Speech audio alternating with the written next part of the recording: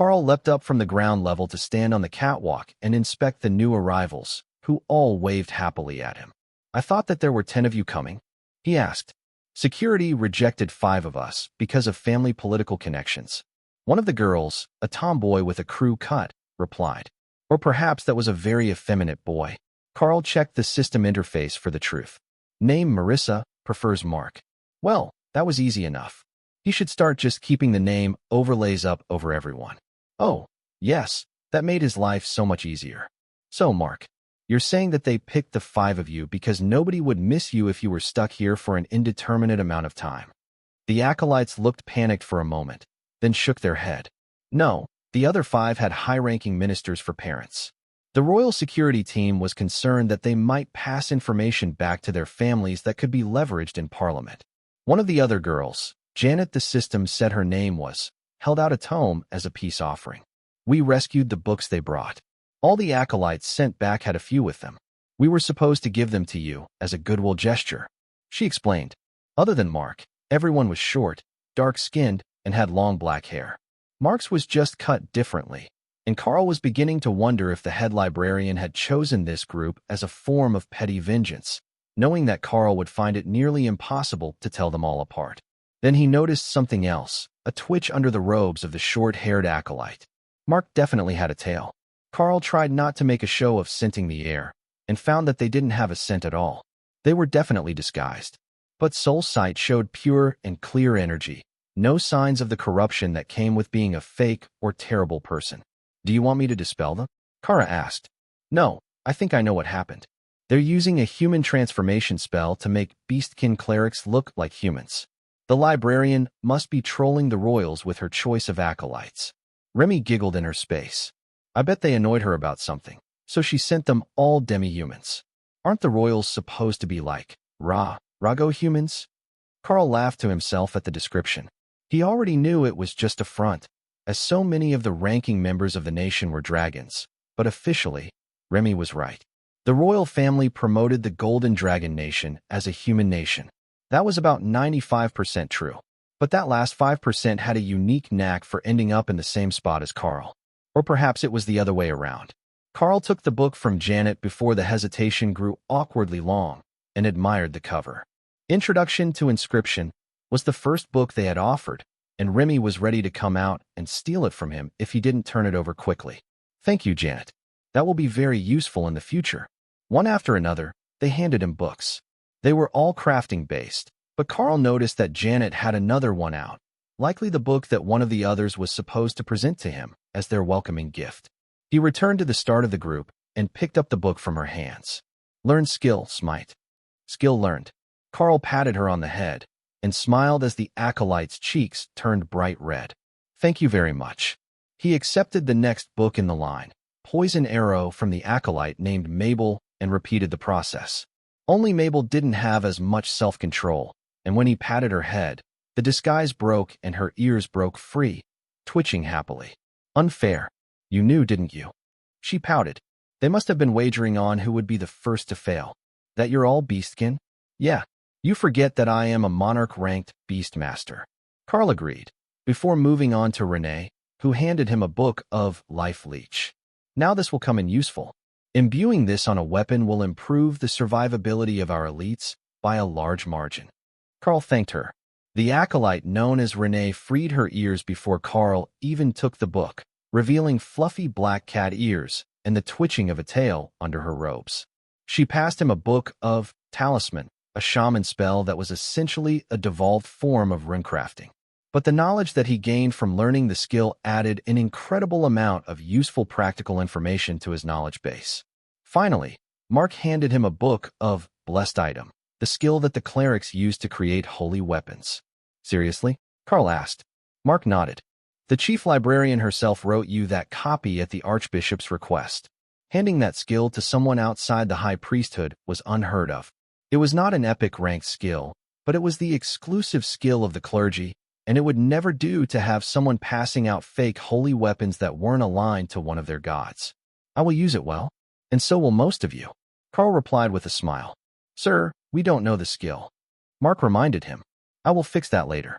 First, say hello to Chief Engineer Fizz Spark, who is responsible for ranged weapons, and Forge Master Granite, in charge of melee weapons. The acolytes instinctively curtsied before Mark caught himself and bowed. Granite didn't miss the slip-up, but he didn't want them to be doing either on his behalf in the first place. His gruff tone startled them all when he began to speak. Right, good to meet you, acolytes. Now, we have a lot of work to get done, so what are you all standing about for? Head down to the central clean room and get scrubbed in for your lessons. The acolytes ran off, used to being given orders, and the dwarf smirked at Karl. You're going to have your hands full with those ones, Monarch. They worship you like an idol, and you haven't even started showing off yet. Karl smiled. I'm sure the novelty will wear off, but I should start teaching them the skills they'll need. There are only so many members of the Special Forces teams, and I will have to make their weapons personally. But these young ones will need to know the ways to make more flavors of weapons at lower ranks. Karl joined the acolytes in the central room and motioned for them to sit around one of the round tables. First up, you need 2 basic skills to be able to help with the job. Life Leech and Holy Weapon, he announced, then used Follow Me, Little One, to transfer the skills. He didn't have high hopes for Life Leech, but it transferred without issues. Blue Dragon clerics had an affinity for knowledge, and even if it wasn't something that they would use, they had an easy time learning most skills, even when they didn't have Karl to just imprint it in their brain. That skill is spectacular. No wonder the librarian likes you when she hates people in general. Janet whispered to herself, too low for the others to hear. You all can drop the disguise spells now. Keeping them active will use up energy that you're going to need by the time that we're done training you on these techniques. Karl insisted. But before that, he had to try skill merger and see if he could come up with something. If he combined runecrafting with Holy Weapon, what would happen? It took an immense amount of focus to bring up 2 such technical skills at once, especially when he couldn't activate them in his mind to see the effect. Sir, one of the acolytes asked carefully, give me a moment. I'm trying to mentally blend a pair of skills to teach you the basics, because you can't use runecrafting as a complete skill until royal rank. I don't know any of the subset skills that come before it, so I need to isolate a portion that will let you learn now and not hinder your advancement. Karl's answer had tails wagging furiously, and Kara was laughing so hard at the sight that Fizzspark nearly fell off her back. Karl lost track of the time, but eventually, he had something workable. He had to eliminate 90% of the knowledge in runecrafting, but with the knowledge from Holy Weapon, he had a new skill. A skill he couldn't use. Trade skill already known, the system informed him. But he could visualize it in his mind, so he started with Mark. Pack Master Karl offers knowledge skill, Apprentice Rinsmith, will be transferred to Gentle Pet Mark. Mark frowned. Why is the system making fun of me? Karl chuckled. It does that to everyone when I use that skill. Did you accept the skill? Mark nodded. Yes, it taught me Apprentice Runesmithing. It's incredible. This is precisely what we need to add runes to weapons and make them better, used with Holy Weapon or Life Leech to create a base enchantment. The acolyte trailed off, seeing all the possibilities for future creations. Exactly. The smiths here are already turning out high-quality weapons. If you add Holy Weapon and Life Leech along with some enhancing runes, we should have something that any commander would drool over. Behind Karl, Forge Master Granite cleared his throat. Before we get too far, is there some particular reason that the church sent you a whole group of cat girls as acolytes? Karl sighed and made a non-committal gesture. Yes and no. I am a beast master, so they're naturally drawn to me. But I suspect that the reason was more of a power play, a flex on the royal family. They sent half the team away for being politically connected. But we still needed acolytes, which left them no choice but to send the other 5 to us. The scans would have told them right away what the truth was, and it would have detected the transformation spell. Honestly, it's above our pay grade, and it's easier to just let them play their games while we make new smashing tools. Smashing tools? Thor cheered. He really wanted one of those hammers. It would work great with his gravity slam skill in human form. Mark, can you use that skill you have to enhance bows? Or is it limited to metallic weapons?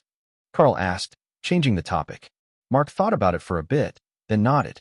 It should work fine on wooden weapons. It's more like I've got an introductory primer to the skill and basic runes. There aren't many restrictions, just a lot that I don't know yet. Well, if I can teach it to everyone, then we can start getting you all to work. Karl sent the skill out to the other acolytes, and the girls giggled as they read the message. All right, we have more melee weapon users than ranged, so we will split the tasks. Who wants to do bows today? I need 2 volunteers. Karl requested. Janet and Mabel raised their hands. Perfect, you 2 will do bows today. I wish I had a better written primer to help you get started, but I will write you out a handful of options for the base runes. If I understand how this works correctly, you will need to add the runes and the spells as the weapon is created, so you will have to work with the existing bowyers. They know how to actually make the bows, you know how to do the advanced enhancements. But because you're new, we will bring them in here where I can supervise everyone. The other 3 of you will be with the smiths. Forge Master Granite, if you would please pick someone patient for them to work with. This is all new to everyone, but if they do it right, a runesmith should be able to create magnificent enchantments. Forge Master Granite nodded. What is their path forwards after this? He asked as he chose the 3 smiths for them to work with. Well, the advanced form of the knowledge should be a dwarven runemaster, but as none of them are dwarves, I guess it's just a progression through the ranks of runesmith to runemaster? Karl guessed. Mark nodded. I think that's right. I can see the option in my system, and the next step is journeyman runesmith. But I can't buy it with skill points. It looks like the only option is to practice until this gauge is full. At the mention of filling a set amount of progress, Forge Master Granite began to laugh. So, it works like blacksmith or weaponsmith does as a system skill. You need 1,000 points of progress to reach journeyman. Not every creation will give you an advancement, but sometimes when you learn more than expected, it will give you more than 1 point. Now, it's all up to talent and time. If they're starting as apprentices, it might be a year or more before they're journeymen, and a decade before they are getting close to being called real rune masters. But lucky for us, the system will give them new bursts of knowledge when they advance. That was the one saving grace for the new crafters of all sorts. If the system wasn't giving them knowledge, the entire craft that they had gotten a skill for might remain lost to time. Before the apprentices could head to their stations, Hawk came out to stand on top of the armored glass enclosure of the clean room, startling everyone with his massive and majestic presence. What's up, Hawk? Decided to say hello to everyone. Karl asked. They don't know fire well enough. That explained it. My friend Hawk says that he's willing to help enlighten the smithy on the wonders that can come from fire magic. Karl explained, as Hawk began to draw mana into his body. The fires of the forge began to flicker, then turned faintly blue as runes appeared on the walls above the forge pits. What is he doing? Granite gasped as he read what was appearing on the walls. It's something that I found written on the wall of a dwarven forge in a trial. He's improving the forges here with his innate ghost fire ability. I don't know what it will do to the weapons, but you won't have to worry about the forges being hot enough for your alloys anymore. Karl joked, but the forge master was already out the door and headed for his forge station. While there was no doubt that many of the others would be able to turn out high-quality weapons with a ghost fire forge, the forge master himself could make a true masterpiece with this sort of quality equipment. It was almost painful for a dwarf to work with a human forge, no matter how much they insisted that technology made it just as good. So he happily tossed a handful of coal in the forge, not for fuel, but for the carbon that the steel would pick up as it was stuck in the ash bed to warm.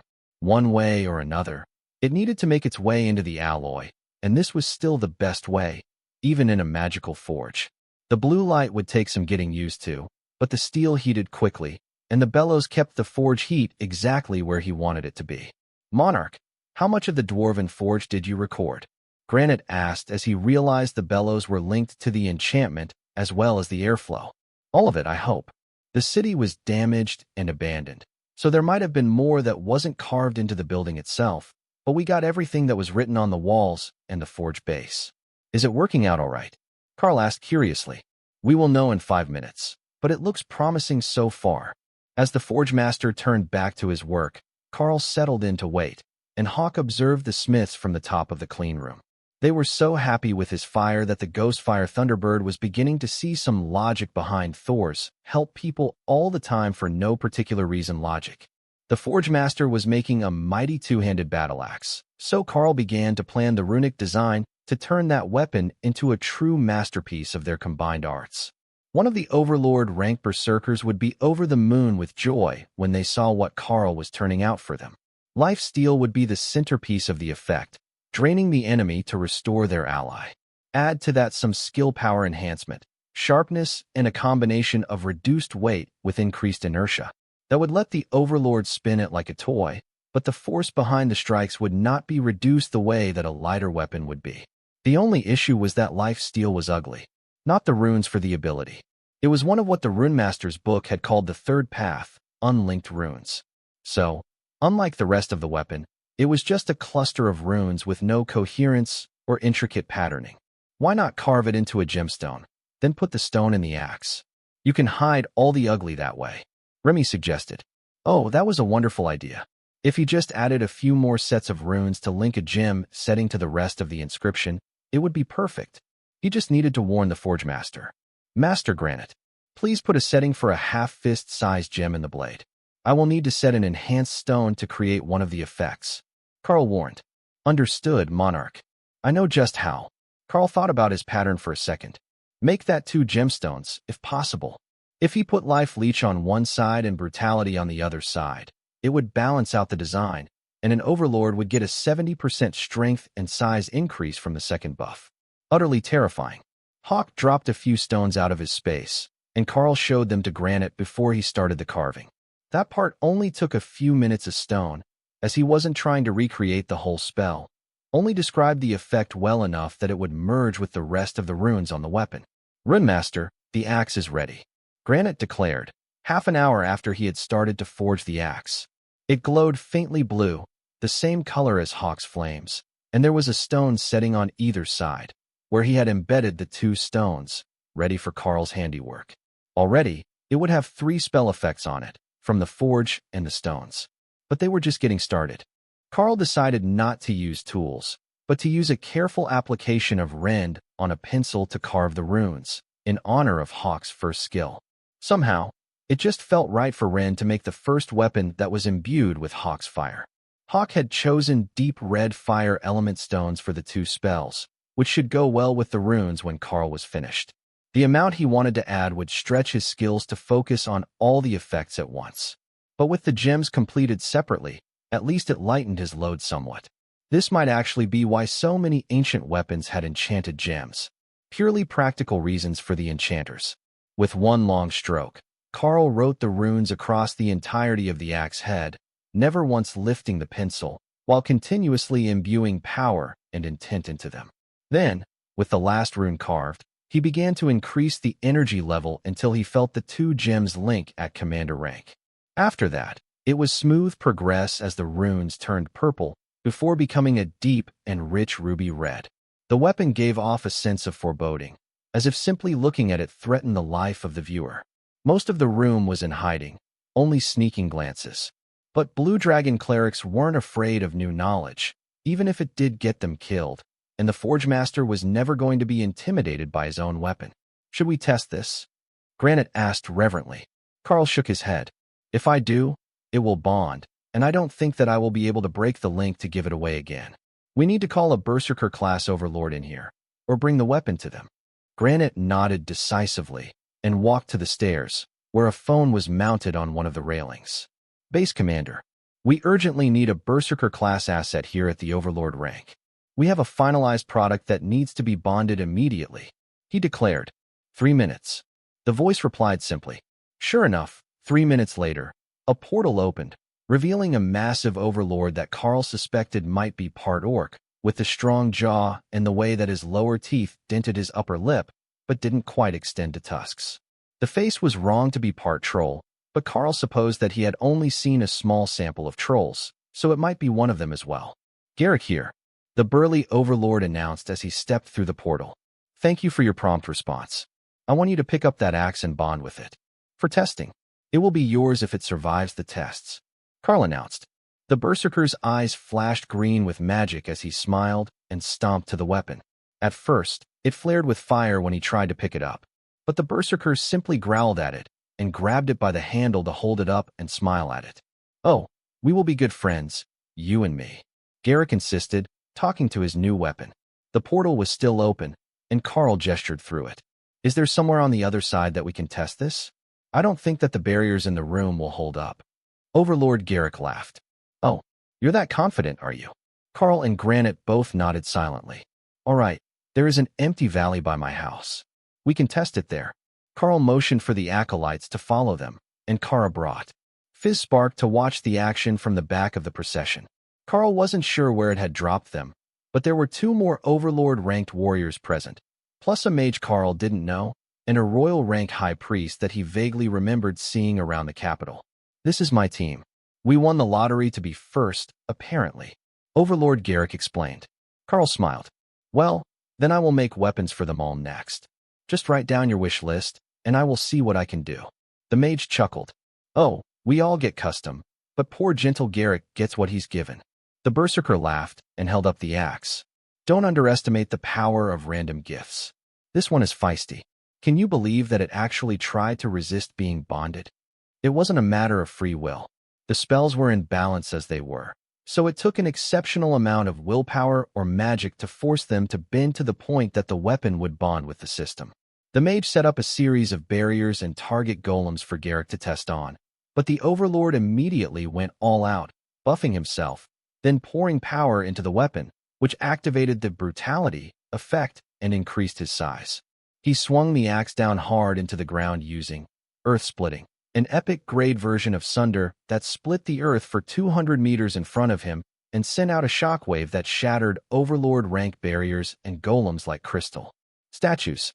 Shards of earth, golem, and plant life flew into the sky, hiding the area for a few seconds while the mage stared at Garrick in shock. What the hell is that thing? He finally stammered. Bloody good axe, it is. It's even got life leech. I got a nice little trickle from the things hidden underground. Overlord Garrick declared proudly.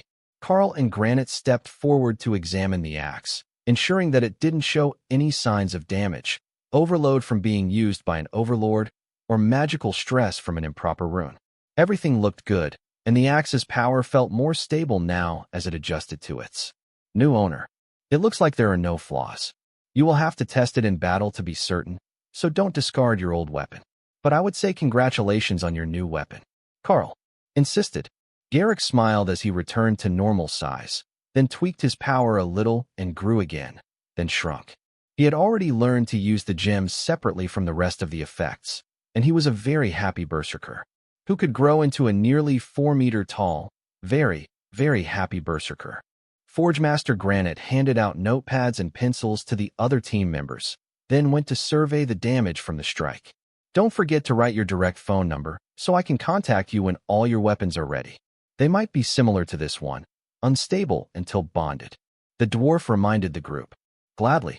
If punctuality is all that it takes to get a monarch-ranked class customized weapon, I will bring the team to you as many times as necessary, the mage agreed. The other warriors were crowded around Garrick, examining the tool work on the weapon. Are we allowed to know where this came from?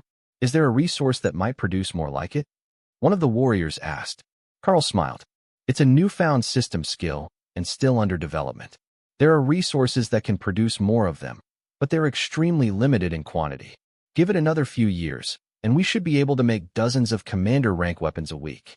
But until then, a slow production of these monarch-rank blades for the Overlord-ranked Special Forces teams will be all there is. The mage smiled at Karl. I think that I see now. The craftsmen can't make weapons above their own rank, so the number is limited by the time that it takes the available crafters to make it, and we don't really have any spare high-ranked elites who can be trained. Karl winked and leaned closer to whisper conspiratorially. If you don't have a trade skill, I might be able to sneak the knowledge to you. The mage whispered back. I will have you know that Overlord Dallas might have been born at night, but it was not last night. If I knew what you do, I would be the one locked in a lab for national security reasons. Karl laughed and raised his voice. Well, if you change your mind, let me know. I can make it worth your while. Maybe sweeten it with an epic grade summoning skill. Dallas' eyes lit up with excitement, but Karl could see that he wasn't going to volunteer to change spots. Karl tapped him on the head and activated, Follow me, little one. Skill successful, suspicious fox. Dallas has learned, Epic Guard. That was a different message than it usually gave Karl for the skill. Maybe he was getting better at it? Overlord Dallas gasped in shock, then summoned the new Guardian. His Epic Guard appeared as a wind elemental with armor on.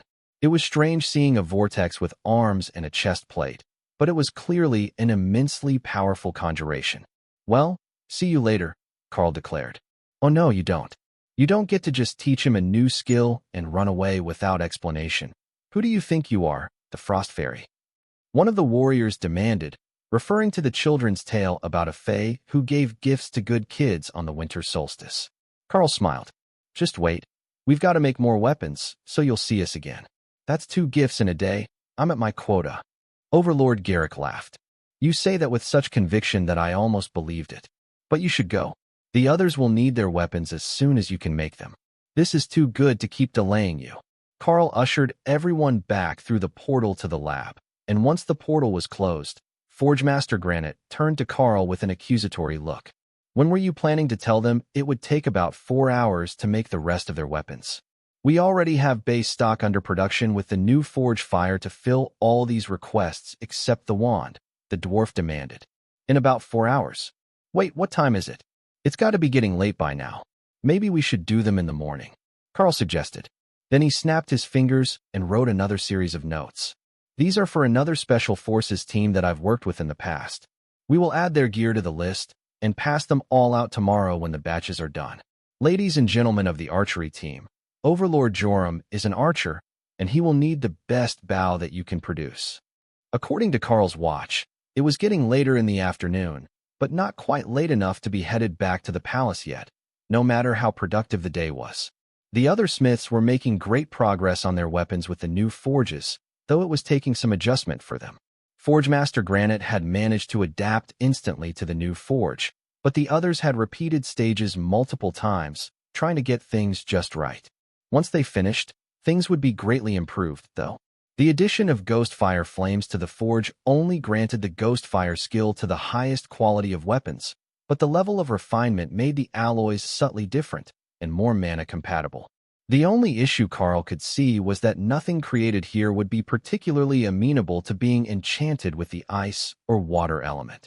There would be a few warriors and rangers who might be put out by that, but overall, it was an improvement. Engineer Fizzspark gestured up the stairs toward the main door. Go, head home for the evening and come back early.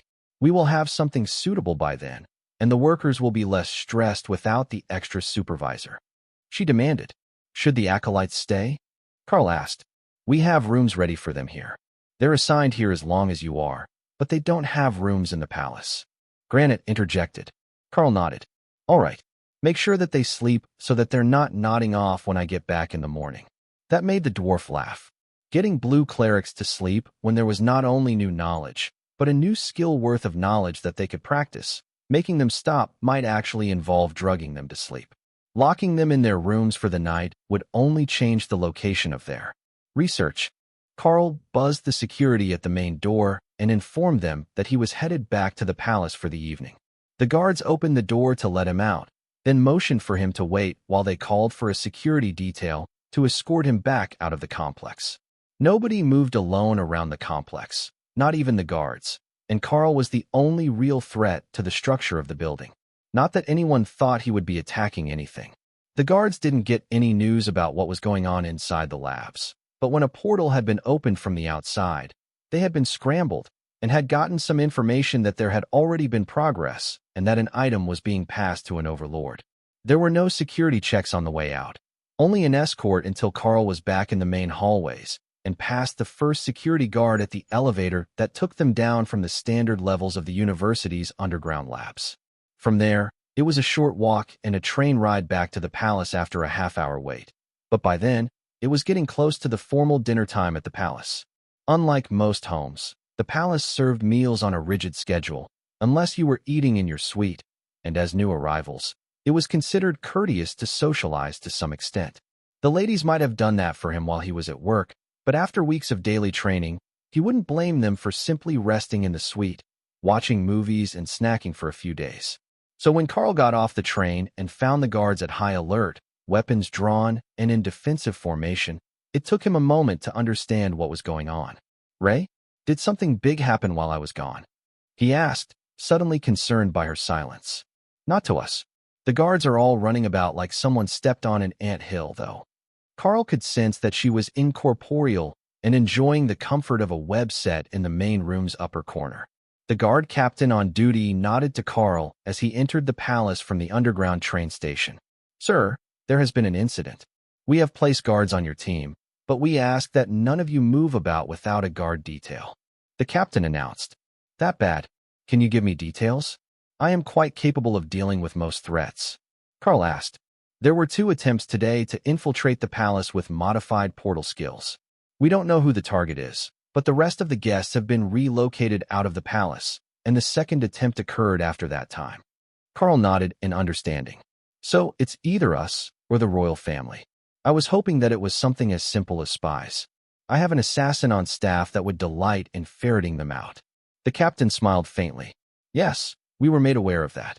We were going to assign an infiltration team to covertly keep watch on your associates, but we were unsure where the bloodbath spider was. The guard's frustration made Karl chuckle. Well, you made the right call. She's been in the suite all day, keeping watch over the ladies. Have you introduced the guard team on duty to them yet? It would be best. The captain ran a hand through his short blonde hair and smiled down at Karl. Yes, we made them lift their visors as well, so that they could be personally identified if they needed to interact during their shift. The Red Priestess insisted. Karl considered that for a moment. Well, we could relocate outside the palace as well, so that we're not interfering with the workings of the palace guard or reducing the number of available assets if there should be an attack. The guard captain sighed. We did consider that. But if your team is the target, which is possible given your recent visibility, especially in defense of the capital, then it would put you all at excessive risk. It might be your skills that brought your entire team here, but if something should happen to any of you while under our care, it would be a public relations disaster. Karl sighed. You have a point. I was going to say that I could leave more of my beasts with them, but if they went on a rampage against attackers, there wouldn't be a city left.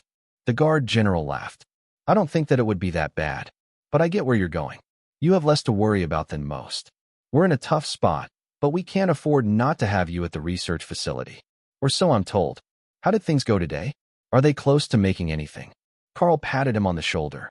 I passed out the first of the new weapons to the overlords today. They had a good enough base that I could just add to it to make functional monarch rank weapons.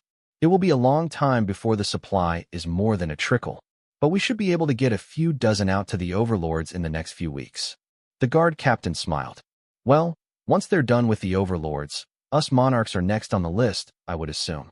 Plus whatever the trainees can contribute to the mix. Karl sighed. Yeah, that could be a bit. The trainees they gave me are all acolytes. Awakened rank acolytes. They're going to be a while before they can even turn out the commander rank mass-produced items we're hoping for. But give it a year or two, and we will get enough of them trained. The guard captain chuckled. Well, I hear that the dungeon is giving a steady trickle of commander rank items as well, so we have a little something for the elites until then. Getting good equipment is always the hardest part of preparing a force, even here at the palace. Lotus stared expectantly at Karl as he entered the room. So, where are the acolytes? Did they send cute ones? Why aren't they here? Karl patted her on the head and gave the little cleric a pitiful frown. I'm afraid that they sent all blue dragon acolytes, and they couldn't be pulled away from new knowledge so easily. They're still at work, and they will be staying at the lab tonight. However, they are all beastkin clerics. I suspect that it was a little prank played on the lab, as half of them were sent home, leaving only 5 acolytes. But they have all learned the basic skills that they are going to need, and from there, we can start building their skills. Lotus frowned. So, am I going to have to go there? No, I will bring them back in a day or two, once they sort out the dangerous situation here. But one day I will have to bring everyone from the lab out to meet you. There is a gnomish woman named Fizzspark there that you would get along very well with. She even rides Kara around the lab like a Sero. Karl realized when he finished speaking that the logical word would have been horse, but none of them had ever owned a horse as far as Karl knew. Once he was in the suite, the rest of the team came back out, even Hawk, who had decided to use the transformation token to look humanoid again. This time he had a bird head and 4 wings, with long clawed toes on his feet. But his hands were very nearly human. He flapped his wings and rotated his head halfway around to get a better look at them, which freaked out the maids. But he was satisfied with his transformation skills. For wings might actually be better than 2. You decided to come out twice in a day. Aren't you feeling adventurous? Karl joked. Hawk squawked in amusement. Then he actually answered. Someone dared to target our new nest. I can't let Sister Ray have all the fun. His voice was raspy, and a few times, Karl was certain that he heard a keening cry in the undertones of the voice, which made him wonder if the system was translating for him. But the maids were smiling, and they didn't have system access. So, Hawk had finally made a head that could speak common, or he had learned to speak in everyone's minds at once. Both were possibilities with Hawk's transformational limitations. Should we prepare separate rooms for the newly arrived guests? One of the maids asked. That would be appreciated. Until they are certain that everyone is safe, I suspect that they will prefer to remain active in the outside world. Remy, stop teasing Lotus. She just wants to pet the bird. Remy had the little cleric wrapped right to her armpits, stopping her from running to Hawk. Reluctantly, Remy let her go, and Lotus ran over to bury her face in Hawk's wings. For once, he wasn't covered in fire, and she could feel the soft feathers. Ghostfire body was still active. He had just pulled it back to a warm layer over his body, so he could move freely. As an added safety measure, Karl called the guardian and both bodyguards. The Lamia pair glided across the room to bask in the late afternoon sun by the patio door, while the guardian remained near Karl, her scaled and bark-covered body barely visible to others as her camouflage skill passively activated. Oh, that's a great idea. Anyone who comes to bother us will think that's me at first. Then chop chop chop. Ray cheered. She had a good point. Intruders would definitely see the guardian first, and if they attacked her, they would be defenseless when Ray arrived. These new ladies, Karl's maid asked, are summoned, like a living golem. They don't sleep, so they don't need beds. But I am feeling a bit hungry. When is dinner? He asked. Whenever you would like, sir. The other guests have been sent away, so dinner will be here in your suite, and it can be ready in 15 minutes whenever you request. Dana nodded in agreement, and Ophelia gave them an enthusiastic thumbs up, so the maid ducked her head out the door and had someone outside run with the message. There was an underlying tension in the suite that was definitely coming from the maids. They weren't elites, or even combat trained. Their job was to clean and assist guests. So, the day's news had them rattled. The palace hadn't come under threat since any of them had started working here, making this the first time that they had actually had to use the security protocols. Even worse, while they were relatively safe for now, with the elites, their friends were still at work elsewhere in the palace, and nobody knew what the target was. If they realized just how eager the beasts were to find out what the threat was, they might not feel as safe here with Karl's group. But for now, the presence of so many powerful creatures in this one suite had put all thoughts of seeking safety in the bed of a guardsman at the barracks for the night vanish from their minds. That sort of protection came with not just a price, but implied future obligations. But staying here to watch over a group of monsters and elites was just passively safe. Assuming that the monsters were actually safe to be around. It seemed that they should be, as they were summoned by a spell. However, none of the maids were familiar with intelligent summons, and there was nobody they could ask for reference. The food arrived quickly, and the maids retired to the servants' quarters of the suite for their own meal, leaving only one behind to fill drinks and clear the empty plates. Ray dropped from the ceiling to join them at the table for a strategic discussion, only appearing in humanoid form when she was already seated on the sofa. So, what are we going to do about the attackers? She asked. Like a mouse. Hawk offered. Smash them when they dared to poke their heads out? That sounded about right.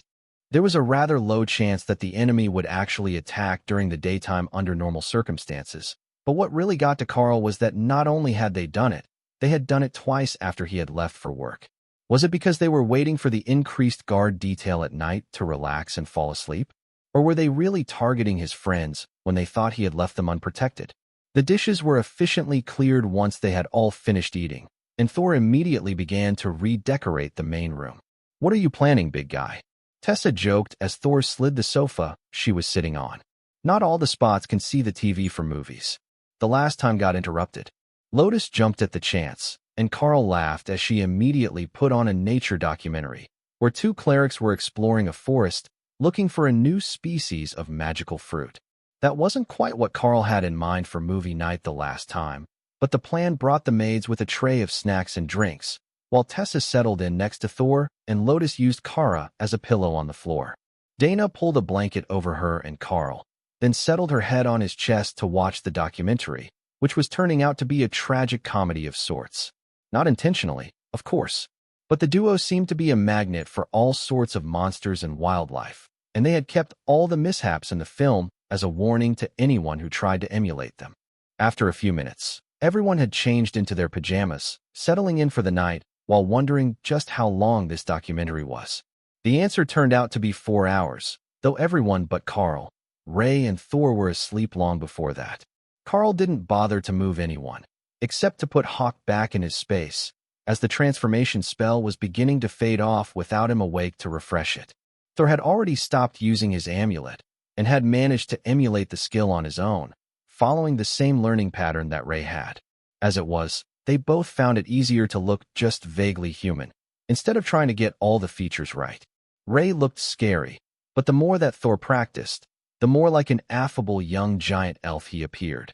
In Thor's version of nightwear, just a pair of silk pants from Ray, Karl could see that the serum was mostly scaled across his back and shoulders, but that was all hidden in casual clothing, or his armor. Once he was sure that Ray had slept enough to keep watch for the night, Karl fell asleep with Dana draped over his chest on the sofa, a deep sleep that ended suddenly when the first light of dawn hit their faces. He kissed her forehead good morning, before sliding a hand up her back to pull the mage closer. Only, as soon as he did, he caught sight of the glare that Kara was giving him, while holding Lotus like a body pillow. Karl looked over to Thor, who was similarly entwined with Tessa under a blanket on the other sofa, and the Void Badger laughed in his mind. That doesn't count, she insisted. Still, I'm not getting a head start. Thor has a cuddle buddy for the night. Karl briefly wondered when Kara would give up on her mission, then realized that it was no longer about Thor's dating life. If it had ever been, the Badger just enjoyed frustrating him. Any action during the night? He asked Ray, while doing his best to avoid having to get up and give up the warmth of Dana's body against his own. A whole lot of nothing. Some of the stuffed suits say that it might have been a one-off incident, in their words. Stuffed suits. That's what the guards call them. The useless ones with titles that make up reasons for everyone else to work. Karl understood that concept very well, and the name actually suited them very well. Am I on watch again today? Ray asked. I think that is for the best. I will leave Thor here with you as well. He would never forgive us if he didn't get to play knight if there was an attack while we were in an actual royal palace.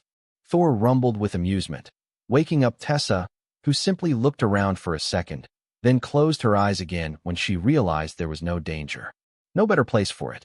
Princesses need knights, it's a rule. The Sero agreed. Thor had put thought into this. Princesses needed knights. Queens needed knights. Overlords always had a most trusted knight at their side. In short, there was never a situation where being the knight was the wrong call. According to Sister Remy's romance books, knights even had good luck in love.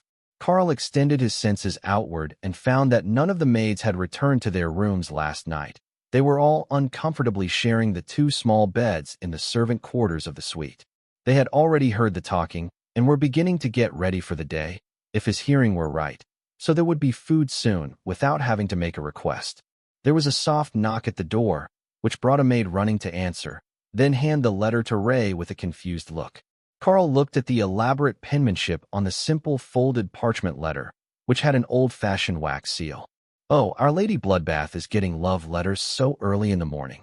Karl teased. Ray smiled and nodded happily. They really know how to sweet-talk a lady. The curiosity was too much to resist, and Lotus managed to haul herself to her feet without disentangling Kara. She giggled as she read the letter, then Ray handed it to Karl. Lady Ray Bloodbath. His Majesty's Royal Guard would ask for your assistance should there be any further incidents in the west wing of the palace during your stay. We will have agents in the area as well, and ask that you not eat them if you should happen to detect them. If you have any questions about current deployments and situations, please feel free to contact me directly. Guard Captain Scruggs. Even the maids got a laugh out of that. The spies and stealth agents of the palace were supposed to be among the finest in the world, and regular attempts were made to poach them for elite foreign forces. But the guard captain hadn't mentioned any chance of Ray being injured, only a concern that she might consider them a food product. It seems that you have a fearsome reputation, Lady Bloodbath. One of the maids noted, then slowly processed the actual name that she had spoken. Oh, you haven't seen me yet, have you? Just this human form. Ray noted. The maids looked confused as Ray jumped back into an open area of the room and transformed back into her natural form, which brushed the ceiling with its back, even with her legs crouched at her usual standing height. Dragon gods above, what sort of power is that? One of the maids asked as Rei shifted back into her usual ebony-skinned humanoid indoor form. I am a monarch-rank bloodbath spider. This form is the disguise, but it's much more convenient for indoor pursuits. Lord Thor over there is a divine thunder Sero, and he's 3 times my size. There is no way that he could transform indoors without knocking down a chunk of the castle. Rei explained. The maid smiled. And we've seen Hawk's natural form when he first arrived on the balcony. Truly impressive, all of you. Kara looked up, waiting her turn for praise. And then there is this furry bundle of joy. I suspect that she is actually much more dangerous than she looks. Well, that is a given because she is adorable, but she feels powerful as well. Thor laughed, and all the maids turned to look at him. Void badgers are basically indestructible. The guards could hack away at her all day with swords, and unless they use skills, it would only massage her. He explained. Kara thought about it for a second, then nodded. None of them could do enough damage without skills, no matter what weapon they had. Well, then we're in the safest room in the palace if something does go wrong. I will ensure that the maid's gossip makes it to Lady Bloodbath so that she can be kept up to date on any strange happenings through the palace, just in case there is a pattern that we might have missed. The maid agreed with a smile. Karl sighed as he alternated between eating breakfast and feeding bites to Dana, who was still under the blanket on top of him. I suppose that I should go to work. This whole having a day job thing is highly overrated. Who wants to go with me today, and who wants to stay here and play with the ladies? He asked curiously. Kara looked deep in thought. There was a whole group, and maids, and a bubble bath here. But there was a fizz spark over there. Flying around the laboratory with a gnome was a lot of fun, and if they were attacked, she would have a tiny artillery piece. Well, if the gnome actually had combat skills. She might just have a panicked gnome on her back, which would be even more fun. In the end, the higher chances of fighting if she remained here with the others seemed like the better option. Now, where was that bottle of bubble soap? Remy returned to her space, more interested in the research of runes. She was learning a lot in the lab, and she didn't want to miss the second day of lessons. So, it was only the 2 of them that went, along with the epic guard, who just silently followed Karl once it realized he was leaving. Nobody else even seemed to realize that it was with him, other than the guards, who did a double take when they noticed it silently trailing him. Karl got on the train, trying to ignore the eerie feeling that the abandoned station was giving him. It was morning, and there should have been workers on shift change coming and going. But there was absolutely nobody. Even the guard on duty gave Karl a confused look. There should have been workers for the day's shift arriving, but he hadn't seen anyone. The train station is empty. I think that things are about to get spicy. Karl's warning made Rei do a little dance in the living room of their suite, much to the confusion of the maids. Has anyone arrived? Karl asked. The guard shook his head. The train was exactly on time, but empty. The driver is as confused as I am. There was nobody at either station waiting for the train. Karl nodded and got on board, waiting until the driver gave him a nervous thumbs up through the small window in the door to his compartment in the transit train. The train glided out of the station toward the university, but didn't pick up its usual speed. The driver was becoming nervous that something might have blocked the tracks, or that there might be an ambush waiting for them. But there was nothing moving under the city except them. Absolutely nothing, Karl noted, and that was not right. There should be flowing water, rats, and other vermin, insects in the stagnant water that gathered near the surface ventilation holes, or even maintenance workers. But none of them was present today. Karl focused on the area around him and cast Nullify at full output as an area effect. He had fully expected to see something extreme, like a train full of corpses and a demon driving. However, what he found was that everything looked exactly as it had before, only there was now sound. Far too much sound. Rei, Thor, informed the others that there is a battle in the city. I can hear it through the ventilation shafts. Kara, remember to rinse the bubbles from your fur when you're finished your bath, or you will get itchy. Hawk laughed at the warning. He was also transformed in the bath, preening his feathers. But he didn't use soap, and he had fire to dry himself. Driver, there is a battle in the city overhead. I have enhanced hearing. Karl warned the only other occupant of the train. I will take you to the university, then I will wait for more instructions. I don't know what to do in this situation. All my instructions just say to wait for passengers unless I have a scheduled pickup. The driver replied nervously. They pulled up to the train station at the university, and Karl reached out with Nullify, again, using it to sense for magic in effect. He didn't want to mass dispel the whole area, as there were labs above and below him that would be using magical barriers. But he didn't sense anything on the platform, and Soul's sight didn't find anyone waiting for him. Karl quickly moved down the hallway, wondering where the guards had gone. There should have been some on the platform, some at the first corner, and more at the elevator. Karl cast Nullify, again, targeting the hallway. There was definitely a spell on it, but Karl didn't see any changes until he got around the corner and saw the next guard station. All 6 were dead, hacked apart with dozens of blade strikes. Whatever had attacked them had to be close to or at the commander rank, as the guards had put up a vicious fight before they had fallen, and there was blood everywhere. But there were no signs of the enemy, and all the blood smelled human to him. Some species had very distinctive blood, but there were no strange colors here, and no distinct scents like orc or ogre blood had. Karl borrowed one of the security cards off a fallen guard, then noted that only one of the others was missing his lanyard. Whoever came before him had the same idea. The elevator in the next room didn't just need a key card, though. It also had a passcode to call it, a small detail that the first group had failed to notice. They had pried the doors apart, most likely using a spell, as Karl could feel the lingering magic in the air, and they were blown right off their rails. With nothing to stop him, Karl hopped into the shaft and let his fingers bounce off the rungs of the safety ladder as he fell. When he saw the open exit to the lab and the rapidly approaching spikes at the bottom of the shaft, Karl grabbed the ladder and swung himself out onto the tile floor. The security area was filled with blood and bodies, both guards and mages in Spellblade outfits. Karl kicked one to roll it over, but it didn't have any sort of insignia on it to identify the faction that might have sent them. The robes were black and enchanted with stealth spells, but not as good as what the Guardian was using. Even Karl could hardly see it as the construct landed behind him. He activated Silent Movement and Void Body on them both, then moved toward the lab, where he hoped the blast doors were still holding. There was noise ahead of him, frustrated orders, and the sound of some sort of fan, along with a crackling hum. A sharp whistle let Karl know that they had seen him, so he summoned the bodyguards behind him and warned Remy to stay hidden for a second, though she summoned her bodyguards as well. "Good morning, ladies and gentlemen. It seems you are determined to make my workday more difficult than it needs to be." He greeted the mages in front of him, then noticed that they had an overlord with him. In an enclosed space, this was going to be very, very brutal. The overlord didn't reply and chose to charge at Karl, who hit him with a Nullify halfway across the gap, canceling his movement skill and putting him off balance as he hit the floor. The maul came to Karl's hands, stacked with Disintegrate. The hallway rang with the displaced air as he swung, and the head of the weapon hit the mage's barriers. The overlord was flung 2 meters to the right, into the wall, which crumbled on impact, along with the barrier that he had nearly instantly replaced.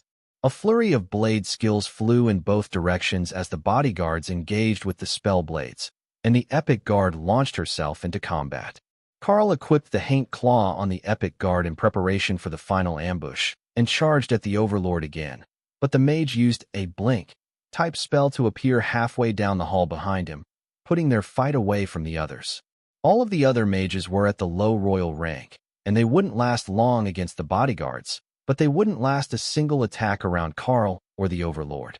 Karl attacked again, hurling Disintegrate at the mage, who countered with a rapid flurry of sword skills that knocked down the skill and then flew at Karl. One of the Naga warriors hurled a spell blade between Karl and the spell, which simply cut through him without slowing as horror dawned on the doomed man's face. Karl smacked the spell down with his maul that reactivated the spells. He was burning through a load of energy, but the Haint Claw that the Guardian was wearing was pulling energy from all around the room as the spellblades died, and her innate skill shared it.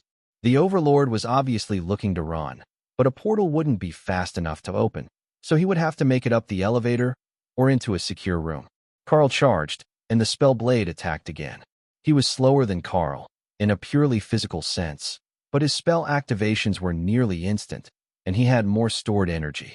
But Karl had one advantage that the spellblade didn't. The mage's attack tore through the Karl's barriers and his armor, leaving him bleeding from a dozen slices that crossed his entire body. But it didn't slow his swing, and the Overlord's barriers fell under the mass onslaught for a split second. Karl could see the victorious smirk on his face, then the pain as the shadow drake Trent's long fingers pierced fully through his chest and tore apart his internal organs.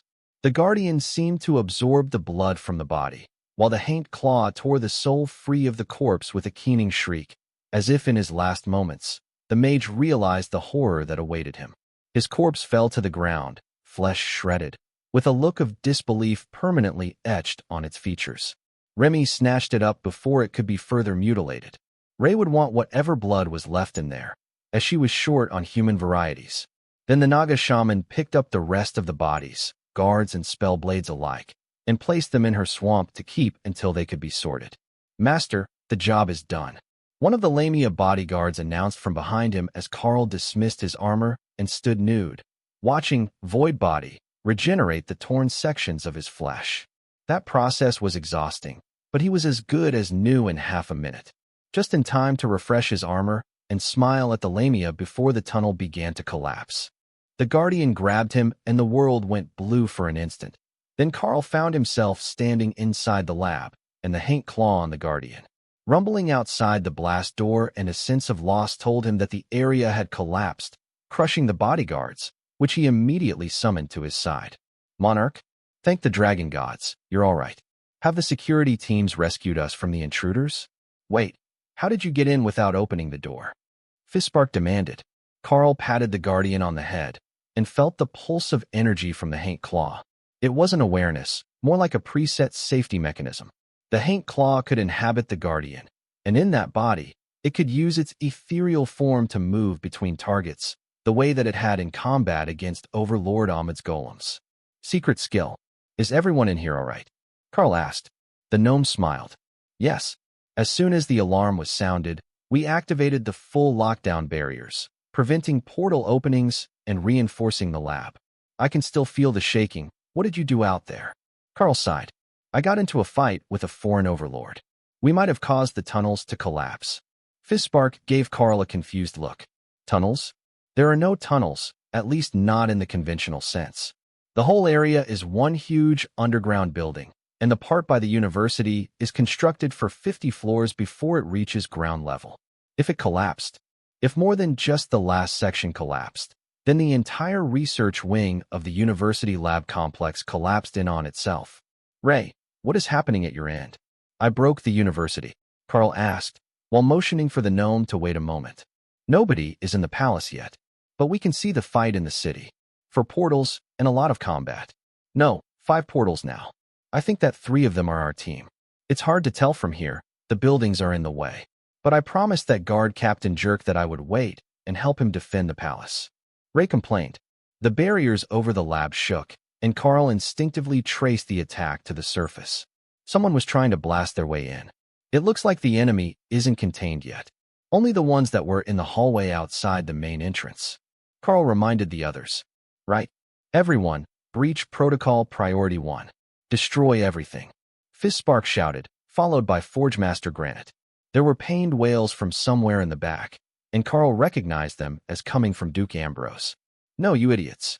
If we destroy it all, they will kill everyone. You have to stop, don't you understand?" "I've already." The human researcher stopped, but everyone was staring at him. "You've already what?" Forgemaster Granite asked in a deadly tone. "It's just, they're going to get in, and if we can't give them what they want." Ambrose stammered. "Lie." The Guardian standing beside Karl muttered. Granite was thinking the same thing, and in a split second, he had his smithy hammer in his hand, and Duke Ambrose's brains were on the wall. "Well, that's one traitor down. Anyone else? It will hurt less if I find out now." The dwarf insisted. "Dwarves really hate traitors." Fispark whispered. Karl saw a couple of others panic and try to run before the other researchers turned on them. But even with that issue solved, it didn't stop the pounding on the barriers, and their energy storage wouldn't last forever. "I'm going to the energy storage crystals. It will buy us some time for them to solve the issues overhead," he explained as he jumped over the railing and down to the main floor. Between him and Remy, they should be able to greatly slow the process of entry and buy the researchers enough time to destroy everything that they had already produced. The smiths were already slagging down the weapons that they had in stock, with pain etched on their faces at the loss of hundreds or thousands of hours of work. The archery specialists soon joined them, dumping armloads of wooden weapons in unused forges, letting everything burn to ash. For 15 minutes, Karl poured energy into the process of reinforcing the barriers while they worked. Then, the sound of destruction fell silent, and the forge master came out of the back rooms smelling of smoke. He must have gone to destroy the paper records made by the traitorous research and development chief. It's done. Everything is destroyed, and I used forge fire to destroy his room, as well as the hidden enchanted storage spots he had placed in it. There is nothing left for them to find. You can let down the defense now, and we will face whatever comes our way. The Blue Dragons have provided us with an emergency measure. Worse than death, as they put it. A memory-erasing potion. Their last resort if captured. For a Blue Dragon cleric, that was a fate worse than death. But if someone was going to try to torture them for information, it would be incredibly effective. Karl nodded. I am only putting in mana at the rate I can regenerate it. I am at full capacity for what might come next. Let them wait a little longer. For a few minutes, the pounding at the barrier paused, and the mana storage began to recover. That didn't last long, and the attacks soon resumed, but with a much lower intensity. Whatever group of mages had been attacking the barrier before had left or lost members, and now they weren't doing enough damage to defeat Karl's efforts to sustain the defenses. The pounding continued as Karl checked in on the others. Any fun yet, Ray? Ray's mental voice was amused. We're playing hide and seek. There are invisible mages all over the palace. They sent Neil here to help me play. Are you winning? Karl asked. I don't know yet. We took different wings. Thor has a whole herd of maids and a guard team in the suite to help him and the others. But they haven't been attacked yet. A message came in from Inquisitor Neil, filling Karl in on the details, as far as he had managed to decipher them. Monarch, there are spellblades from 3 different nations attacking today. A bounty has been put on the heads of a number of ranking elites, as well as the king. I must say, if we weren't friends, the amount that they put on your head is enough to tempt even me to take the reward and go into retirement. Overlord Neil joked in a system message. Oh, that good. But the Overlord replied to Karl's sarcasm in a serious manner. Whoever issued the bounty is making the continued survival of the northern nations contingent upon the completion of the list. But more personally, they have also offered the equivalent of 100 million credits and 400 acres of fertile river bottom farmland for your death. Karl sighed at the revelation. I don't suppose you know who is attacking the facility right now, do you? I took out some black-robed spellblades who were trying to break in earlier. However, now the building has collapsed, and someone is attacking the barriers from above. At least if they were going to claim a bounty on him, they would have to have an intact body to show their boss. Karl was almost absolutely certain that was how it worked. Or, at the very least, his head. But could he regenerate from just a head? Void body didn't specify how much of you could get blown up before you couldn't regenerate anymore. The ones above you now would be the spellblades from Linnea, with a group of Overlord-ranked foreigners backing them up. The team under Overlord Othello is there dealing with them. Coincidentally, her name is on the list. So are Ahmad and Tabitha. The invaders had a serious abundance of confidence if they were willing to put those names on the list. For a few minutes, the damage being done to the barrier was minimal, and Karl wondered if Othello and her team were winning the battle above him. Then a massive lance of power smashed clean through the barrier and into the floor of the lab in front of him. 3 overlords in pale blue robes floated down from the hole in the ceiling, smirking as they stared at Karl. Ah, we have found you, little rat, hiding in his hole. To think that it would be our team who gets the bounty on the Beastmaster. The mage on the far left, an elderly man with liver spots on his bald head, chuckled in a sinister whisper. Karl smiled and stacked 5 layers of obliterate on his maul, which made the Overlord laugh even harder. But when Karl fired the 5 stacked spells layered in Nullify, the Overlord-ranked skill shared by Kara, the mage's barriers shattered like glass, and his body simply vanished. Karl turned to the other 2. You seem to have fundamentally misunderstood something. Karl began. We're not stuck in here with them. They're stuck in here with us. I heard that one in a movie. Remy cheered in his mind. The spellblades stared at the spot where their ally had been for another half-second before recovering. You were never going to live long enough to see the reward. Karl finished, while Remy booed him silently for not going with the cliché. The two overlords charged for him, only to have the bodyguards throw themselves in between, grabbing with their serpentine bodies and sacrificing themselves to buy the time for Karl to recharge his spells. Karl sent out another stack of disintegrate, coated in nullify, and the younger of the two overlords vanished in a puff of ash, along with the bodyguard wrapping him. The overlord died at the exact moment that a flash of purple magic blinded Karl's eyes, and he winced as a blade ran through his stomach, bare steel stripped of its magical enchantments by the barriers it had broken. "You were saying?" the last overlord asked, his sword buried to the hilt in Karl's body as he prepared another spell. Karl grabbed the sides of the mage's skull, shattering his barrier with nullify, before physically removing the man's head from his body. Karl slumped to the ground, and Remy left her space to douse him in healing splash, while activating both of her healing totems. "Oh, that's not good. It destroyed most of your insides. Are you sure that the Kara healing can fix that before you die?" she asked. Karl didn't have the energy to even make a mental response, but his body was surrounded with black smoke as he regenerated. Forgemaster Granite ran up the steps and dumped a potion in Karl's mouth. Stamina and mana potion.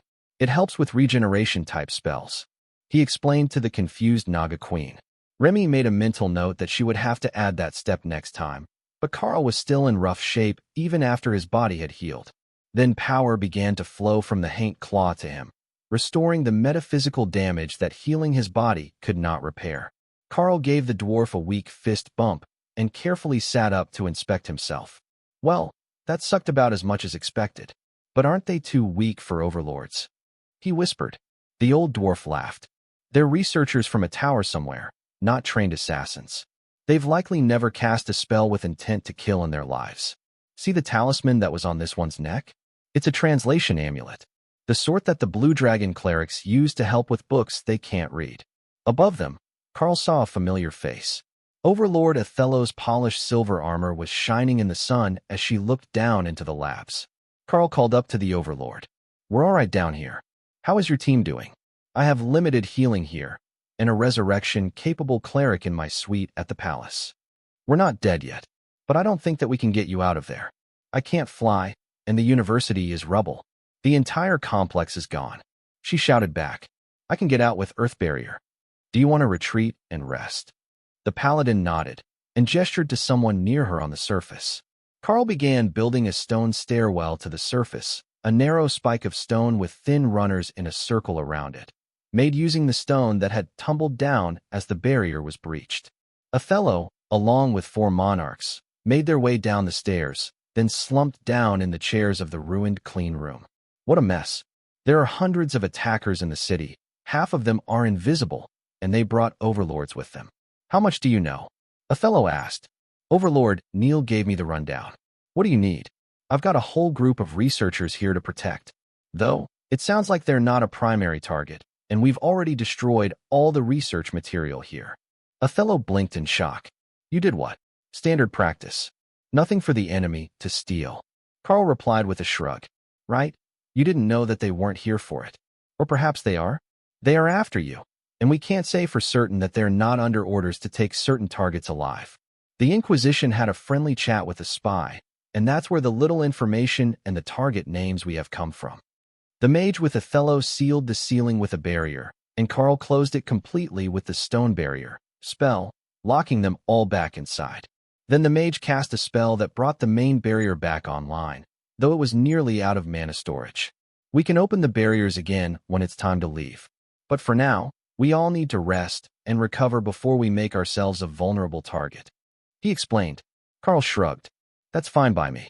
But isn't this a bit too much? It sounds like a full invasion of the royal palace and surrounding area." Nevertheless, they're so confident that they're not even trying to hide their identities. "I get that we're not exactly the most feared nation on the continent, but they've got some serious guts." The group with Othello nodded in agreement, but the paladin frowned. "Some of the bounties say that the claimant will get a large plot of land in return. Now, I don't know about you, but unless it's the leader of a nation, doesn't that sound a lot like they're planning to completely topple the Golden Dragon Nation?" Karl paused while he considered that. "I think it is possible. If there was some rumor spreading among the other nations that the Archbishop was in poor health, would that not embolden them?" Without our totem rank strength, we're even less organized than other nations, who have overlords and towers all over their maps. Othello chuckled.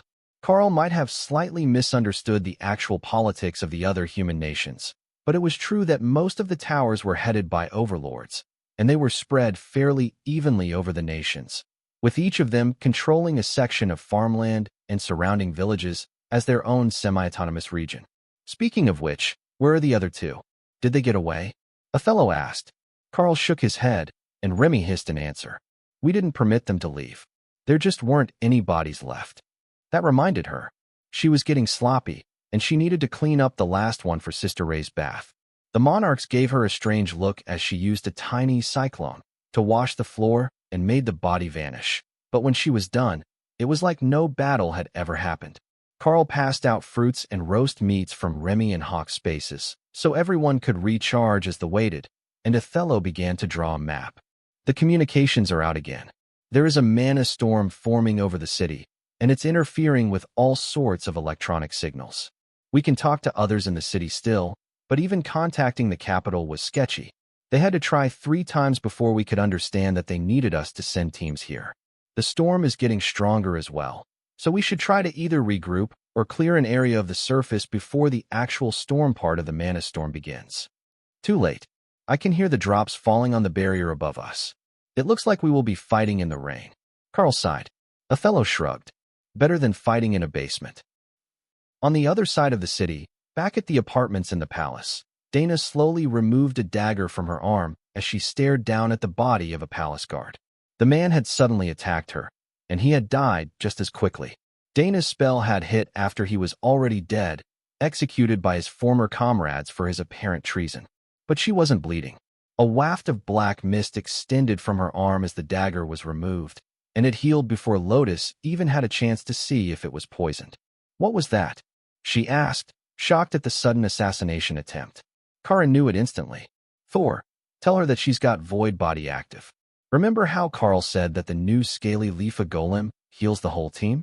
Well, he's got void body active all the time. We just didn't notice because nobody is dumb enough to stab one of us. Thor relayed the explanation to the rest of the team, while the guard captain stared at Dana in awe. Then he snapped out of it. You need to cleanse her anyhow. That dagger is poisoned. When whatever healing spell she has active wears off, the poison will take effect. He insisted. Once that was done, a tense situation began to build in the room. One of the guards was a traitor, which meant that there might be more traitors among the palace guard, both in this room and elsewhere in the palace. But they had no way to tell who was and who wasn't. It wasn't like they were disguised giants, just humans with different loyalties. A foreign spy didn't see himself as a traitor. He was loyal to his actual employer, and possibly even a noble person, so his soul wouldn't look suspicious with soul sight. And they had hired far too many foreigners for the royal guard. Outside the room, the storm was raging. The air crackled with lightning and magic, while the wind howled and the rain poured down. It was getting stronger by the second, and the gardens outside were already starting to flood. The radio calls had mostly fallen silent, as the constant thunder made it too difficult to get a clear signal through, and the battle was beginning to wind down. The attackers had begun to retreat, either after completing their assignment or when the danger level got too high for their power.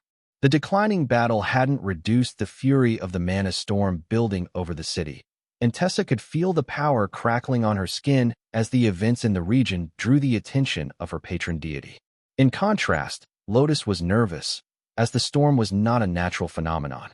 Something was happening, and all of her training as a priestess hadn't covered anything like this, especially when the power in the clouds began to rotate, creating mana tornadoes in the upper atmosphere. That was the signal for the last of the attackers to flee the city before it was no longer possible. The storm would interfere with any sort of spell casting, and soon it would be nearly impossible for a mage or magic-type class to do even defend themselves. In the lab beneath the ruins of the university complex, there was not much that Karl could do about the storm other than wait for it to pass. There were no more sounds of nearby battle, and Othello's entire team was exhausted after battling the allies who had arrived with the overlords that Karl had defeated. The fact that she had held the foreign overlords off 4-on-1 before they had separated and broken in to attack Karl was truly impressive, but it had taken a toll on her team's stamina levels, even with eternal lightning now active on the 5 of them. High above the city, the final battle of the day still raged, but not as an assassination attempt or for control of the city. Overlord Ahmad stood on the shoulders of a wind elemental conjuration, facing off with Overlord Kenichi, whose black drake mount was lazily flapping its wings, hovering in place. But both of them were wary of the third arrival to their party. "Gentlemen, you might as well go home. This opportunity is mine," the arrogant young overlord sneered. "Ah, Reginald, so good to see you again. Did you know that your entire family was just killed by a Naga queen who didn't even understand what they wanted?" Overlord Kenichi taunted. The young overlord did his best not to rise to the provocation. "You won't get me to leave the eye of the storm on a fool's errand," Reginald replied in a tone much more calm than the seething hatred on his face. Overlord Ahmad smiled. "Actually, he's not lying. Well, probably not lying. I felt all 3 of their souls vanish only seconds apart, and they were nowhere near a portal." There was a pause as all 3 of them looked at the massive floating mana crystal between their positions. The battle in the city had formed it, bonded with the souls of the deceased, and it represented one of the greatest opportunities that any mage could ever hope to see. Each of them would willingly fight to the death to get their hands on it, and from what they could tell, there was nobody else willing and able of challenging them for it. The problem was, it was a single-use item. The massive amount of mana and soul power that it contained would be transferred to the first user, and only to them. Nobody had expected this particular outcome when the battle had started. It was a 1 in a million freak chance. But so many overlords had died today, and so many more of their acolytes, that the gods of war and death had both been intrigued by the power play and granted their blessing. Suddenly, Reginald surged with power, and the other 2 immediately reinforced their barriers. But it was not them that the spell blade was aiming for, but Kenichi's mount. Of the 3, his personal skills were worst suited to flying, and the overlord tumbled away from the stone as Ahmad attacked Reginald. This was a fight that the spell blade was sure he could win. Ahmad was a golem mage, and his golems were not a flying type. So, he had to rely on a simple conjuration or air magic to fly, and neither was his specialty. Lightning struck his armor, tossing him backwards as Ahmad worked to drive Reginald away from the mana stone, which was now nearly done forming. A barrage of magic missiles formed in return, met by an identical spell from the Catman. The 2-peak Overlord area suppression spells shook the ground far beneath them as they collided, sounding like thousands of concurrent peals of thunder. But the match was not even. When it was over, Reginald gave a victorious laugh, while Ahmad spat blood and held a large wound on his right shoulder to staunch the bleeding. "Sorry about your luck. Maybe next time, beastkin," he crowed, mere meters from the stone as it solidified in this world. Then Ahmad smiled. "Yes, perhaps in your next life. Neil, I need you in the air. Bring the spider." The 2 assassins appeared in the dim light between lightning strikes before both going incorporeal. Reginald began to panic, reaching for the mana stone, only to see his arm falling away toward the ground. Piercing pain shot through his back, and the black-masked face of the Golden Dragon Nation's chief assassin appeared before him. "Too slow," Neil chided as he began to fall from the sky. Once he was below the waist of his opponent, he struck straight up, using Vibrating Blade, so it didn't hit Ray, who had stabbed her legs through the mage for balance. Reginald's flight spell failed as the life left his body, and Neil grabbed Ray's spider form. Advanced Shadow Step took them both to the courtyard outside Ray's suite, and both returned to their incorporeal forms, leaving the rain behind as they entered the relative safety of the palace. Dana jumped as the 2 appeared in front of her, sitting on opposite sofas with pencils and paper. 5 points for each overlord, 3 for monarchs, 2 for royals, and 1 for a commander. Neil insisted. Ray nodded and began making tally marks on her paper. "Are they doing what I think they're doing?" the guard captain whispered to Tessa. "It looks like it. The question is, who will win?" At 3 points for a monarch, pure volume could easily sway this count. The war cleric explained. There simply weren't enough overlords in most battles for them to change the outcome of this contest. After 20 agonizingly slow minutes of room-by-room tallying with a map of the castle, they were finally finished. The pages were handed to Tessa as their neutral arbiter, as she would verify their math and make sure that they didn't both count kills in the same room without a good reason. The final score is in and verified. The verdict is that Ray is terrible at keeping a legible kill count. You can't measure kills in milliliters for this contest. The big ones don't count for more, only the powerful ones. However, after some recalculation, we have a total of 1,804 points for Ray, and with a decisive victory, thanks to an explosive device through a portal, Overlord Neil has scored 1,912 points. Ray sighed and shook her head. That portal was a lucky find. But I learned a valuable lesson today. I need to work on the speed of my humanoid form. It takes too long to move around the castle on only 2 feet. While the battle appeared to have ended, the chaos in Weymouth was far from over. 2/3 of the city had been damaged or destroyed, large portions of the palace were rubble, and the university complex had collapsed, trapping an unknown number of students and employees. But that was not the largest concern for Karl and the others in his suite. There was a growing sense of power overhead as the storm began to fade, and the auras of at least a half-dozen totem-rank powerhouses had surrounded the city, while something stronger was flying overhead. Their best guess was that whatever had happened here had attracted the attention of the mythic rank Black Dragon that held the unofficial title of Overseer of the continent. Karl and Neil had a general idea of what had happened, as Ray and Neil had gone to assist Ahmad in the fight. But the storm was interfering with any attempt to observe from the ground. There was no way that they could have guessed the monumental nature of the events that were occurring in the sky above Weymouth. Overlord Ahmad surged with power as he stood on the shoulders of his summon.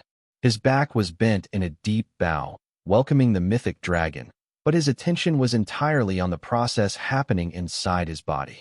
Once the stronger challengers had arrived, he had immediately used the mana core of the storm. A missed opportunity was worthless, but to the gathered totems, the mana core was nearly as valuable intact as it was to him. You have gained quite the opportunity today, the dragon intoned, speaking slowly, the human language unfamiliar and difficult from his draconic form. Indeed, mythic lord. Ahmad agreed. The dragon's passive look turned to a faint smile. Perhaps from now, we shouldn't call the Golden Dragon Nation the largest human nation anymore, but the Northern Beastkin territories. It suggested. Ahmad shook his head. You flatter me. The Archbishop is still the leader of the nation. The mythic dragon snorted in amusement. For how much longer? A year, 2 at most? Lord Nacht has been keeping vigil over him for months, ready to step in if he should go earlier than expected. But in a few more minutes, the Golden Dragon will have a new heir to the nation. To think that so many overlords among the humans would have thrown their lives away in one battle for greed and power. But their sacrifice birthed a new totem, and over the next days new overlords will rise to replace those who have fallen. Such is the will and blessing of the god of death. That was when it really began to dawn on Ahmad what he had done. He had taken the chance to gain the greatest of powers, and had pushed himself past the brink and into the totem realm. Already, the totemic blessing was settling into his bones, and his power was skyrocketing as his magic and his very soul merged with the world in new ways. But the power came with a cost. There was only one other totem in the Golden Dragon Nation, and he would soon be on his deathbed, leaving Ahmad as the leader of the country by default. Surely, that young monarch was laughing at him now. Everyone had assumed that his astronomical rise to the top would have marked the next totem-rank powerhouse on the continent. But instead he was comfortable in his palace suite while it was Ahmad up here, trying to digest the implications of his own actions. Karl wasn't actually at the palace, but in the labs beneath the city, but Ahmad didn't know that. Ahmad couldn't sense him there, but he had felt the familiar presence of Thor and the ladies. Not only had he done this to himself, he had literally killed for it. Well, ordered someone killed for it. He should have made Inquisitor Neil use the stone. That smug bastard deserved to be stuck with a desk job. As his advancement took hold, Ahmad realized that he no longer needed assistance to fly. He could simply control the mana in his body to hold himself aloft on the natural mana currents. So, he dismissed the elemental and let himself hover. Good, you are learning quickly. Congratulations on your advancement, young enlightened one. Now, I have whelps to oversee, new to their training. The mythic dragon announced, before simply vanishing. Ahmad smiled as he realized how the ancient dragon was doing it. He knew both teleportation and portal, So he opened a tiny portal, then simply teleported through it to the other side, bypassing the limits on the range of the teleport spell. He was simply so good at it that the process was complete before even an Overlord rank mage could tell what he was doing. With the Mystic Dragon gone, the other totem rank leaders approached to introduce themselves or make sure that the new Golden Dragon Nation totem was who they thought it was. Welcome everyone. Why don't we move this to my place for a bit of tea? Ahmad suggested. His house in the hills outside the city, obviously. Bringing all of these people to the capital was a terrible idea. The storm cleared as they left, and the palace started to give out damage reports. No casualties in the visitor wing, 14 in the guard barracks. 7 guards were killed at the train station, 2 in the east wing. 15 died in the underground areas, where Karl assumed the dungeons and storage areas were. But the true extent of the attack became clear in the last line. 50 guards, 2 overlord rank protectors, 5 princes, 2 princesses, the queen consort, and the king slain in the throne room region. A king is dead. King Axel inherits the throne by birthright. Long live the king. Neil and Ray stared at the message that had been handed to the maid. That shouldn't be right. We cleared that area. Ray insisted. Neil nodded in agreement. And I killed 4 other overlords with their retinue just over here. Only one turned down the hall. They were on their way in, not out. Ray vanished and started counting bodies in her space. She had collected all the overlords once they met up, and nobody had tried to steal any of them before she got to them. There are still 17. We didn't lose any of them, she explained when she returned. Neil sighed. It looks like my work is not over yet. The church will want answers to this. In the labs, Karl and the others were fully recovered and ready to face the chaos of the city. Overlord Othello was on her feet already, motivating the rest of her people to move. Is the train station collapsed? Most of these people are not combatants. And we destroyed all the spare weapons anyhow. Karl asked. Forge Master Granite took the first blade they had made, and the War Maul, out of a hidden storage spot under his forge with a conspiratorial wink. If they never find them, it's as good as destroyed. These were too good to give up. The other smiths laughed, and one of them pointed to his forge. We all saved the raw materials. Give it a few days, and we will have a fresh batch ready for upgrading. Or give us 6 hours, and we will make enough for the Overlord and her team. One of them suggested. I think we should stay and make at least one more weapon. The fight is over, and Ray says that Cat Mage is likely going to be a totem now. He got a good thing that didn't look tasty. Remy suggested in Karl's mind. Remy says that the fight is over. We can wait here and make a round of weapons, which was our assigned task to begin with. Others will search for survivors and clear rubble. They won't miss us for a single night. He explained to Othello and her team. You prioritize weapons at a time like this? The paladin asked.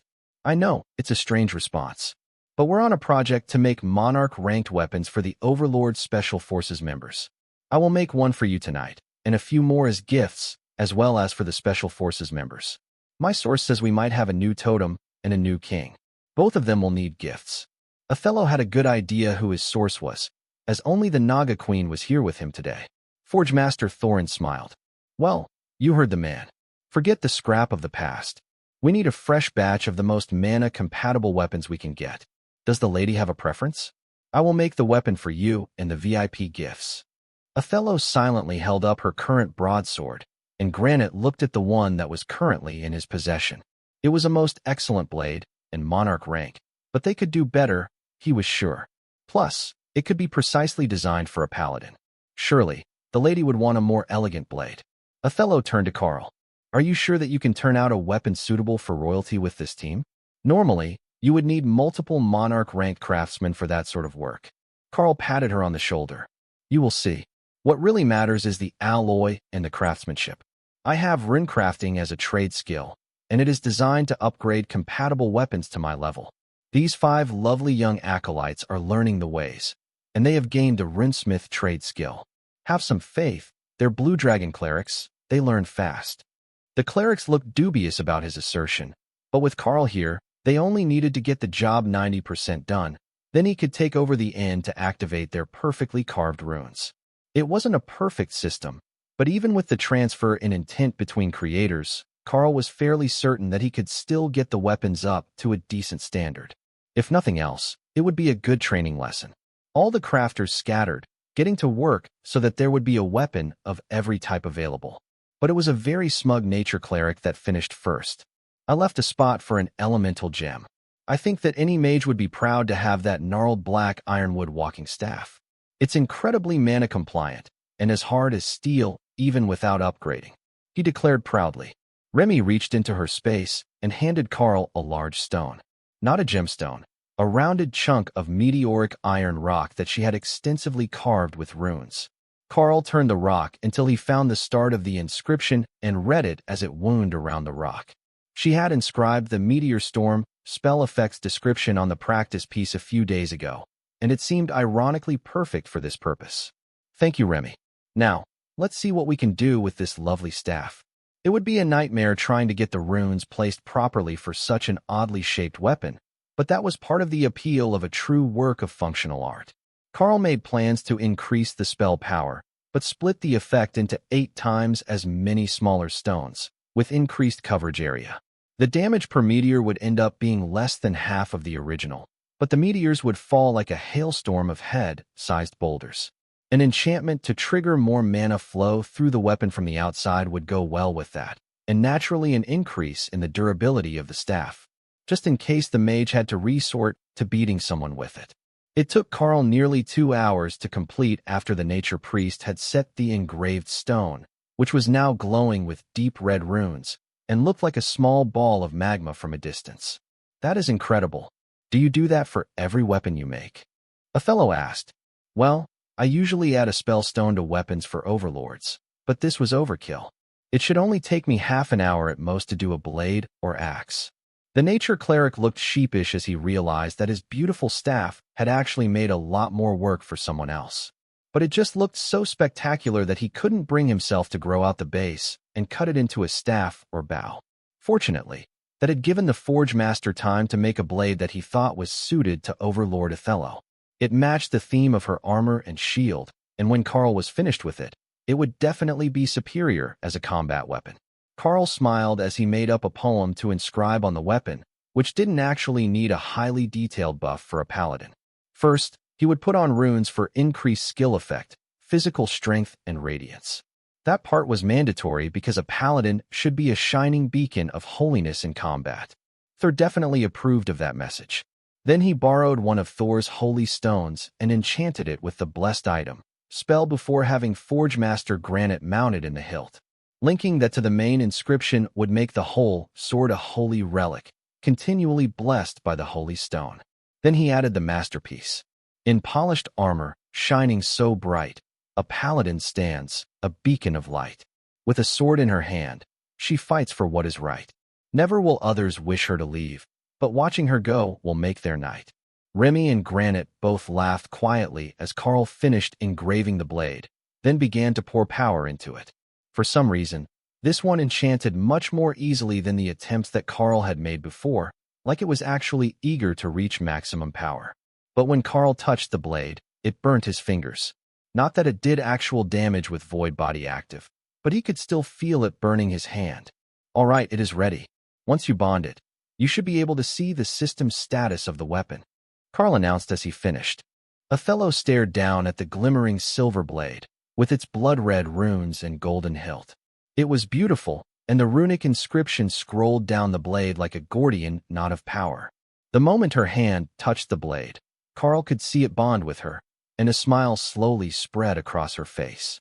Blade of the Avenging Angel adds 20% skill damage, adds 40% physical strength, deals 150% additional weapon damage as holy damage, deals double damage to targets with impure intentions toward the wielder, not usable by unholy or male wielders. Granite stared in shock as he inspected the weapon. I can't believe that worked. And it worked well. Double damage to targets with impure intentions? That has to be an epic grade bonus. The others might not make the epic standard, but that one for certain should, even if it's limited. The dwarf announced. Is it a random effect?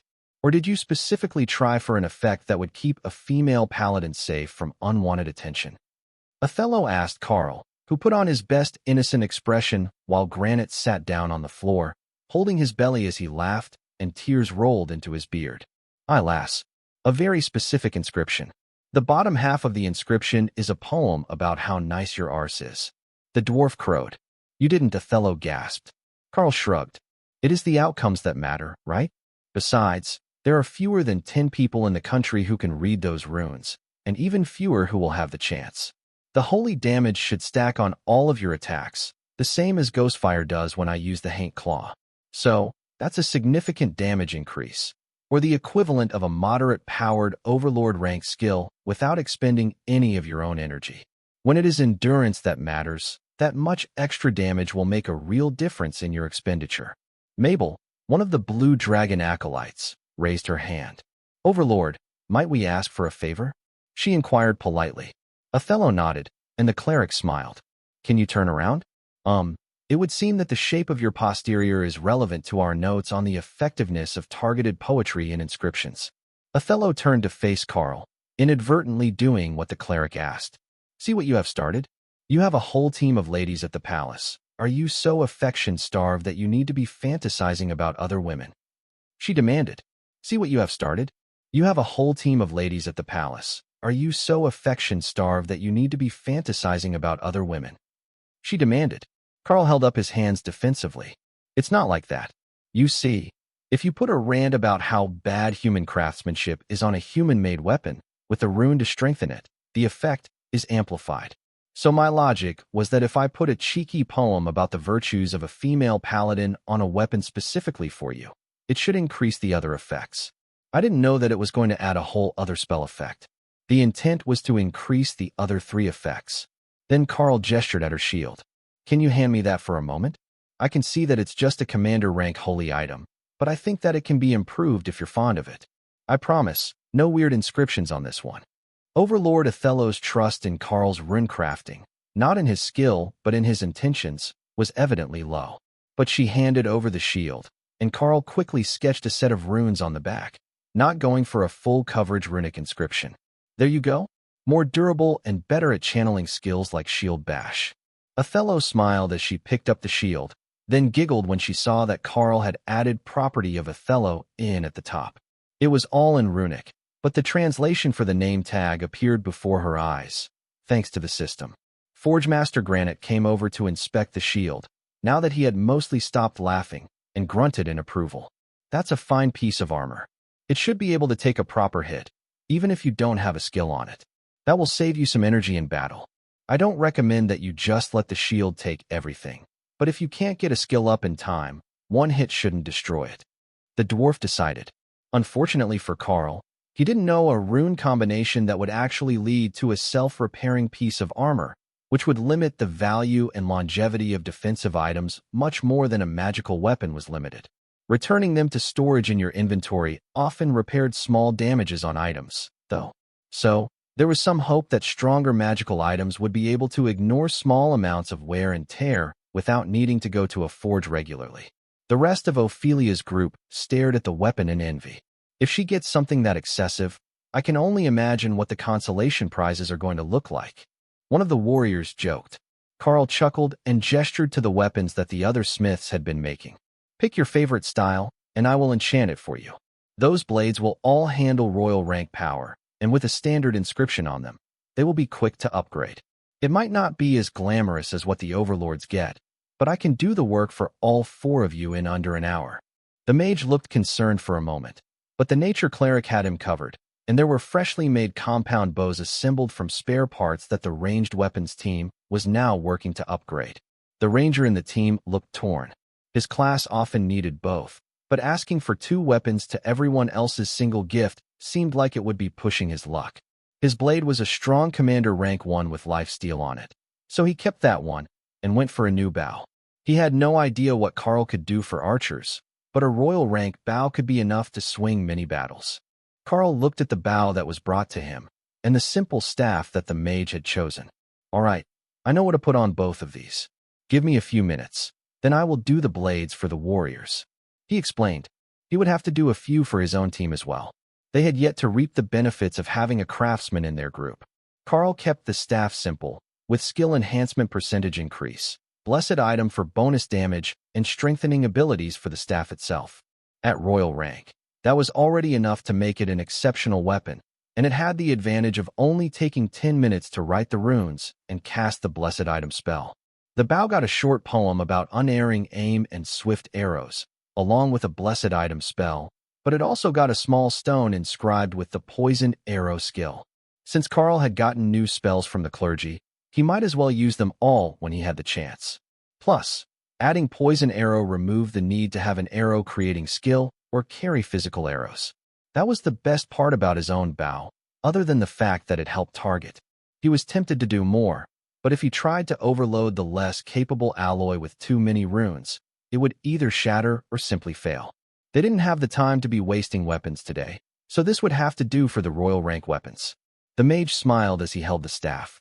I must say, it's a bit odd having a holy weapon in my hands, but even more strange to think that it was made by Karl from the capital, not some bishop. Othello chuckled. That would be Karl from the lithium mines. He's still not adapted to being a capital tower's resident. Karl sat down at a surviving table in the ruined clean room and began to meditate before he worked on the next few weapons. He needed some mental clarity before working on new runes so that he didn't make any mistakes. As he focused on the flow of energy within his body and the circulation through his veins, Karl began to feel something shift within him. Requirements fulfilled. Skill unlocked, bestial form. Allows the Packmaster to join his beasts in frontline combat.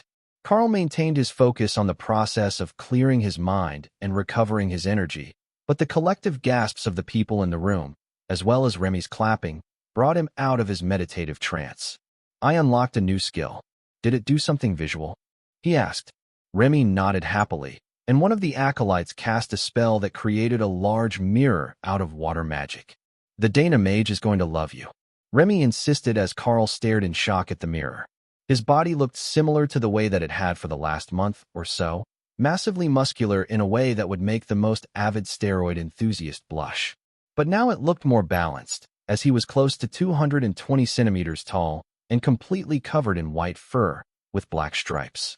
His head was a bestial muzzle, and he had fluffy ears on top. He had become a war-tiger? That was the best guess that he had for what to call this beast form transformation.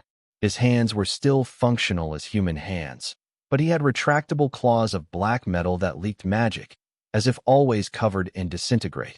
His feet were paws, and his legs had an extra joint, the same as cat legs did. It made standing a strange experience, but he instinctively understood how to move in this form, and the sense of power from the increased strength was addictive. Karl chuckled, a deep rumbling feline sound in this form, and then deactivated the skill. Hey, you shrunk. Fistbark gasped. Karl looked at himself. He was still a bit bulky and muscular, but he was definitely smaller than he had been this morning. Hopefully, not shorter. He was already short enough. Fistbark held out her arms, and Remy picked her up in both of her right arms, so the gnome could inspect Karl more closely. She had a small magical device in her hands as she happily poked Karl with a finger. I don't think that it was a backlash. I suspect that the skill didn't activate properly the first time, so he has just been slowly expanding until it became fully active, and now he's back to normal-sized.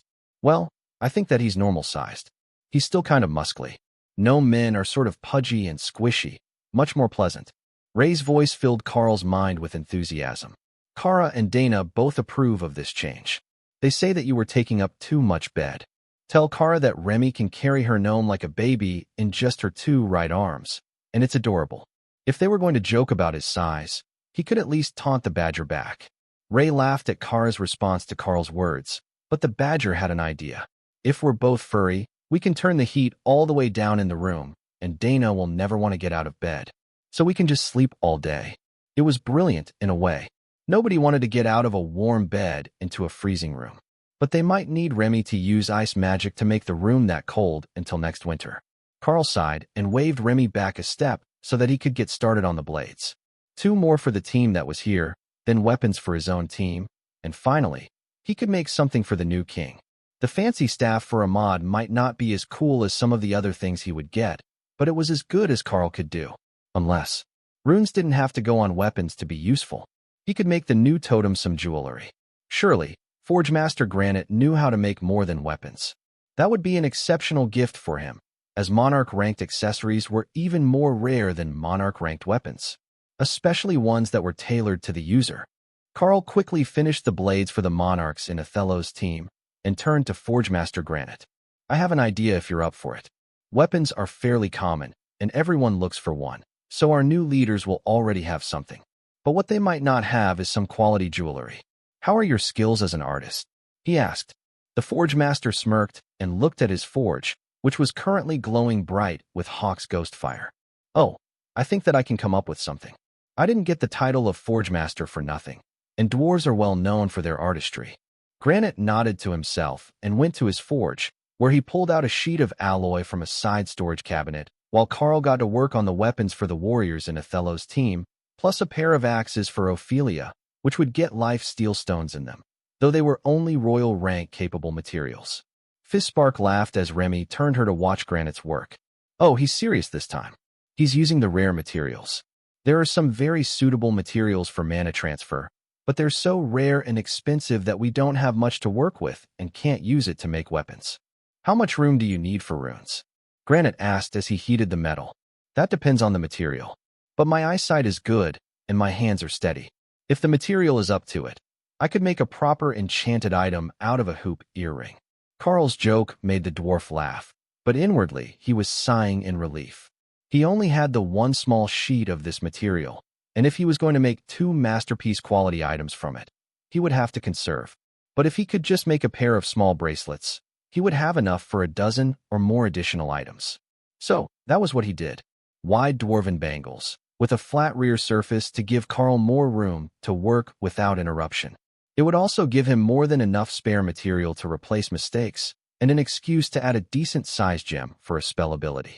Remy handed Karl a deep green stone, nearly the same shade as Ahmed's eyes, and Karl frowned as he tried to determine what sort of spell would go well with a nature element stone. He didn't really have a lot of nature spells at his disposal, but lifelink was close, in a way. It was blood magic, but Karl could make it with his own blood as a medium to get the stone to work with the spell. Karl borrowed a magnifying glass from the ruins of the work area and began to carefully carve everything that he would need for the spell. Then, he pricked his finger and focused on letting a drop of blood fall, then another, so that the gem was coated with the black metallic sheen. A flood of mana activated the stone, and the blood seemed to be absorbed into the stone, leaving shimmering black runes behind. No matter how much Karl advanced the stone, and he was certain it should be at monarch rank now, the runes remained black on the polished oval emerald. Forge Master, I have the spell stone for the first item.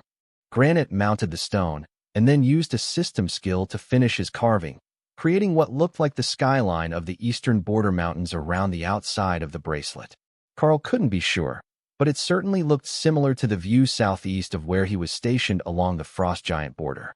Carving the inside of a bracelet was a real pain, but Karl had meticulously planned the layout, and all that he really wanted to add to this item was an increase in skill damage, and the lifelink skill from the stone, modified to specify that it would link to all of the wearer's constructs.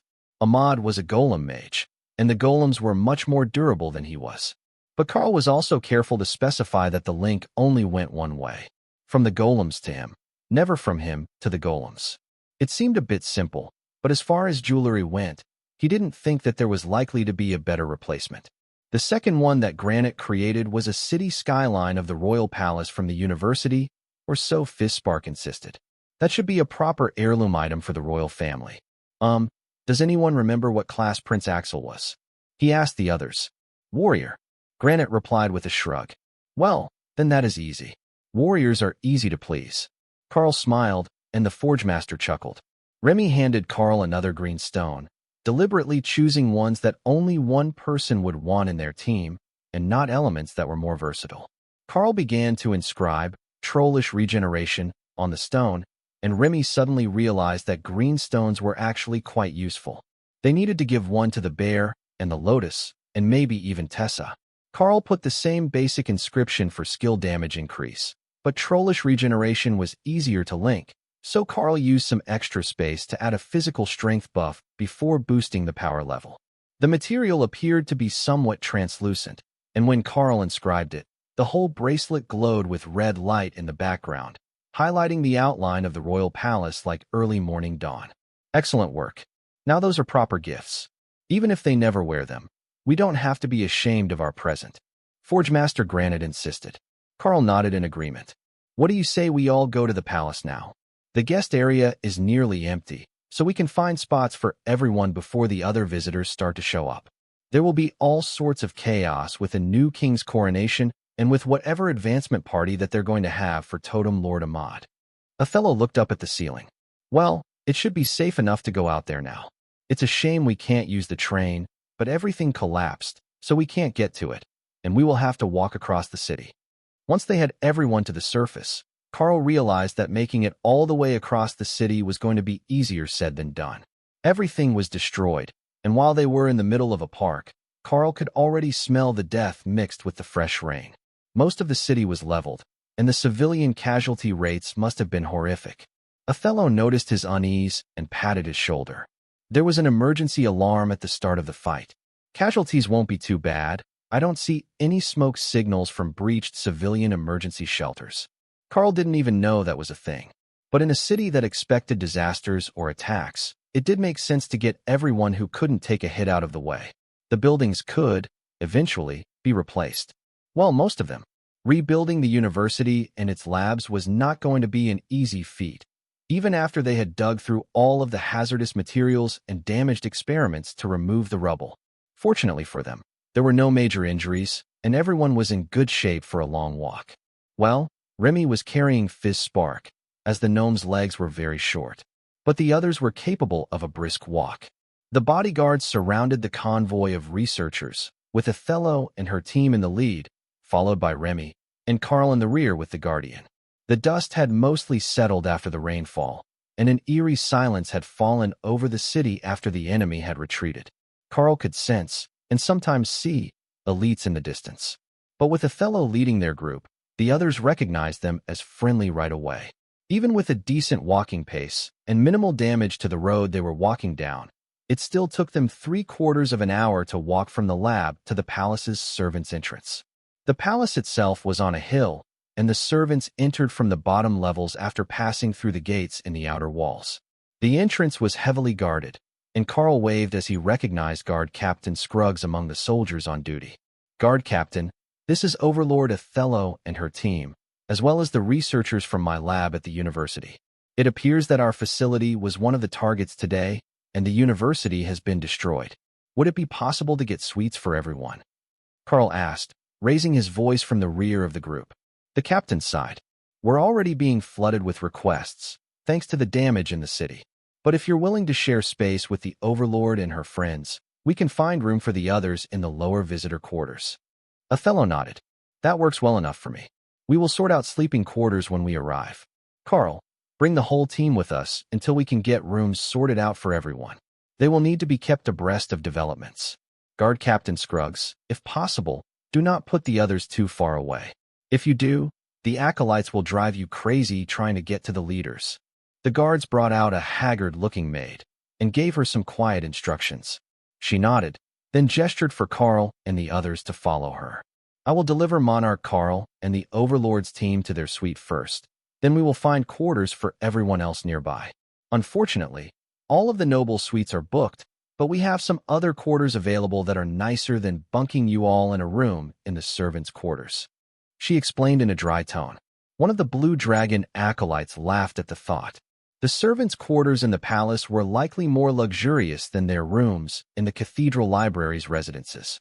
Not only were the rooms simple in nature, there were usually so many books and random items packed into them that you could hardly move from the door to the bed. There were only 12 researchers in total, not an excessive number, excluding the 5 acolytes and the Green Dragon cleric. If they could find decent rooms, then this would practically be a vacation for them, as there was neither a forge nor a woodworking shop here in the palace. Halfway to the suite, they were joined by Melanie, Karl's assigned maid here in the palace. She silently stepped up beside him, then produced a wine skin and a stack of plastic cups. Beverage? I heard that there is heavy damage to the city after the attack, so your mouth might be dry. She whispered. Karl nodded, and the maid began to pour drinks for the group, starting with him. The scent from the large soft bag was not wine, but fruit juice. Better for refreshment, but stored in a soft bag slung over her shoulder, with a push button on the cap for easy pouring. The closer that they got to the suite, the more guards they were seeing, and Karl could hear a lot of chatter from the area ahead. Did something happen in the suite? Karl quietly asked the maid. One minor issue involving a traitor. No injuries that I'm aware of, but the entire guest wing guard contingent is gathered nearby, except those on patrol and on courtyard duty. She explained. They arrived at the suite a few minutes later, and Othello whistled in appreciation. All this room for the 5 of you. That's not even half full without shared bedrooms, and I know that most of you probably are bedfellows. She joked. Karl shrugged. While that is true, and it's much more space than we need, I believe your team is much less cuddly than mine. Othello's teammates snorted in amusement. Can we trade?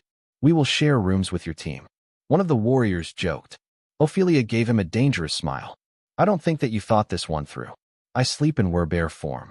That left the clerics and the mage, but one of them was likely involved with Karl. Unless he was sharing his bed with the void badger. I think that there should be enough room for everyone here. I believe the servant quarters are taken by the maids, but if the researchers aren't too particular, I believe that we can make just one suite work. Melanie cleared her throat. Actually, there is an entire personal guard dorm at the end of the hall. We've just been using it because the beds are more comfortable than the standby room. She swung a painting on one wall and revealed a small room with 2 triple-rack cots and no window, but a small magical light on the ceiling. Karl frowned. I think we can still make this work. What are the other rooms like? The ones on the ladies' side. 2 large beds, 2 dressers and vanity stations with an en-suite privy with a shower. Very much like a standard hotel room. If we put your sleeping group in one of the large rooms and Lady Othello in another, that leaves 5 of the 7 double rooms open, and one of the larger. Or did you want to change rooms and keep the segregated wings? Karl shook his head. Free for all is fine. That was a signal for the others, and the maids quickly moved to block the 2 rooms that the ladies had been using. I'm at the end of that hall. Karl informed Othello, who looked in the first room and nodded with satisfaction. That works for me. Why don't we put the forge master and chief engineer in the room between us? Or do they have someone they prefer to share with? Fistbark shrugged. I'm fine with that. Granite doesn't snore. The researchers had gone all the way down the hall, and Karl could hear them laughing in the far room, where the maids had been sleeping. There are bunks for like 24 people here. We're not even close to short on beds. Plus, it has a divider. Someone shouted from the dorm.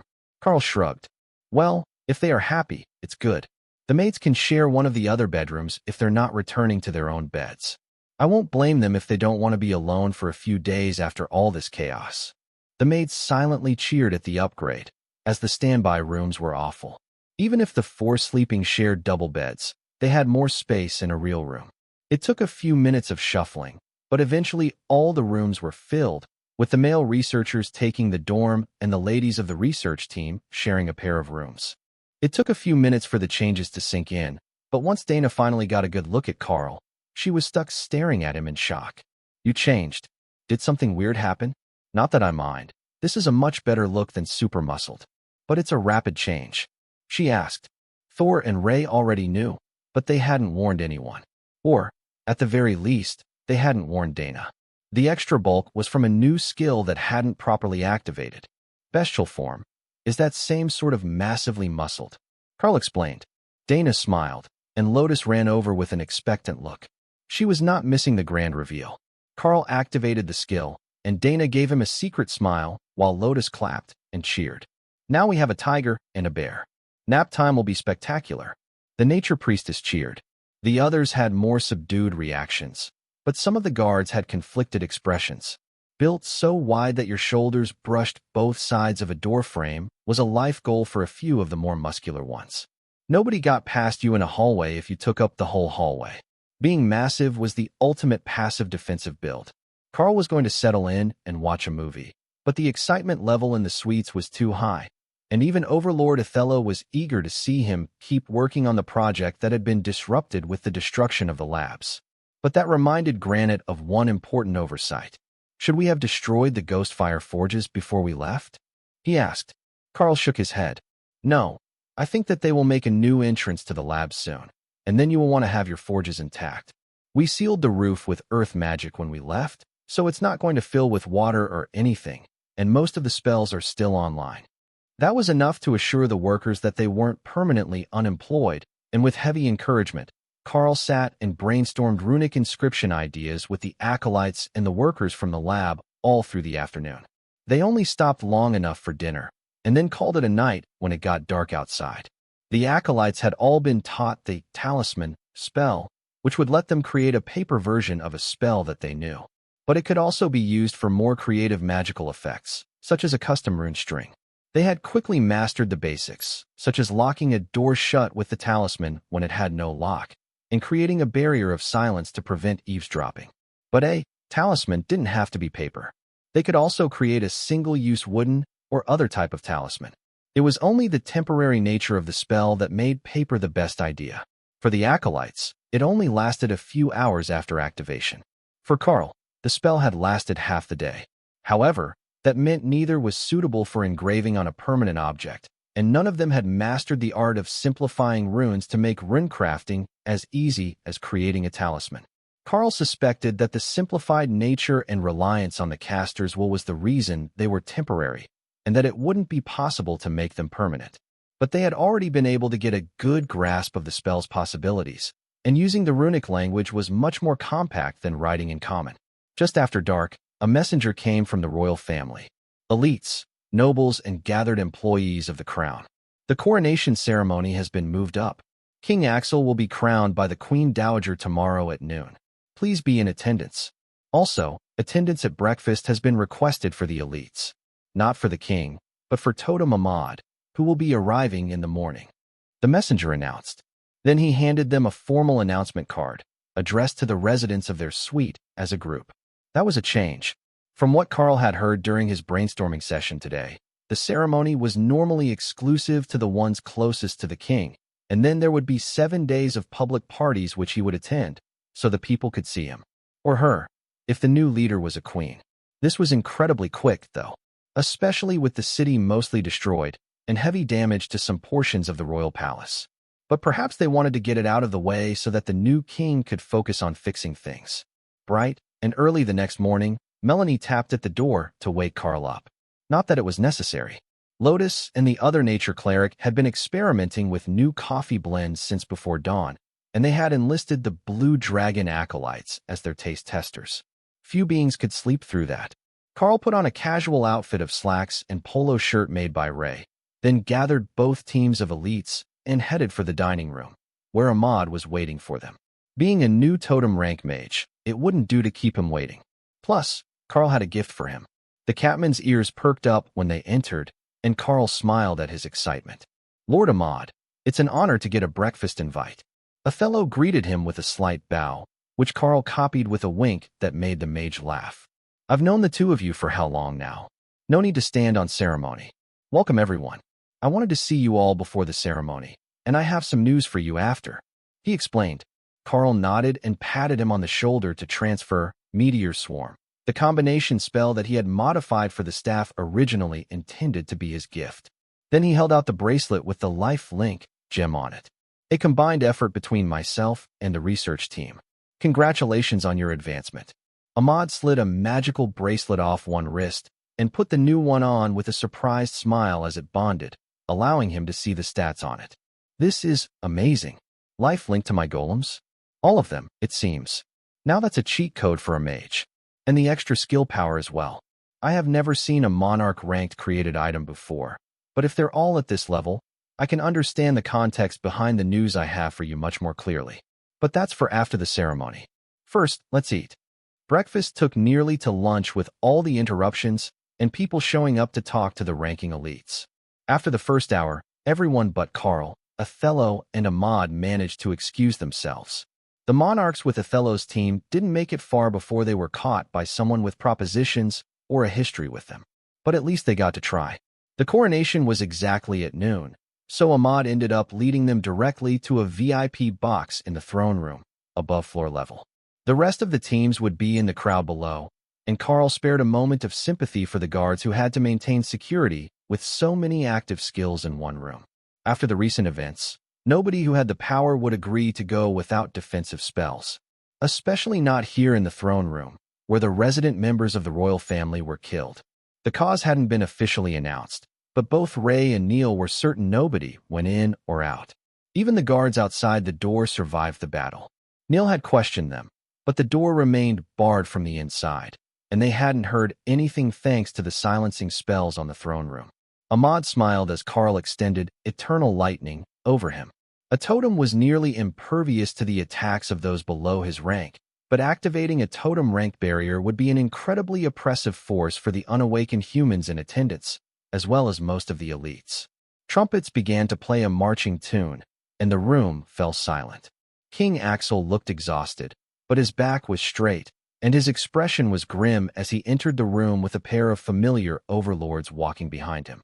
One was Overlord Drake, who had been traveling with him when Karl first met them, and the other was a female bishop from the church that Karl had seen multiple times before, but never officially met. The king stepped up in front of the throne, and his grandmother came out with the crown on a pillow. Then, the silence of the room was shattered when King Axel extended his hand and led the bishop to the throne on his left. The queen's throne. Ahmad whistled softly. Oh, things are going to get spicy now. The king has always been a secular force in the nation, but it appears the rumors about King Axel's love life were true. He has taken a bishop as his queen. Karl didn't even pretend to understand the politics, but they made a cute couple. Both were in their late 20s, so they both would be considered prodigies of the elite program, assuming they were both awakened that way. While Karl was distracted, the speech by the elder royal had begun, and Karl snapped back to attention partway through. My dear grandson, it is with great pride and admiration that I address you on this momentous occasion.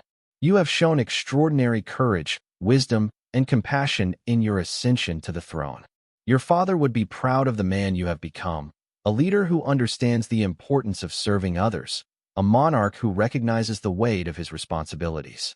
As we bid farewell to an era and usher in a new one, let us remember that our kingdom has faced trials before, and each time, we have emerged stronger.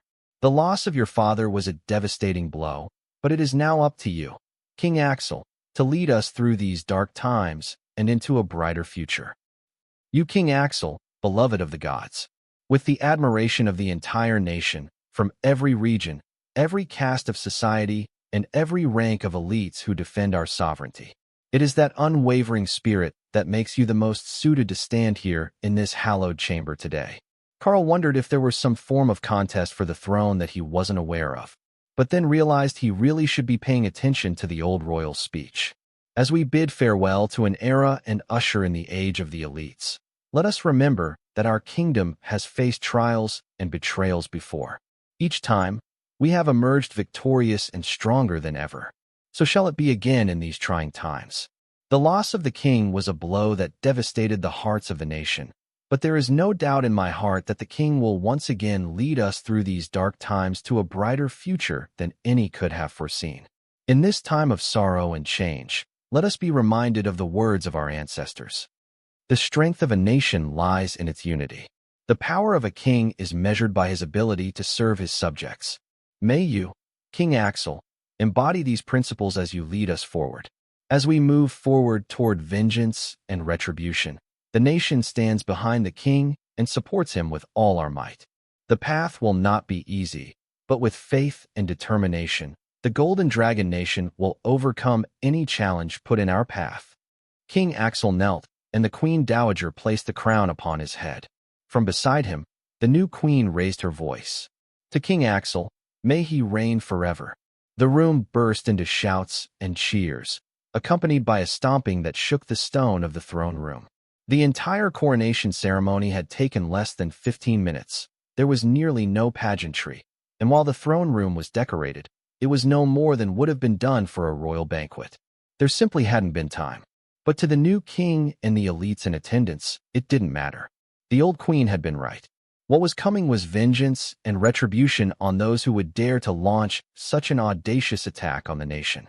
Karl could hear the murmurs among the elites, plans to exact revenge, sharing evidence of the specific forces that had been found dead in the capital after the battle. None would escape their wrath. Once the coronation was over, Ahmad took Karl's hand and used an air spell to deposit them both, along with overlords Othello and Neil, in front of the throne. A few other overlords were in attendance, and they were filling the path to the throne behind them, while everyone else waited for their turn. Take out your gift for the king. You did make one, right? Not just something for me. Ahmad asked with a system message. Yes, I made him a custom bracelet with trollish regeneration on it and some warrior buffs. Ahmad was the first to the throne, where he refrained from taking a knee, but bowed deeply before the king. Your Majesty, on behalf of the elites, I present Monarch Karl with a custom-crafted gift to begin your reign. Oh, that was devious. It saved the rest of the elites from needing to turn over a particularly valuable gift of their own. They could rely on the one given on behalf of the elites as a group. Karl moved forward at the totem's direction and bowed in the military manner, left me down so that he could easily get at his blade if necessary. Not that he was openly wearing a weapon. There was no need with an inventory. Karl held out the bracelet on a small black pillow that got nearly as much attention as the actual gift. Ray had made it of her silk, and it was a precious treasure on its own. But once he saw the bracelet on the pillow, the new king's eyes went wide, and he quickly picked it up to place it on his wrist. That wasn't protocol. He should have recognized the gift, and then had a maid place it to the side. But King Axel surged with power as he put it on, and trollish regeneration took effect, along with the other buffs that Karl had put on the item. This is a most wonderful gift. The crown thanks the elites for their generosity. Then he motioned for a maid to take the pillow, and Karl hid his smile. They were giving him 2 gifts today, it seemed. The 4 of them stepped aside, and Karl noted the relief on the faces of a number of overlords behind him. Now they only needed to give something worthy of being a personal gift to the king, a much lower standard than trying to come up with something that would be noticed and prove goodwill from King Axel's fellow elites. Mostly, they were giving him dungeon gold and magical gems, a practical gift to help rebuild the royal city of Weymouth. Such gifts were considered a standard form of goodwill, and the city was going to need a lot of them. But Karl did notice a few of the mages had scrolls in their hands. Work pledges. They are volunteering to help rebuild the city with earth magic. Those are mostly mages who have a link to the city. Ahmad explained with a system message as he led Karl away. Karl gestured to the other members of the team that he was fine, and then asked Ray and Thor to hand out treasures to the others to give to the king. Ray made small bags and pillows, since the king liked the pillows so much. By the time they were all done, he would have a whole pile of them for his bed. Ahmad led Karl to an extremely fancy suite not far from his own, then dismissed all the maids and put 4 layers of barriers over the room. Karl double-checked it with soul sight and with all of his various vision abilities. It appears clear to me. I don't sense anything living within your barriers. Karl explained. Ahmad nodded in relief, then sighed as he sat down. Well, I suppose that I should start from the beginning of this SHD show. First off, the king was assassinated by one of his brothers. But what the idiot didn't know was that the magical device he obtained wasn't targeted, and it killed everyone in the room. No, that's not the start. Recent events in the war with the giants have raised concerns in the other nations of the continent. Firstly, because the archbishop's power is beginning to fade. There is a successor among the bishops who is likely to gain enlightenment soon, but possibly not soon enough. So, the other nations all saw that as an opportunity to split our territory between them. Strangely, Nuban and the Divine Beast Nation sat it out, but there were forces from every other nation in the capital. All 3 giant nations, every human nation, even a few overlord-ranked divine beasts from the wilds came to join the chaos and attempt to claim parts of the south as their own afterwards. It was my ascension that prevented the complete collapse. The other totems didn't dare to push their luck when I was here alongside the archbishop. No matter how bad his health is, he's not dead yet, and between us, we're one of the strongest forces on the continent. But on a more personal note, I don't think you are aware just how much danger you were in. Karl waited to see if Ahmad would continue, then explained what he knew. I was informed by Overlord Neil that there was a rather large bounty on my head. I personally dealt with a total of 4 overlords from 2 different forces who had come for me. Ahmad nodded. And that is the root of the problem. Your powers are viewed as too great of a threat to be allowed to roam free. I don't know how, but it has become common knowledge among the totems that you have the ability to elevate a skill above your rank. When you hit Overlord, that means you will have a chance to elevate a skill to the totem rank. And they are not willing to allow that to happen. If you could threaten the totems, that would be as good as a 3rd totem in the Golden Dragon Nation, and nothing short of a declaration of war in the minds of the other nations. You see, there is a reason that each nation only has a few overlords and a single totem, two at most. When blessed ones, the ones that can threaten the balance of power, are found on this continent, they are either killed or exiled. That is what the totems are demanding now, that you are sent off the continent, or that I turn you over to them for execution. Obviously, that second option isn't going to happen, but keeping you active on the battlefield will not be an option either. Now, I get what the Archbishop was hoping for, that you would advance quickly enough to replace him. But now that I have advanced, with a strong likelihood that a new Archbishop will advance when the old one passes, the timeline doesn't work. But the two nations most likely to take you and also already have two totems apiece. Nubon and the Divine Beast Nation both suggested that you be transferred to them, as an alternate solution. Karl needed a few minutes to take that in. The Archbishop wasn't really a people person, and he was somewhat aloof.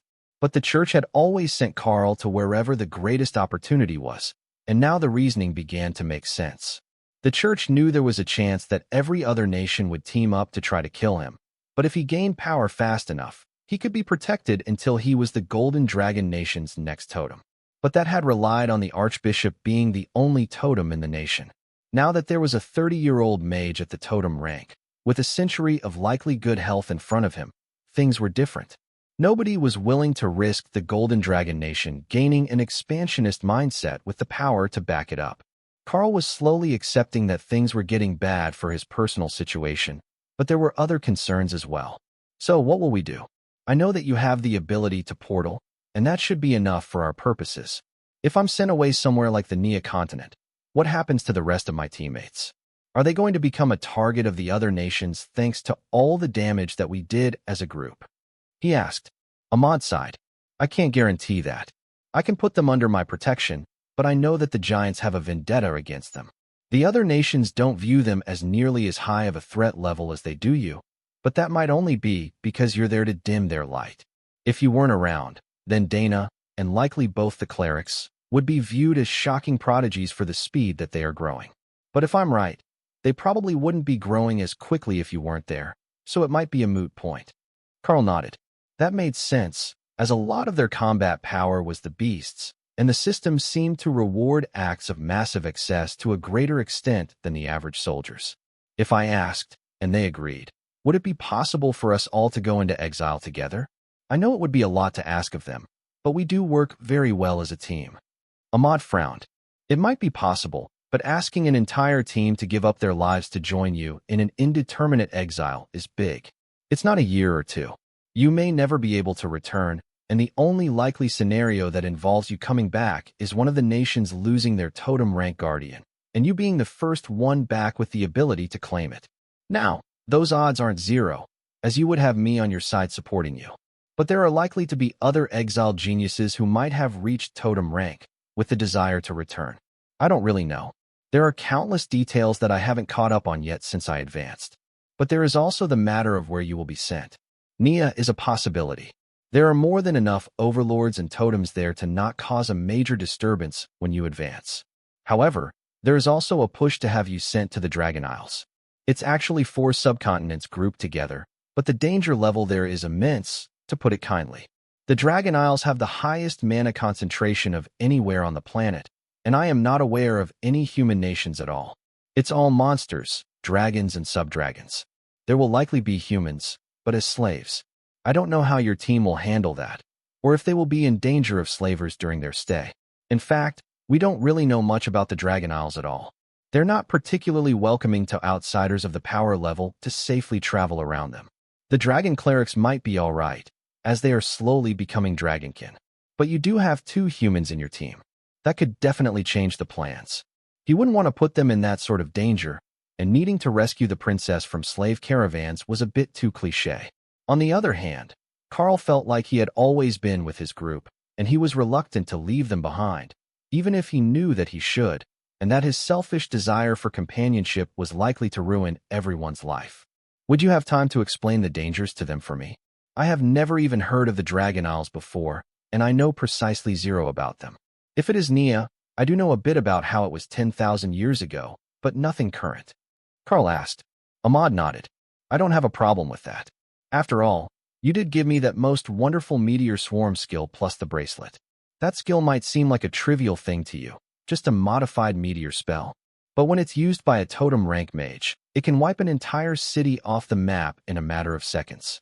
Something like mutually assured destruction in spell form, as I can cast it through a portal anywhere on the continent. When he planned to use it that way, the meteor swarm spell was absolutely terrifying. Threaten Ahmad, and he could just take 3 seconds to wipe your capital off the map out of annoyance?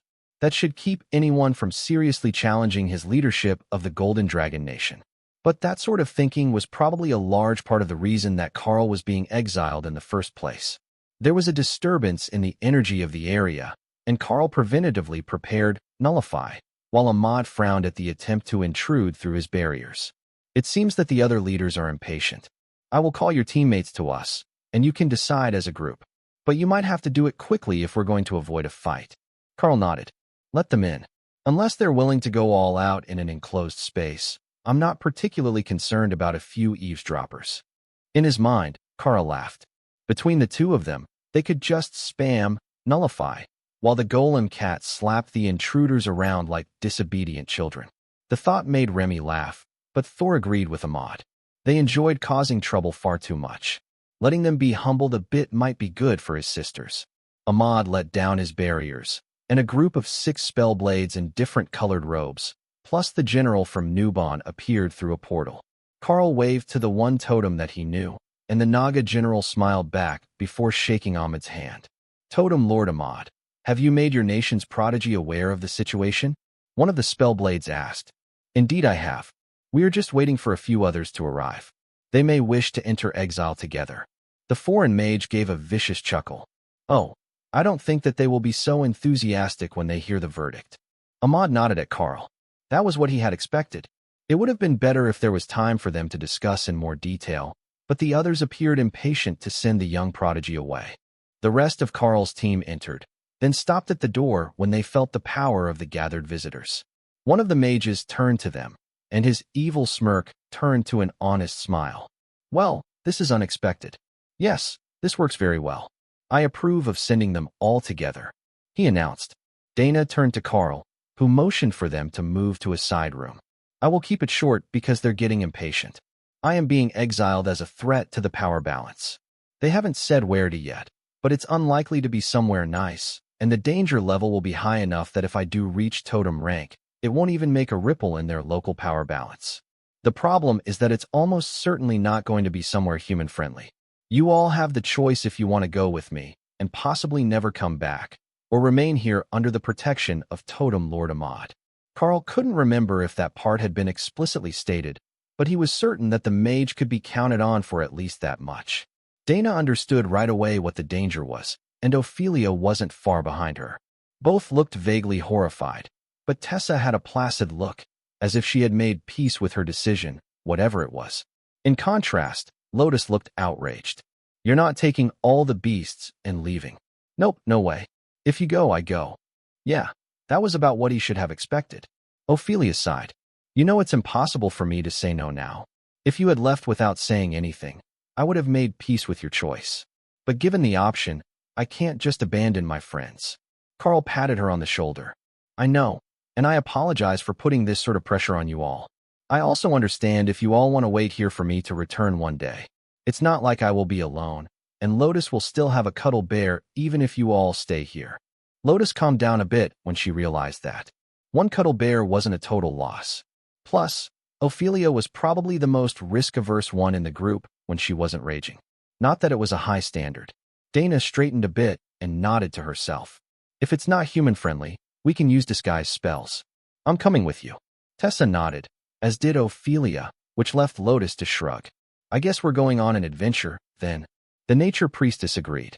They walked back into the main room with grim looks, and the totem rank Naga general of Nubon nodded happily. The eldest of the spellblades nodded politely to the group before he began to speak. Prodigy Karl and friends, we have decided on the location of your exile.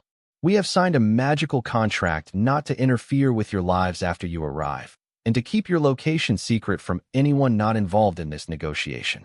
You will be sent to the Kingdom of Drod in the Dragon Isles. It is a primarily demon-inhabited nation, with a much higher population density than anywhere on this continent. As per the general's insistence, you will be deposited on the outskirts of a city to give you a chance to understand the local culture before looking for a more permanent home. In order to make the story of your disappearance more compelling, we will not allow you time to gather any personal items, and you will be leaving right now. The spellblades worked together and quickly opened a portal that showed some sort of altar on the other side, then motioned for Karl to enter.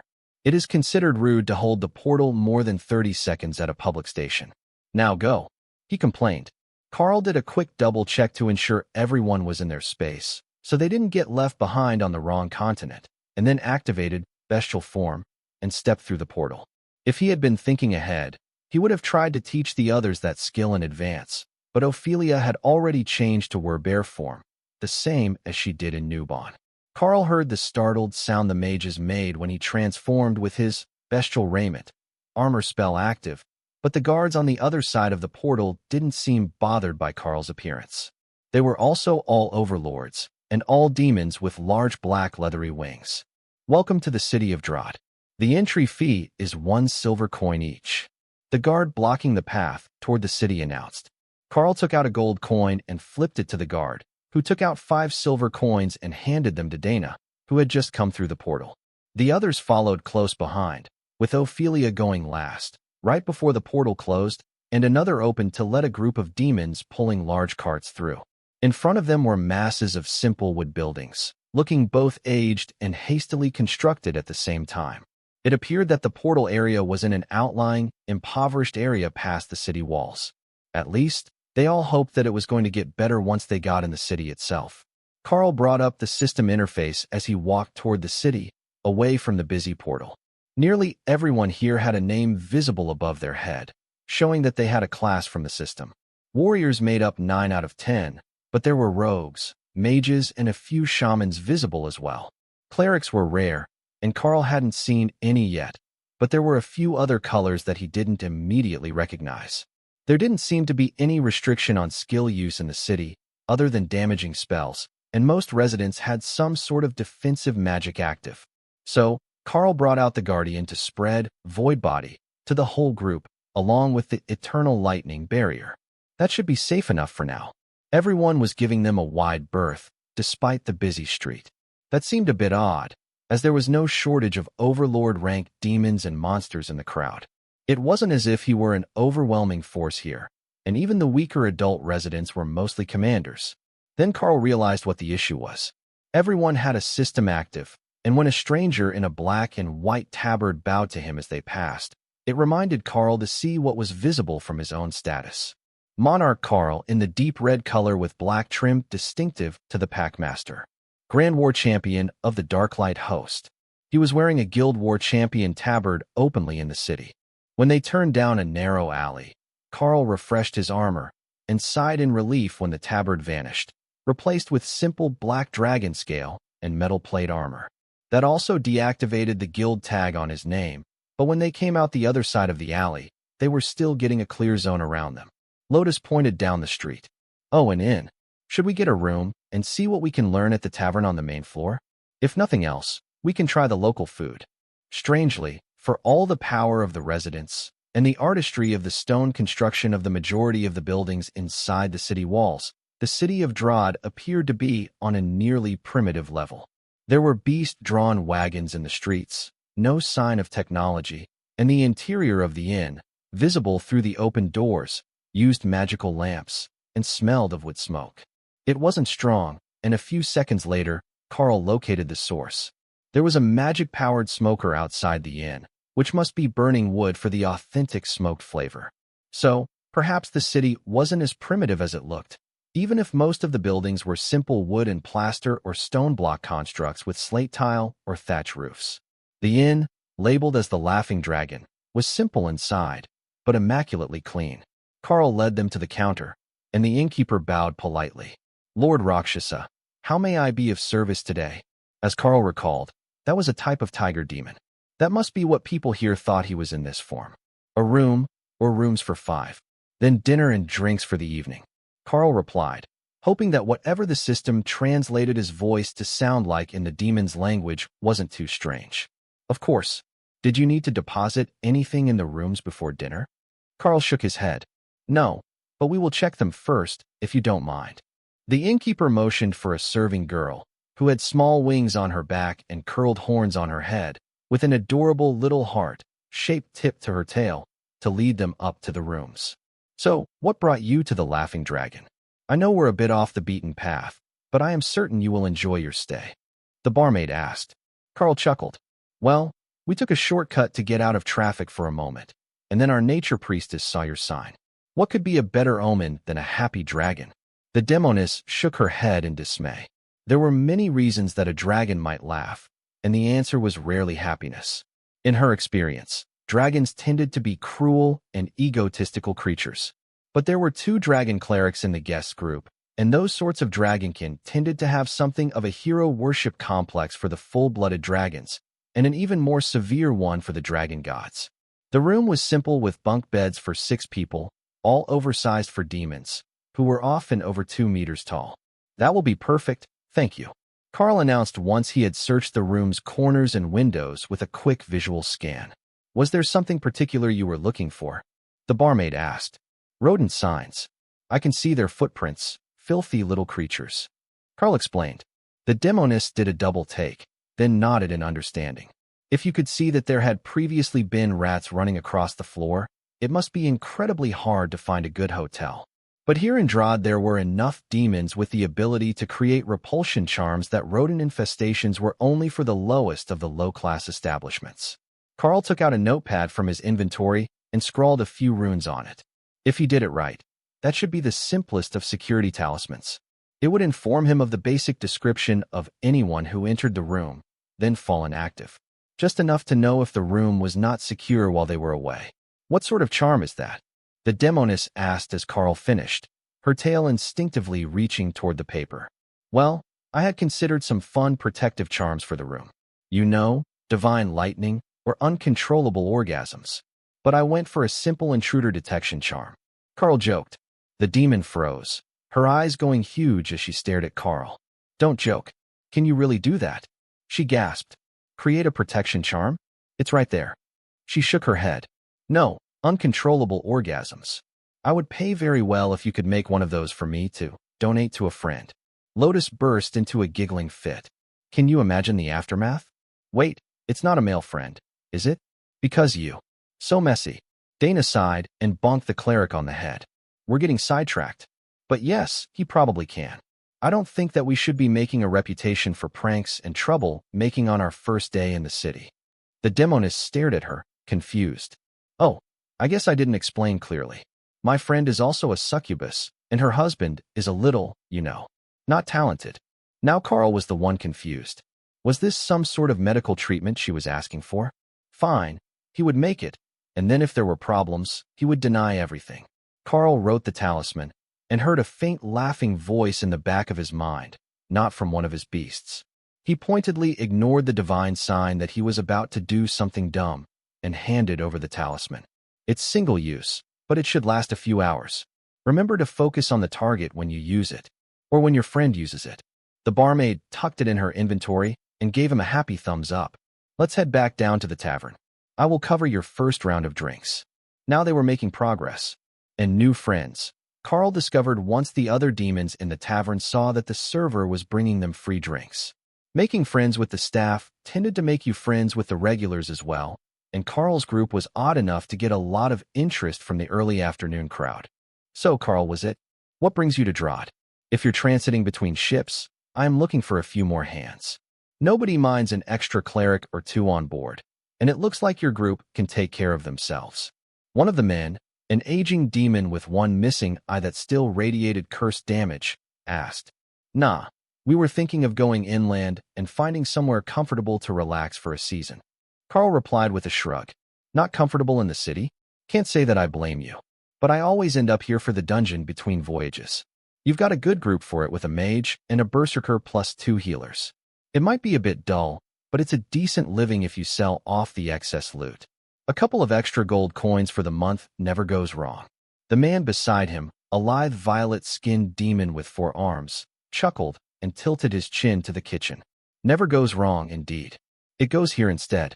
Old Jared takes 1 run a month from here to the city of Lard, and when he's back at the end of the week, he goes to the dungeon and then drinks away his pay, hoping that Beth will give him a bit of attention. The barmaid turned at the sound of her name, then realized that it was just mentioned in passing. The old sailor was old enough to be her grandfather, and contrary to popular belief, even a succubus has standards. The group around Karl started to tell tales of the dungeon, the city, the sailing routes off the coast, as Drod was both the capital of the nation and a major trading port thanks to the fertile farmlands inland of them. A few hours later, a whole team of guards came in and flopped down in seats, taking up half the room. They had to be regulars, as the bartender started pouring before they had even finished adjusting themselves in their seats. But Karl noticed that he pulled from a different keg, and whatever he was pouring them didn't smell nearly as good as the ale that Karl's team had been drinking. The sailors were drinking wine and taking shots of rum, but this new drink smelled almost rancid. The captain of the guard team pounded down an entire pint of the drink, then motioned for another. "Having a rough day?" Beth asked, gently rubbing against his shoulder, which immediately relaxed the angry guard, whose eyes went vague under the effects of whatever hypnotic suggestion she had hit him with. Now that was a useful skill for a waitress. The Goal Regiment is back from their mission, 10,000 strong, with a dozen warships, and no respect for the local guards. "Can you believe that the city governor let them take over our posts? Said that we weren't competent, and now we're all being sent for additional training." The captain complained. He was an overlord, but most of his team were monarchs, so they weren't on the weak side for basic law enforcement. At least, not based on the people Karl had seen in the city. But the new regiment must have earned themselves a lot of prestige. Karl listened to the guards complaining about their lives for a while, then realized they were a temporary force, promoted from the army reserves to guard status. Not only were they being relieved of their posts, but they would return to reserve status, and their pay would be cut back to what it was before being activated. They had a good reason to be bitter today. But Karl learned a valuable bit of information about the city as well. Drod had nearly 180,000 people living in it, mostly various sorts of demons. Just like it was in New Bond, they freely mingled with various intelligent monster species, and magical beasts ran wild all over the wilderness areas. You would have to get away from the city to see much wildlife, as the farms were protective of their crops. However, it sounded like there were some incredibly dangerous beasts once you got too far from the major cities. Karl was excited to meet them. They also learned another fascinating fact. Drod, both the city and the nation, was the original Orcish name for the region, though it had been centuries since the coastal regions were under Orcish control. There were still large Orc tribes inland and majority Orcish cities, but while Drod still held to a lot of old traditions, it was definitely a demonic city these days. After a half-dozen rounds, the guards were starting to get morose, and Karl could sense that they were looking for a reason to lash out. Fortunately, there were a few tables of sailors between him and the guards. If the ladies were right next to them, things might have gone downhill quickly. But Karl's luck was not with the guards today, and after a bit of an argument spilled out into the street, dozens of uniformed soldiers rushed in. Well, what do you know? Drunk and disorderly in public. Just what you would expect from a bunch of untrained reservists. The leader of the guard patrol began. Karl sighed, and Tessa facepalmed as she realized what was about to happen. The battle started out as an unarmed conflict between the guards and the soldiers. Then someone knocked over a freshly loaded table of drinks, and the sailors were pulled in, throwing punches indiscriminately. Beth appeared unconcerned by the chaos as she brought a tray of cheese and bread to Karl's table, along with a fresh pitcher of ale. "I'm going to be cleaning for hours, but at least we get to close early," she joked as Karl watched half the tables get destroyed in the melee. Lotus popped a cube of curiously blue cheese in her mouth. "I can help you fix the tables. If there's one thing that a nature cleric is good at, it's fixing wooden tables." The barmaid laughed. "I would appreciate it. We have a repair amulet with a mending spell on it for the tables. We have to repair furniture at least twice a week." Karl was out of his seat in a flash as a soldier came flying at their table. He set the man down on the floor, and the soldier swung around, ready to continue the fight, until he looked up and saw Karl's face. He instantly turned and grabbed one of the sailors who had been knocked out, which let him drag the man out of the tavern. Karl sat back down, and old Jared, the one-eyed sailor, laughed. You should have seen his face. I think he might have wet himself when he realized he had run into you. The extremely drunk sailor laughed. I'm not that scary. I'm not even an overlord. Karl reminded the sailor. Does that really matter, though? He's an obsession demon, and the tigers are known for their strength.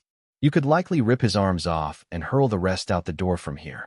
The sailor was clearly on the verge of passing out from excessive drink, but Beth agreed, and even Ophelia was doing the mental calculation on whether you could throw someone out the door from here with the roof beams and the pillar in the way.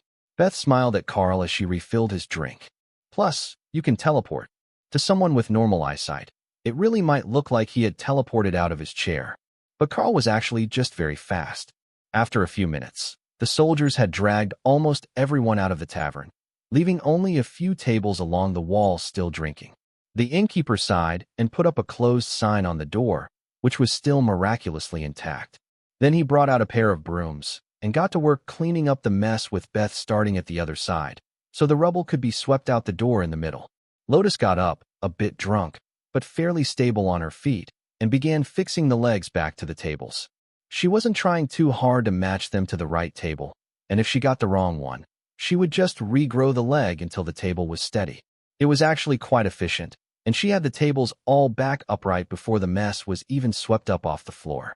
Then she started on the stools, fixing them as she did a very bohemian dance around the room, waving her hands like she was dancing to a song only she could hear. The bartender picked up one of the chairs and shook it, then nodded in satisfaction. If they're not up to standard, you can just fix them the normal way. Karl called from across the room. I'm more worried that she might have made them too durable. The chairs are supposed to break instead of the skull that they're smashed over. The innkeeper explained. Ophelia winked at Karl. You know, this place isn't half bad. I'm regretting this choice less by the minute. Of course, the berserker would approve of that plan. The only reason she didn't get involved was because she didn't know what it would take to get her back out of the brig, or county jail, wherever it was that they took drunks after a fight in this city. Once the bar was cleaned, and the rubble swept out the door, the innkeeper changed the sign back to open. It's still early. Might as well give them a few hours. Sorry, Beth. No going home early tonight.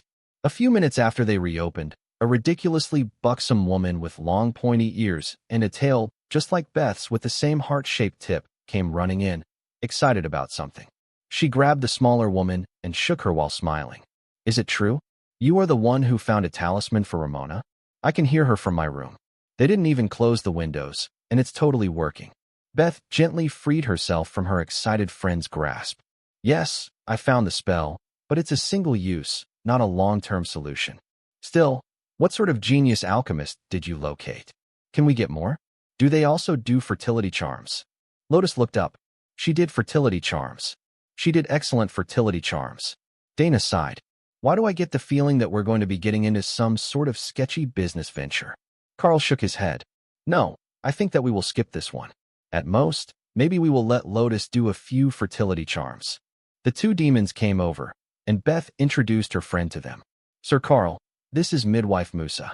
She runs a clinic in the palace for demons of the royal clans who have issues with fertility. The older succubus made a hurt look. And again, she casually pretends she's not my daughter. But as a midwife, my job is to help brides with the little issues preventing an heir to the families from being born. I know how most species look at us, but in the name of medical science, I would appeal to your, never mind. I have money. Tessa laughed, and Dana poked Karl in the side. The demon had gotten halfway through the sentence, then decided that Karl probably didn't have anything resembling a kind nature or a sense of empathy. Well, we do have a nature cleric with us, and she can do a fertility charm, but we're not going to be in the city forever. However, for the right price, I think that I can provide you with a magical item that will help. It won't be available until morning, though. The midwife nodded. I can wait. In fact, I will come back at breakfast, if it will be ready by then.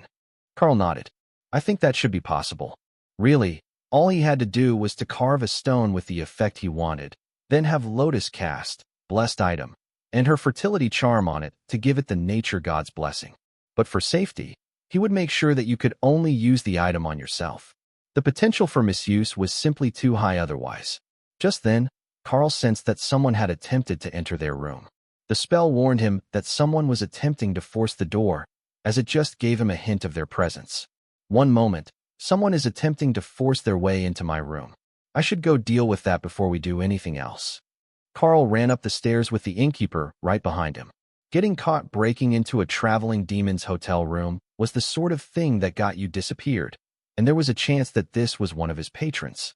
Karl stopped at the top of the stairs and resisted the urge to laugh at the sight that greeted him. One very drunk sailor was using both hands to carefully insert the key for room number 9 into the door for room number 6. Then he cussed, kicking the door, and repeated the process when it didn't work. That was what had triggered Karl's spell. He must have put his shoulder into it at some point before he realized that it just wasn't working. The innkeeper rushed past Karl. "Sir, is there an issue with the door? Here, let me check." "Oh, see, that's the problem. You're holding it upside down. It's for room 9, and this is room 6. Follow me just over here." And there we go. The innkeeper escorted the drunk to bed, and the man was snoring before the innkeeper had even closed the door. "So sorry about that, sir. It happens now and then." Karl waved his hand, dismissing the man's concern. "It's fine. I thought it might be something serious, as we've had a few incidents in the past. You know how it can be, traveling with a whole group of lovely ladies." The innkeeper nodded in agreement. "Yeah, that bear has some gloss to her fur. I'd imagine that you'll have issues now and then with amorous suitors." Strangely, he was right. It always seemed to be someone going after Ophelia that gave them relationship-related issues. But with the problem solved, Karl quickly recreated the talisman and slapped it on the inside of the door to return to the tavern. False alarm. He informed the others as he returned to the main room, only to be grabbed by a desperate-looking man in expensive clothes. In the most literal sense, there was actual gold woven into the cloth. "So sorry, sir. Midwife Musa, you're needed back at the palace." "Oh, hello, Beth. Sorry that I can't stay. My wife has gone into labor," the man announced, then dragged the older demoness out of the tavern. "I like this place, it's lively." Ophelia laughed. "Will you really make an item for my mom? I know it's rude to ask someone to work the day they arrive in the city, but we could really use it. The king just had triplet sons, and every single clan chief, demon noble and monster lord is trying to create an eligible bride for them. It's tradition that the prince will pick a bride not more than 2 years younger than himself on his 14th birthday, and they will be married when she reaches 18. So, we currently have pandemonium in the maternity ward," Beth explained. Lotus raised her glass in a cheer for the demoness. "Fluffy baby demons."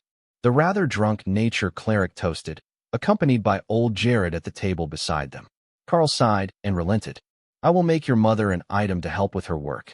It will be ready in the morning, and I will explain how to use it." The innkeeper rolled his eyes as the barmaid did a little happy dance. Fortunately, Karl's team and one drunk sailor were the only ones in the tavern. It was starting to get dark, and the night crowd would be there soon to start drinking. But Karl had no intentions of still being downstairs when that happened. It didn't take much to get the half-drunk group up to the room, where the talisman informed him that he was the first to enter the room. Ray was awake now, and planning to keep vigil from within her space unless something interesting happened to be nearby. There were powerful things in this city, and she didn't want to steal their food before she knew what they liked best. It was common sense for a bloodbath spider to let the strongest take the things they wanted first. Unlike Karl, who could vaguely sense the power of the residents, she could clearly tell that there was at least one something stronger than a totem in this city. There were totems as well, and those were dangerous, but whatever that last thing was, it was bad news. She suspected that it was a demon, but her genetic memory didn't have a lot of information about them, and it didn't feel like any of the others they had met today. The city of Drod appeared to be a well-regulated place, though. Once the sun went down, and the last of the drinking crowds went home around midnight, the city streets were silent, with magical lamps on each corner, giving pedestrians a sense of safety. Many of the demons were nocturnal by nature, Ray noticed. Though they were primarily active during the day, and the city slept at night, there were many glowing eyes that marked so many nocturnal predators. The other species in the city weren't all so lucky. Ray saw that many of the dragonkin struggled in the dark, as well as various lizard folk and ogre species. It looked somewhat similar to what she had seen in Newbon, but the power level was much higher. She wasn't sure how to feel about that.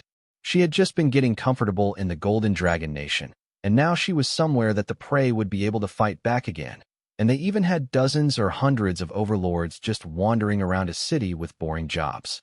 On one hand, there were so many flavors of overlord blood. On the other, she liked stabbing prey, not being stabbed by prey. She had even seen one who was carrying a stack of flyers for his carriage-making business. What sort of overlord sold primitive wagons?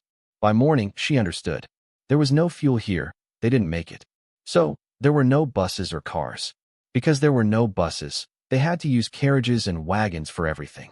But the majority of demons had functional wings, and there was nearly as much air traffic as ground traffic. That meant you had to watch for someone about to land on your head, but mostly, people would land in the road with the wagons and then step to the sidewalk. She should get Karl to find a flying spell for her. It looked fun. Morning light woke the group, and Ray updated Karl on the state of the city, as well as the fact that there were royal and monarch-ranked people dressed like laborers going to jobs before dawn. If they were expecting special treatment for their power level here, they were going to be greatly disappointed. Making gifts for the important people might be their best option.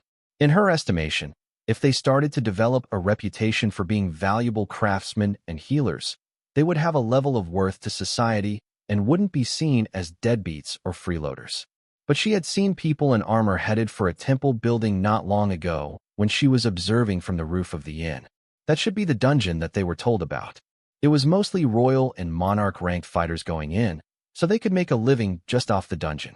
Everyone headed down to breakfast, which was a thick stew served with fresh bread and fried eggs. It was pretty good, even Lotus had to admit. Not fancy fare, but definitely worth adding to their menu. Beth wasn't on duty for the morning, and there was a large Orcish woman working the front desk. But she seemed to know who Karl and the others were. So the innkeeper was organized enough to at least brief morning shift on their guests. After eating, they returned to the room to plan their day, and to make the item that Beth's mother, the midwife, had requested. All right, I am going to inscribe this with runes for virility, fertility, and pleasure. You add a holy item blessing as I enchant the runes, and we should have a nature dragon enchanted fertility treatment, Karl suggested to Lotus. The little priestess gave him an enthusiastic thumbs up as Karl began to carve the egg-sized green stone. The process went much more smoothly than Karl had expected, as if the stone was willingly accepting the power, instead of passively having the power forced on it. The finished product had violet, glowing runes, and the entire stone shimmered with the green of nature magic. Lotus examined the stone. It looks good. I think we need to give it away to test it, though. Testing it ourselves would be unwise. That was an eloquent way of putting it. So, Karl went down to the front counter to get directions. Miss, I am looking for Miss Beth, or her mother, Musa.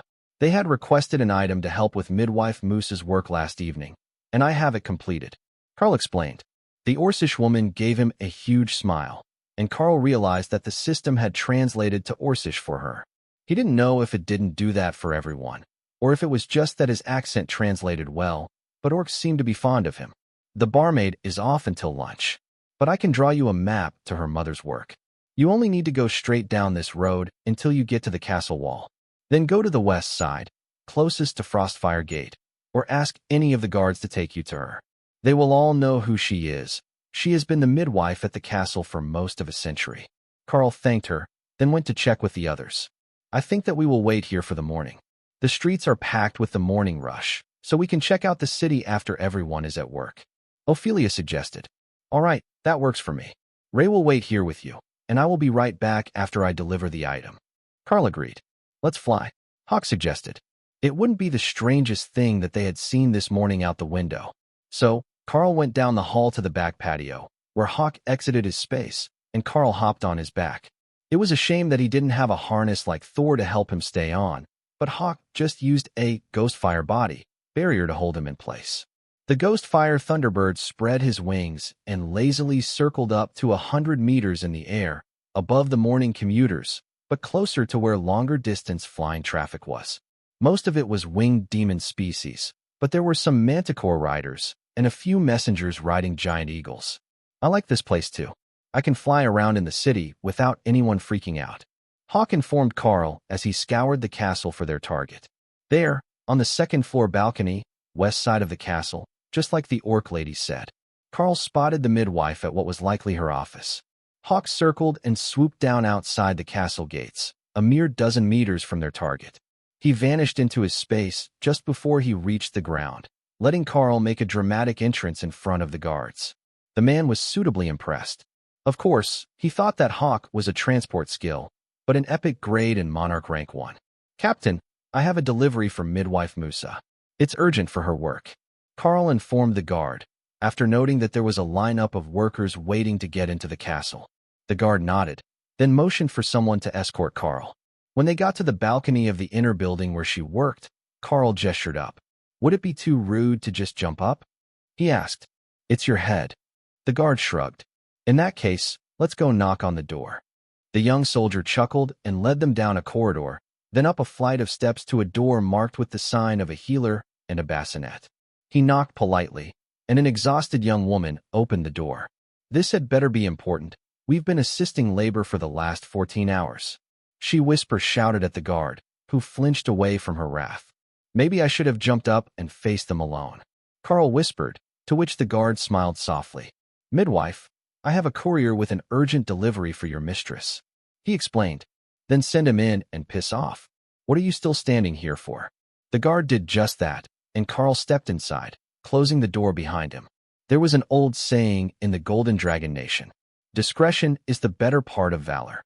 Nowhere was that quite as clearly exemplified as the moment that the guard turned and ran from a woman a third his size and half his rank. Truly, he was a man of great wisdom. Musa was resting on a rocking chair, but her eyes lit up with bright pink light when she saw Karl. "Did you have the thing my daughter mentioned? What do I owe you?" Karl took out the stone. "First, you should test it to make sure it works. I haven't actually made one like this before, but once you have verified it, we can negotiate." It was only after he finished talking that he realized everyone in the room was staring at the glowing green egg. "What is that?" Musa asked. "A fertility stone. Put some mana in it and have the recipients use it on themselves. If it works properly, conception chances should be greatly increased." Musa looked confused. "Why would we rely on them using it? I could just activate the stone, and they would never know it existed." Karl shook his head. "Safety measure, so it's not used for nefarious purposes. You have to willingly use it on yourself." The assistant midwife smiled, and Musa gave him a motherly pat on the shoulder. "You know, you're all right for a cat." "All right, there are nobles waiting in the other room. Do we need both of them?" she asked. "And a private room. I forgot to put a timer on the effect." Karl agreed. That made Musa laugh out loud, waking the new mother in the main room. "Sorry about the lack of space. We've only got one delivery room. We usually go to the mother.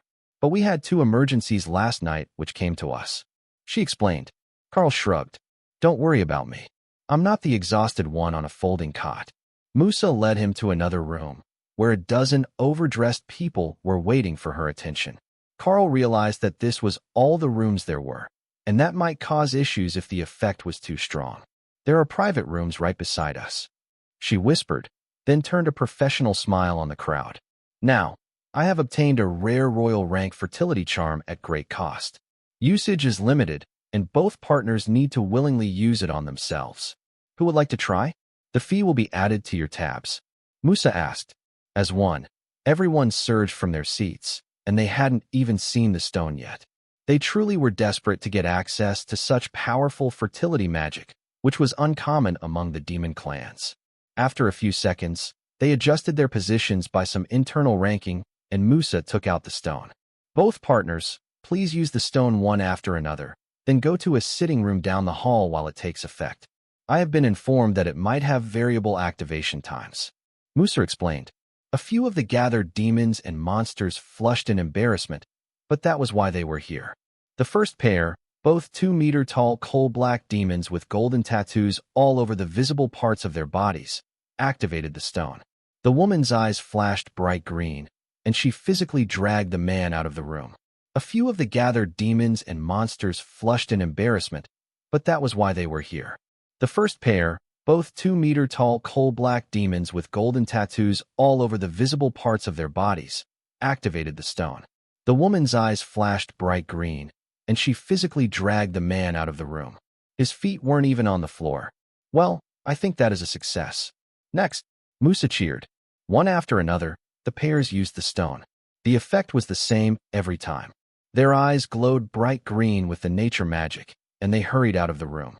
Well, except one pair, who seemed intent to get started before they were even out of the room. Once they were chased out of the midwife's office, Musa smiled at the stone, then looked down the hallway in shock. No way. It's that effective? She asked. What do you sense that I don't? Karl asked. Pregnancy. I have motherhood-specific foresight. I can sense the instant that someone gets pregnant within my range. I use it to prepare for customers in the castle. We're up to 3 couples already, but they are not ready to celebrate yet. That part is just my succubus senses, not a spell. She explained. The assistant giggled. I don't think you needed to tell him that. Half the doors aren't even closed to activate the soundproofing spells. That stone is far too effective. Karl shrugged. You wanted a stone to help with fertility, and that is what I made, with the help of a royal rank high priestess of the green dragon. The midwife nodded happily, then handed a note to her assistant, who ran off somewhere in the castle. She will come back with the payment. This is worth more than I have on hand, and I will give you a bonus for the Duchess, who has been trying for a long time for her heir. The first couple? Karl asked. The midwife nodded, and Karl sent a short prayer to the gods for the safety of her partner. How long does this last, anyhow? Musa asked. It's a spell effect, so either about 4 hours or until they choose to deactivate it. Karl replied with a shrug. The halls were quiet now. Someone had closed the doors. But the assistant was flushed and sweating with exertion when she returned, followed by 2 guards and a man in a crown and a deep purple cloak.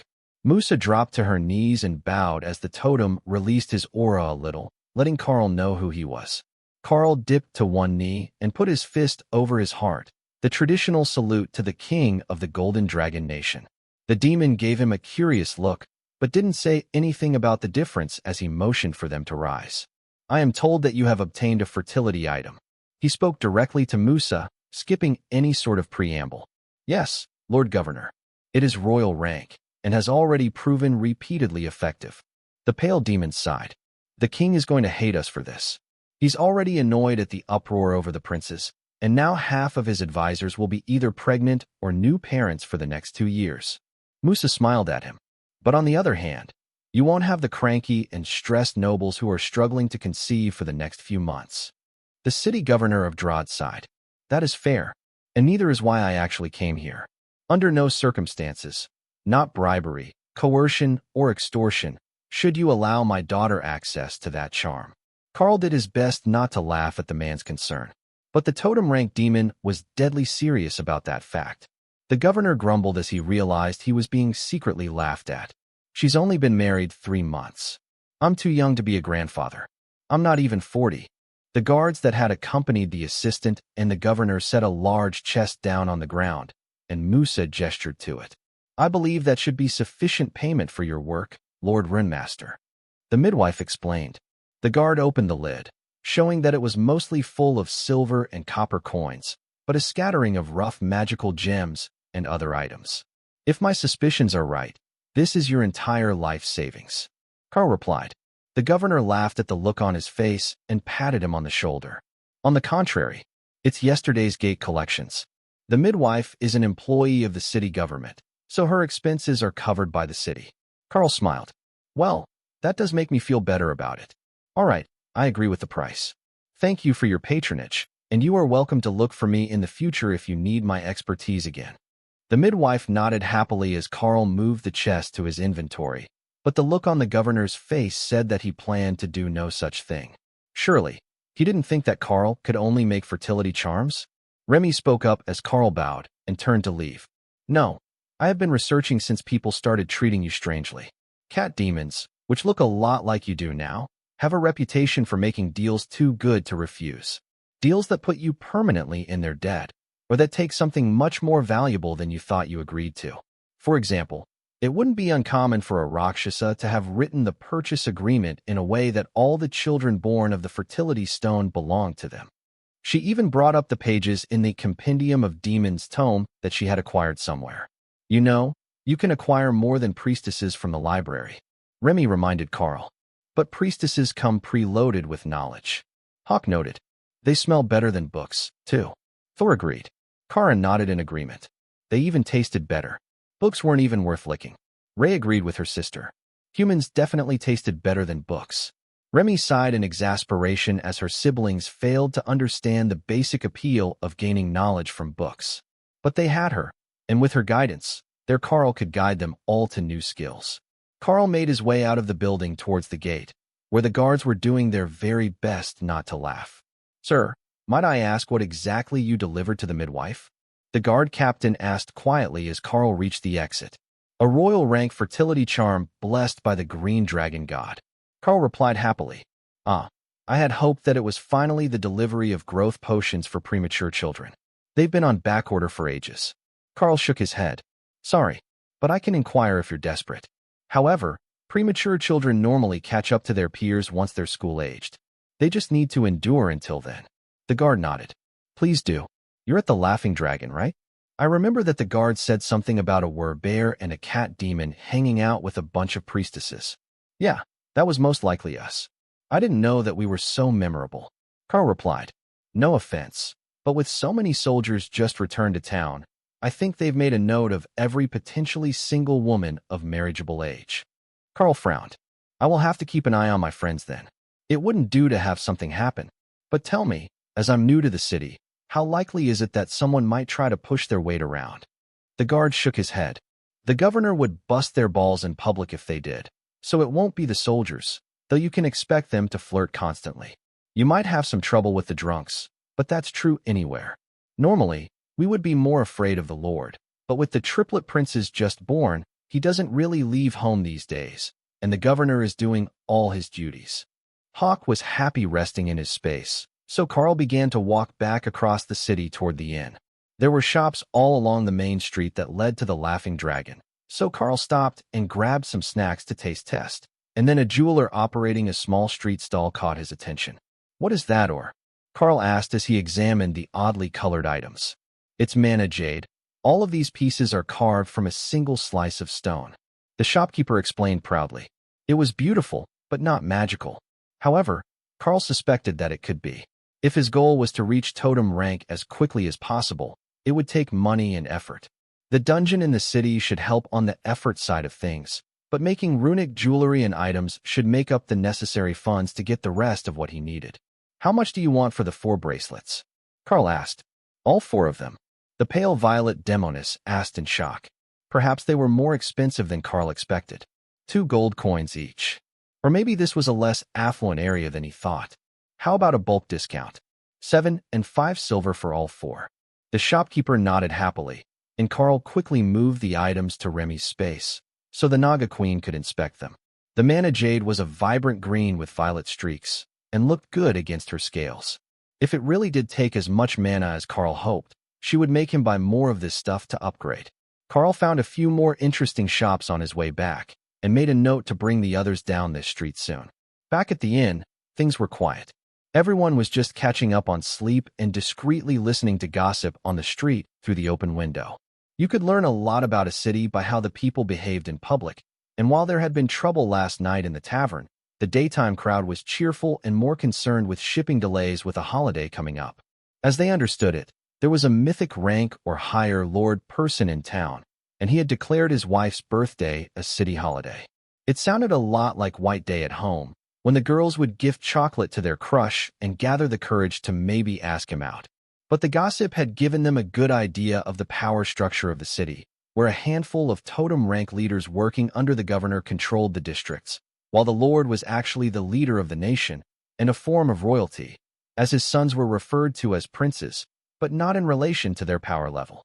But much more shockingly, that seemed to be a normal thing all over the nation, to have at least a few totems in every major city and most towns.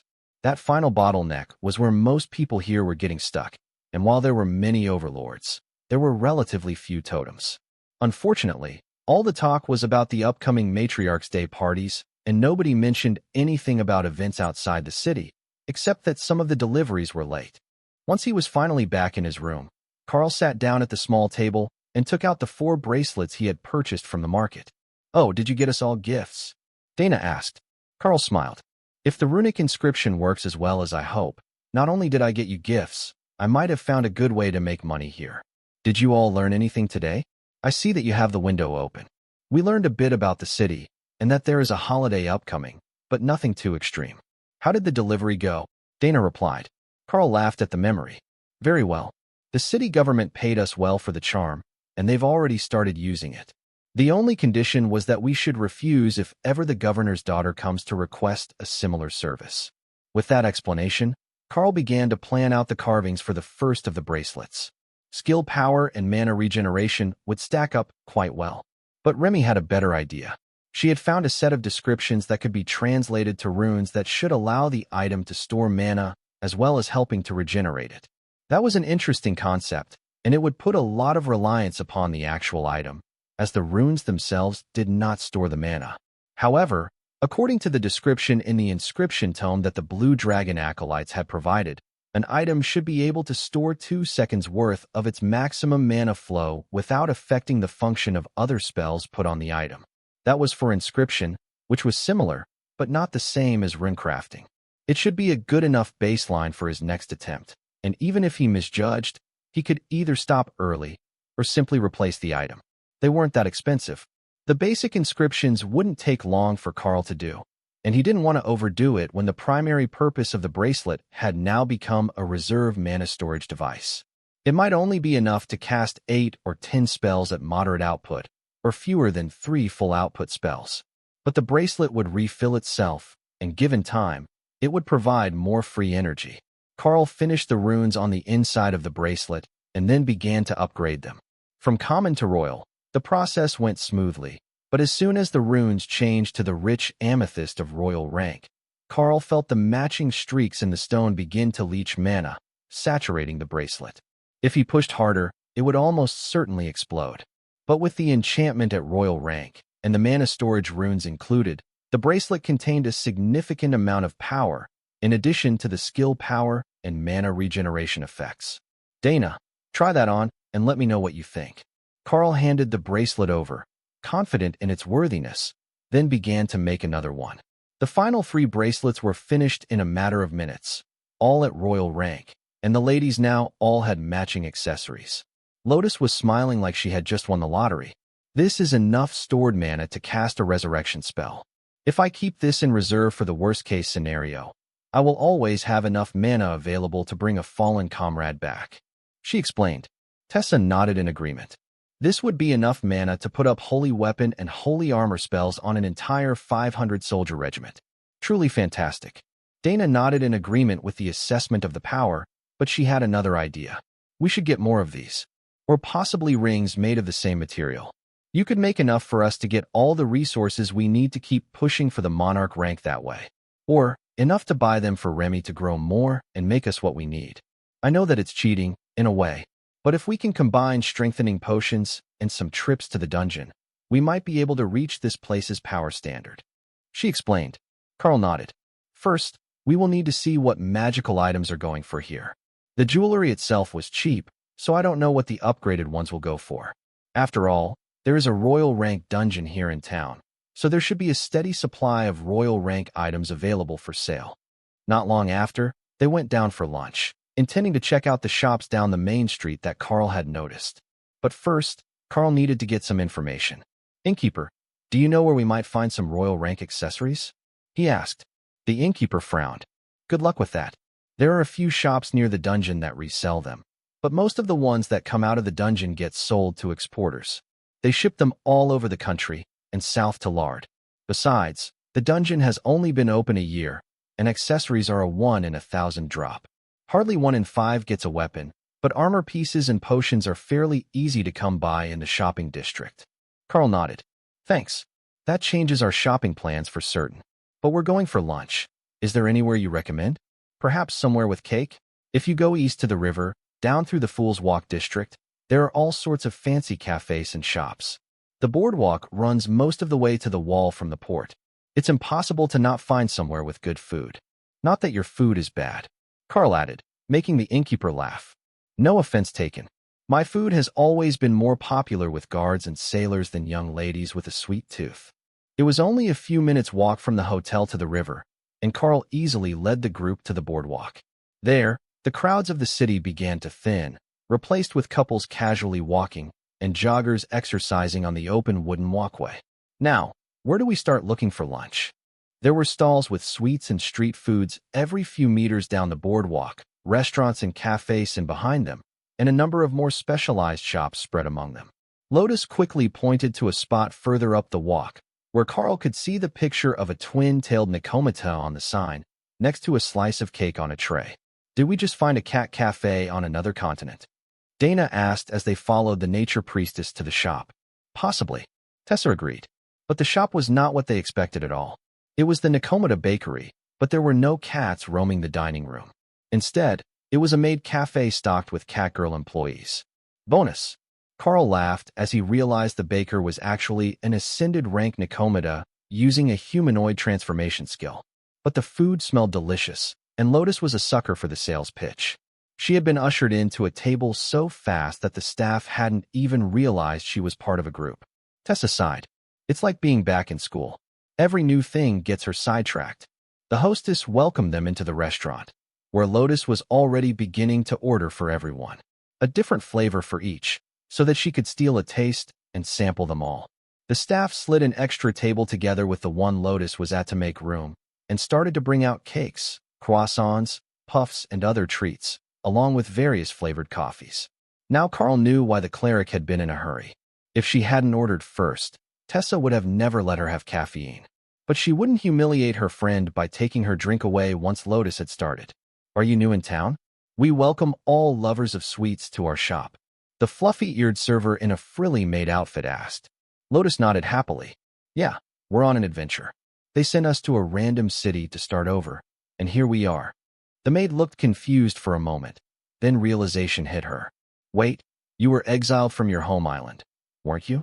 That's wild. You're so cute. Who would have thought that you were that sort of badass? Lotus smiled at the compliment, not realizing that the woman thought they were criminals from another one of the Dragon Isles. Technically, Karl was exiled, and we all chose to go with him on an adventure. But they said we can come back when he reaches totem rank, so it's not like it's permanent. Lotus happily explained, then winced as Tessa thumped her on the head. The short one misunderstood your words, I think. We weren't exiled as criminals, but for political reasons. Tessa explained. Oh, so it's like that. Well, welcome to Drot. We have some of the best baked goods in the city, and you've only seen half the menu. The server replied quickly, but the Nikomata baking in the back laughed quietly to itself, but just loud enough for Karl's sensitive hearing and the catgirls standing by the kitchen to pick up. With an aura like his, the definition of crime might be somewhat different from usual. Treat his friends well. That man is dangerous. One matcha latte later, Lotus was wired and ready to explore the city. Fortunately, there was a whole boardwalk full of interesting things to see, and then Karl would lead them through the shopping streets to get more of the Mana Jade jewelry. They certainly wouldn't be short on sweets for a while, as Lotus had brought them to a dozen different street food stalls, and the proceeds had been saved in the ladies' inventory for later. With the exception of a caramel apple, which Lotus was now using as a half-eaten conductor's wand for their adventure on the boardwalk. The boardwalk ended 100 meters from the outlet to the ocean, with a heavy industrial section of warehouses and one large bridge between them and the docks that lined the bay side of the city. Where next? Lotus asked, now that they had seen a lot of the things she had hoped to explore today. To the shopping district.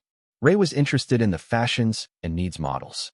Then I want to get more of the bracelets and rings like the ones I bought yesterday. After that, we can return to the inn or find a spot for dinner. We did do quite a bit of walking, so I'm sure we will be hungry again soon. Karl offered. Those were magic words, and Ray appeared from her space to lead the way. The money-making schemes could wait. There were new ways to decorate her team waiting. She was more demanding and less flighty than Lotus as a leader, and Ray deftly guided them through the streets to the start of the shopping road by the castle. Ray even did her best tour guide impression, using Remy's information for the others. And here we are. The castle. The city governor as well as the lord, as people here call the leader of the nation, both live here.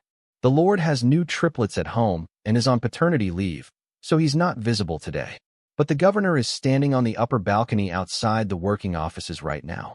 If you can see that from here. She explained. A few passers-by turned to look and realized that yes, they could faintly see him in his official robes, taking a smoke break on the balcony. As a totem, He didn't really fear surprise assassinations. Anyone below his rank did so much less damage to him that their efforts would be in vain. Ray turned the corner onto the shopping street and led them into a custom dressmaker before being picked up by the shoulders and brought back to the door by Ophelia. Understand this much. I'm not wearing a dress around all day without a good reason. The berserker insisted, her black eyes intently on Ray's face, searching for a sign of understanding. Not even a nice skirt? It's easy to move in. You can wear armor under it, and it's extra armor if I make it. Ray bargained. It was a trick question. Normal armor usually already had a hanging loincloth or long shirt that fit like a skirt to protect the hips. If Ophelia tried to reject the idea, Ray could use her current armor against her. After seeing the excitement of Ray and the dressmaker, Karl stopped at the door. Why don't I go take care of the work part of the day, and you ladies can try on dresses in peace? He suggested. Oh, good idea. We can make it a surprise for you later. Ray agreed. Tessa waved him off and pulled Ophelia further into the store, which had everything from traveling cloaks to evening gowns on display in multiple colors, all of which were exquisitely made. As he walked away, he heard the dressmaker gasp as Ray slapped a few gems on the counter and insisted that she close the shop until they were done. She didn't want her work interrupted. Karl headed straight for the stall that had the mana jade accessories, and found that today the stock was even better. The green and purple jade accessories had been joined by a bunch of white jade rings with red streaks. If Karl's guess was right, those should accept monarch rank runes. The purple ones had flooded with power when they reached royal rank, and these ones perfectly matched monarch rank runes. Sir, welcome back. Did your lady friend like the gift? The demon girl at the stand asked. Indeed she did. But I am back here for business reasons this time. You see, I am a runesmith. Karl was about to continue, but the demon gasped and surged to her feet. Sir, please follow me into the house. She insisted, already starting to fold the sides of her stall down. Karl shrugged and let her finish the work, then activate a charm to lock the stand, with an "on lunch, back soon" sign. Karl followed her up the stairs to a tiny apartment over the shop behind her stall. Only once they were inside, and she had cast a silent spell over the room, did she speak again. Is it true? You're a runesmith, a real one? She demanded. Karl nodded. I would show you the results of the other accessories, but the ladies are shopping for dresses. The shopkeeper took out one of the white and red rings from a box on the table, and Karl saw that she was making them herself, with chips of stone and dust everywhere in the one-room space. Karl extended a claw from his bestial form and looked her over. The shopkeeper was a warrior class, so he made a warrior-type rune. Feline agility and titanic strength. Then he slowly upgraded the runes until they turned red to match the veins in the ring. The same feeling of saturation, where the runes tried to merge with the stone, happened when it hit monarch rank. Karl stopped then and handed the ring over to the artist. See, if you put it on, it will bond, and you can use your system interface to examine the stats. He explained. She looked panicked at those words. Let it bond to me? Are you insane? This thing is worth more than my home. Karl was about to point out that her home was likely the spare bedroom of the other unit on this floor at one point before it was given a stairwell to the balcony. Instead, she cast a spell on the ring, and information appeared over it in Karl's system interface. Nimble ring of titanic strength, monarch rank. Increases strength by 43% of base. Increases agility by 14% of base. See, fancy, but not too fancy, as it's a ring. I would like to purchase most of your stock, the parts that are made of both of the white and the green mana jade varieties. Karl reminded her. The jeweler was silent, crying happy tears as she stared at the ring. You really can do it. I will sell you my whole stock. But I want another 2. No, another 3 of these items made for me to sell. She insisted. It was literally only 4 linked characters to do the upgrade, under a minute of work for each ring. You have a deal. Pick the items and the enchantments. I will make you what I can. She quickly picked up 3 more rings, then put one down and took out a green and violet bracelet. Please make these 2 rings identical to the first one. Then for the bracelet, can you do more? It's bigger, so there is more room. She suggested. Karl looked at her nameplate with the system. Name, Loros. Obsession, sculpting. Class, warrior. That was new. He had never seen a line for obsessions or personality traits appear before. Perhaps it was a demon thing? Or maybe she was really obsessed with sculpting jewelry. Is the bracelet for you? He asked, and her ivory white skin flushed a little, not just on her face, but her whole upper body. Loros nodded happily. Yes, with the ring and bracelet together, I will be able to get respect from the customers. You see, looking poor makes your work look poor. But with this, I can not only sell a lot of my carvings, but I can refer them to you for the extra work. Karl smiled. I don't know how long I will be in town, but perhaps we can work out a deal. Being a shopkeeper isn't in my nature, but if you can refer me to a shop that will sell them on consignment or buy them for resale, I will give you a cut of each sale. Her eyes flashed bright red, and she nodded rapidly. I know just the spot. The Lord's wife owns a jeweler's shop, backed by his money. If you sell to them, nobody will question the authenticity. Plus, they can afford to buy more than one at a time. Karl quickly inscribed the runes on the other 2 rings for Loros, and then smiled as he realized that he could have a little fun with the bracelet, which was designed to have room for a custom name on the outside. For the young lady Loros/Happy Birthday, Karl wrote on the outside, then added the runes for increased skill power and sharpness to the inside. That would make it effortless for her to carve even the most difficult of materials, increasing her work speed and thereby her profits in the future. Karl turned over the bracelet, and the demon broke down into full-fledged tears. How did you know it was my birthday tomorrow? She sobbed. Divine inspiration. Karl lied smoothly. Now that she was crying over it, he was not about to admit that he had intended to make it look like a childhood gift for the daughter of a noble family. Karl picked up a dozen rings from the table, all the green and violet royal rank mana jade, and quickly inscribed giant strength runes on them. Nothing else, just royal rank giant strength. Do you think that this will be enough for the shop? I heard that magical jewels were difficult to come by, and I didn't want to go overboard with the first sale. He asked gently, while Loros washed her face in the sink. Yes, that should be enough. With the shop cut, and a small cut for me, that should be 85 gold pieces per ring for you, at wholesale price. Don't accept less than 100 before deductions. They will sell them for at least 150. She insisted, becoming determined when it came to money. How far is it to the shop? Karl asked. It's actually just around the corner, on the street that faces the palace, so the Lord can keep an eye on his wife when she goes out to inspect her shop. He's quite protective, and even more now that she's just given birth. Loros explained. Karl looked down at the casual gray polo shirt with the spider on the pocket and the black pants he had chosen for the day. That should do. But Loros was a mess of stone dust and tear streaks. Do you have something fancy? Or do they already know you? He asked. The demoness laughed. Of course they know me. I live next door. They walk by and make fun of me every morning. You see, if my skill was higher, I could make magical items with my crafting as well. But until then, I'm just another poor street vendor. All right, follow my lead when we get there. I'm told that my aura is somewhat terrifying, and it helps in negotiations. Loros stuck out her tongue at him. You know that almost all demons can see auras, right? It's not exactly a secret what your aura looks like. Well, that was embarrassing. But she had brought him into her home, knowing that his aura was deep red and black. Perhaps the slender sculptor was braver than she looked, or more obsessed with getting recognition for her work. She led the way, and Karl noticed the disgusted looks when she entered the shop, but Loros quickly bowed her head and apologized. Jeweler Mugos, forgive the intrusion, but I have brought you a business opportunity. She whispered. The short, four-armed demon known as Mugos was an overlord, and unnaturally bronze, which he complemented with an all-black suit. Mugos turned to Karl. I suppose that you're the business opportunity? Karl nodded, and placed one of the rings on the counter between them without saying a word. The demon did a double take, then slowly smiled and reached out a lower arm to pat Loros' head. Good work, little street vendor. Now, sir, how much were you hoping to get for this ring? Karl smiled, and one by one he placed 9 more on the counter, keeping the last 2 in reserve.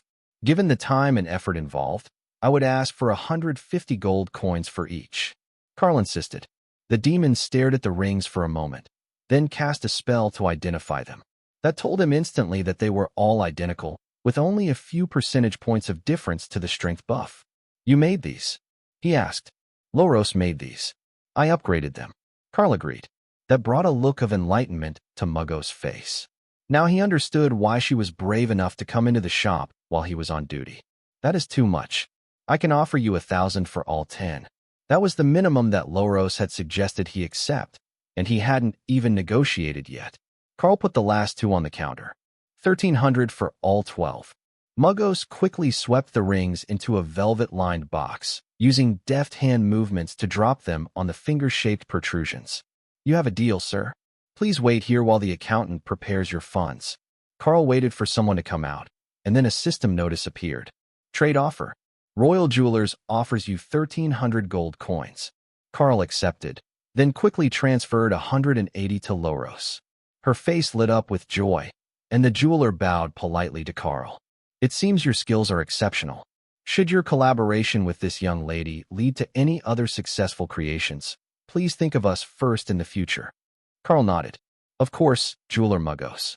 I intend to have a few monarch rank items with more diverse abilities for you soon. I do hope that your shop will be able to assist me.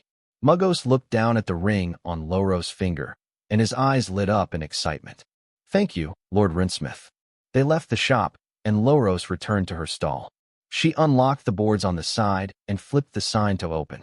Such dedication, Karl joked, knowing that this was the most money she had likely ever had at one time. Oh right, you intended to buy the entire stock, didn't you? She realized. Karl nodded, then stopped her from packing up. How about this? I will take the monarch-ranked items you have today, and all 10 of those green cloak brooches. Those are large enough for a proper upgrade. That's payment enough for today, and then you can make me an equivalent number of items later. These all have similar engravings on them, but Mugos would be much happier if they were all distinctly different with one identifying mark on them, so he could trace them back to his shop later. That worked out well for Loros. You're not worried about me running away with the money? She asked.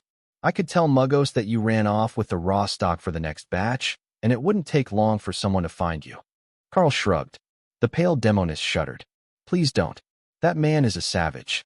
There are rumors that he beat his cook to death for burning his dinner. Karl smiled. See, we have an understanding. But I'm at the Laughing Dragon with my friends.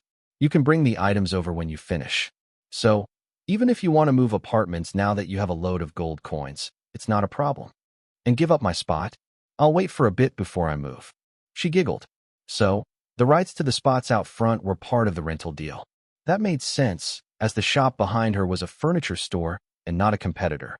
Most likely, the furniture shop owner had the rest of the apartment on the second floor as well, and Loros simply rented the small suite in the corner with the outside entrance. It was a functional solution for a crowded city with so many street vendors who wouldn't want to live too far from their spot. After all, they could take the items home, but the stall had to stay to save their sales location. It was peace of mind to be able to see it from your home, so you knew it wasn't being vandalized. With Loros hard at work selling her existing stock, Karl returned to the dress shop where he had left the ladies. There was a large mound of dresses in 5 different stacks, presumably one for each of them. Then, Remy came out in Naga Queen form and gave Ray a pleading look. The shopkeeper didn't see her appear, only after she had entered, and quickly held up a hand. Ma'am, my apologies, but the shop is closed for the moment for a private shopping group, she announced in a firm tone. Oh, she's with us. Hello, Remy. Ray replied, waving the Naga Queen over. There are some dresses here that didn't look right on us, but might on you with the extra 2 arms. Here, put this on. It should be your size, you're pretty slender. Karl could practically see the cash register ringing up new sales in the woman's eyes, so he leaned in to quietly ask her the important questions as the assistants catered to Remy. What are they at so far? The shop owner double-checked the stack, and then her math, before shrugging. About 70 gold coins, but for this large of a purchase, I can offer a discount. Karl nodded. Not as bad as I had feared. Then he turned to Ray. Are all these items the ones to keep? Ray nodded. Yes, they're all different styles, and all exquisite. I want them all for my art. The shopkeeper seemed to take that as Ray being a personal stylist, whose art was her outfitting of her clients. So, there was no hesitation as the shopkeeper began to carefully fold and bag the items. She had dealt with many wealthy clients in the past, and that man had already said he had no problem with the total cost. Dana messaged Karl. Do you have enough local currency? Or can we convert gems? Karl smiled at her. I have enough. I found a buyer for rune-crafted rings, and made a few more with the help of the sculptor who made the bracelets. No need to mention that what he had made today was 10 times what they had managed to spend buying out half of a high-end clothing store. Hopefully, this level of spending didn't continue, as the market for magical jewelry was bound to be somewhat limited. But for Ray's sake, they had to find local fashion. Remy's fashion choices were limited due to her extra arms, but there were options for multiple armed customers, as well as ones with wings. In fact, there were countless options for customers with wings, to the point that backless dresses seemed to be the standard here. The shopkeeper smiled at Karl when Remy was done shopping and whispered to him, so as not to disturb the ladies. "How does 70 for the entire pile, with your last friend added sound?" Remy had added at least 10 more dresses to the pile, so Karl nodded and searched his interface for a moment until he found the way to initiate a trade for 70 gold coins. He shook hands with the shopkeeper, and the carefully bagged items were moved into Ray's space. These were all lovely, but she wanted them as samples to remake them in her own silk and innovate. She had even managed to get Ophelia into a few dresses. Because of that success, Ray was in much better spirits as they headed to the inn again, and she now had at least 2 weeks' worth of designs to study and work on. It was strange for everyone in Karl's group to be somewhat anonymous in the city, as a group of royal rank women led by a monarch was hardly anything out of the ordinary, and dozens of similar level groups entered the dungeons every day.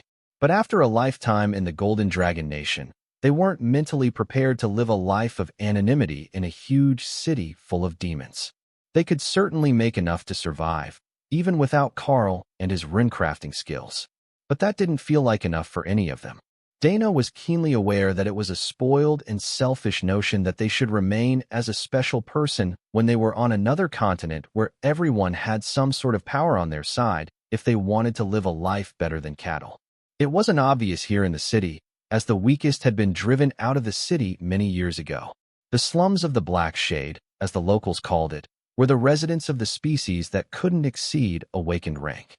In the city, even janitors and housekeepers were normally required to be ascended rank or higher, unless they were children. It appeared to be normal for apprentices to follow their parents to work before they were even teenagers, and the young faces in the shops that they passed only served to remind Dana that they really were in somewhere entirely different from anything she was familiar with. But the most notable fact about the city was its cleanliness. There were no rodents anywhere, no rot or filth in the alleys, other than around the garbage bins. Old Jared, the one-eyed sailor, waved and greeted them from a stool at the bar as they entered, looking much worse for wear than he had the other day. He hadn't been part of the fight at the tavern, but it was obvious that he had been in one sometime today. "Old man, are you sure that it's wise to go picking fights in the middle of the day?" Tessa joked. The sailor laughed and ran his fingers through his shaggy hair. "Ye are a funny one, priestess. I was at the dungeon today, and our healer was worse than useless. Some Knoll shaman, who seemed to forget that they were supposed to heal someone other than themselves." Tessa patted him on the shoulder and cast a healing spell to remove the bruises and cuts from his body. "Well, you'll be all right now." Old Jared laughed, then waved to Beth, who was in the back room. "Bring my friends a drink. They've fixed my face as good as new, and that lingering cough has cleared right up." Karl's group retreated to their room before dinner, in order to make plans for the upcoming days. "Do we have enough local money to get by? I know Karl said he had made and sold some items today." Tessa asked, ever the practical one. Karl nodded. "Yeah, I've got about 1,000 gold coins left. If we keep spending like this, I might have to make more rings soon.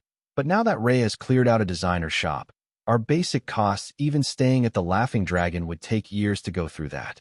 But I suspect that sitting around all day is going to get boring quickly. We could also check out the dungeon and see if it helps our power levels grow.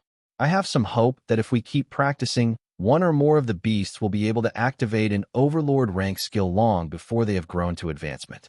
The extra combat power or defensive abilities would put us in a good spot." All 4 women nodded, and Tessa spoke for them. "That's what we were thinking. The way that the locals speak of it, being in the dungeon helps you grow faster.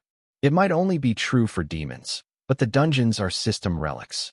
So, logically, it should help everyone with a fully active system grow as well. I know that Thor loves his job, but we would rest easier if we didn't actually need his protection most of the time. We would still gladly accept it, but it would be best if it were just an extra layer of safety." Then Lotus smirked. "Plus, who knows what the dungeon might give us? It's like a random treasure box. Karl wholeheartedly approved of that idea. The smell of fresh bread wafted up to their room from the kitchen below them, and they all headed down to get some additional information, though they weren't particularly hungry after loading up on cake at lunch. There was a younger lot of sailors in the tavern tonight, along with quite a few soldiers, but none of the old guards who had been cycled off duty. Karl took them to a table along the back wall, away from any chaos that might happen, but with sailors and soldiers all around them. "Oh, it's the new arrivals. Have you ladies had a chance to see the city yet?" One of the guards asked. "We went to the boardwalk and did some shopping today. We were thinking about trying the dungeon tomorrow. Anything we should know?" Ophelia replied with a toothy grin. The burly demon smiled back at her. "Well, it's a water realm dungeon, so everything is swampy. The dungeon is full of ogres, though. Kind of a strange setup, but at least the running water makes them smell a bit better than usual. There is a 5 gold coin per group exit fee. The last lot charged it on the way in, but we found that it's much easier to charge it on the way out. At least on the way out, they'll be guaranteed to have money, and nobody can accuse us of robbing a dead man." A tall blonde man that almost looked human, except for his eyes, whose eyelids operated in the wrong direction, nodded in agreement. "It's a 5-person run, and you can go in every day if you're feeling spicy. I don't think anyone really does, except that one group of adventurers from Drurker, and they're trying to save money to buy a farm. If you clear everything, it usually nets you about 3 gold a member, plus loot, so the fee is only a third of the average income, and even if you skip half the mobs to go for the boss drops, you'll still at least break even." Ophelia nodded in understanding. "Then it should be good for us. With 2 clerics and plenty of combat power, it should keep our bar tab funded." The guard laughed. "Now, you make it sound so easy. The bosses are all monarchs, and they're no pushovers. Not heavy on the magic, but ogre lords can be pretty nasty even without the dungeon, making them unreasonably durable." Karl motioned for Beth to bring a round of drinks to the guards in exchange for the useful information, right before one of the other guards chimed in with a bit of interesting information. "We got a lot luckier than those poor bastards in Bara, the capital of Nabibin. We stopped there on the way back from the northern island, and they got themselves an overlord-ranked dungeon that's nothing but bloody spiders and dark elves. The whole bloody place is cursed, I swear." One of the sailors began to laugh and nod in agreement. "And in a city full of dwarves, no less. I swear they'd brick over the entrance if it wouldn't start a riot." They were sitting and drinking, waiting for dinner, when an overlord in a guard uniform strutted in, looking excessively proud of himself. "Hey boys, look what I found at the royal jeweler," he called, holding out his hand with a very familiar-looking ring on it. "Got yourself married? Congratulations. Was it old man Muggos? Or his sister?" One of the guardsmen teased. "I'm not married, you idiot. They got a whole batch of royal rank strength rings in today, and I got my hands on one before they sold out.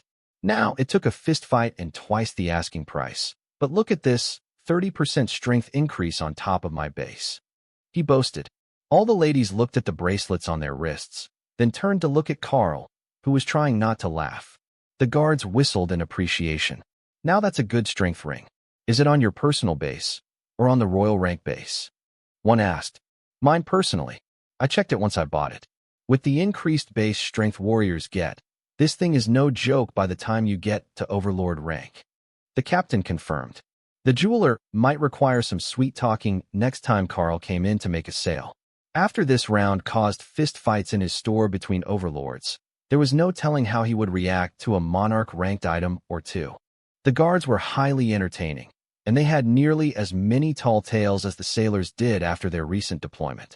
Karl and the others only ended up heading to their room near midnight, with plans to go to the dungeon after breakfast. Waking up late meant that the tavern was quiet as they ate, but the streets were still busy as they headed out to the dungeon to try their luck. Fortunately, it wasn't a long walk, and there was no lineup to enter. All they had to do was let the guards check their ranks as they passed by, so that nobody took on a stupid bet and got themselves killed, or dragged someone unwilling and under rank into the dungeon to kill them and dispose of the body, Karl assumed. Karl led them into the entrance, then called out the whole team, including the bodyguards and the guardian. Thor sighed as he could finally stretch his Sero body, and Hawk flapped up into the air. "This is nice. Human bodies just aren't the same." Thor informed them. "Sorry about that. I will try to come here as much as possible, so everyone can be themselves for a while. Ray snorted in amusement. Speaking of being ourselves, Kara has pulled the first group of ogres. We should likely go save them from her. That was a good description of the situation. Kara wasn't even trying to kill them. She had disintegrated their feet and was in the process of turning their pockets inside out. Skill, pilfer successful. 8 silver coins obtained. Skill, pilfer successful. Fire opal obtained.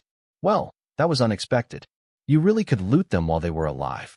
The Void Badger had become a menace to ogre society. But more importantly, they still gave a reward of coins that was split between the group members when they died, and a few common grade items dropped beside their bodies. They might be good for raw materials if Karl wanted to practice his rune work, but not much more than that. Karl realized a second later that the humans had been left behind. The beasts and the summons had all gone ahead to pick a fight with the second group, following Thor's exuberant charge. Ophelia looked like she was going to chase them as Hawk began to bombard another group, pulling them to where Ray was watching the fun with her golems. Don't hurry. They've been cooped up in their space for days. Let them burn off some energy, Karl advised. Ophelia snorted in amusement and gave Karl an "I haven't" sort of look. She was a berserker, and yet that insufferable spider had forced her to wear a dress. The fact that it actually looked good on her werebear form only made the indignity worse. Karl took out his bow and followed as Ophelia headed in the other direction, transforming into dire bear form before raging and expanding to tower over the hapless ogres. Don't engage the bosses. We will clear out everything else first, then do them as a group, Karl warned, focusing on Kara and Ray, who were most likely to get curious and attack them. Once he had warned the excited beasts, a single smite, upgraded shot with his bow sent a glowing golden arrow into the eye of a wounded ogre, and its head simply exploded in a flash of light. If Karl had realized that skill was so overpowered, he would have started using it as soon as he got it. But his bow was feeling a bit lackluster now that he had experience with his abilities to upgrade others. It was also limiting his attack power, and if he wasn't careful, he would break it. This was already a completed item. He couldn't mess with it any further, so he would have to purchase a high-quality non-magical bow somewhere to upgrade, or have Lotus make him a new one. However, that wasn't the only weapon he had. The Maul might be falling behind a bit, but the skill-stacking ability was as good as ever, as long as he didn't push it too hard, either. He really was outgrowing his weapons, Karl realized. The weapon was quickly reaching its limits as a commander rank weapon, and he had been pushing his luck using it with overlord rank skills, even when at commander rank himself. However, it was the Blade of Champions that really stood out. It was overflowing with power from all the absorbed energy that it hadn't been able to transfer, as Karl wasn't using it, and with the Haint Claw on his hand, it glowed with an eerie pale green light. Karl charged forward to join Ophelia and used a disintegrate, covered, rend, to attack the neck of one of the ogres. The head came cleanly away, and Karl paused to look at his blade in shock. Blade of Champions. Grade Artifact. Effects. Each kill cumulatively increases the user's strength and skill power. Harvests life energy to transfer to the champion. Lifesteal on hit. Karl didn't remember the description saying all that before, but the power that it had stored was beginning to flow into him even as he cut down the ogres at a walking pace. Of course, he couldn't go too overboard, as Ophelia was venting her frustrations beside him, and he didn't want to steal her kills. But the already exaggerated abilities from the Packmaster class and the Bestial Champion skill that came with it were becoming ridiculously overpowered now. Overhead, even Dana was holding back, only using some basic blade attacks, while practicing her form and letting the golems herd the monsters to Ophelia. The Berserker needed the release more than anyone. By Karl's calculations, his fully buffed combat power was well into the Overlord ranks now, but his base power was still lagging, and the beast spaces were still making their steady upwards climb. Whether it was Karl's side of the battle with Ophelia, Dana, and Tessa, or the beast's side, which had been joined by Lotus, this dungeon was more of a massacre than a fight.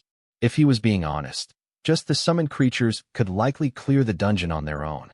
Maybe not the bosses, but that remained to be seen, as the bodyguards had gained Life Leech when Karl had learned the skill.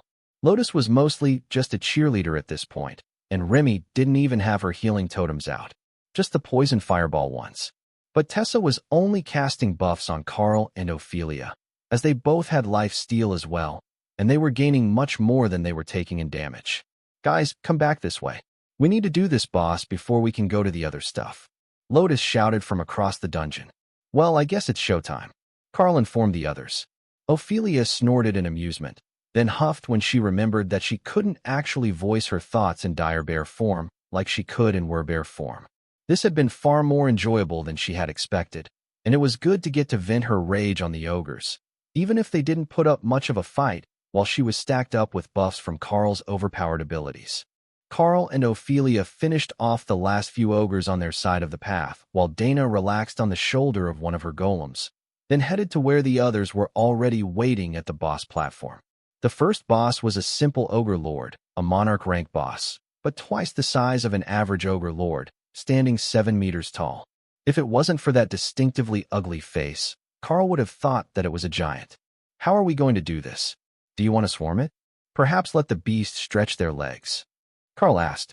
Ray nodded her head happily in spider form and clicked her mandibles.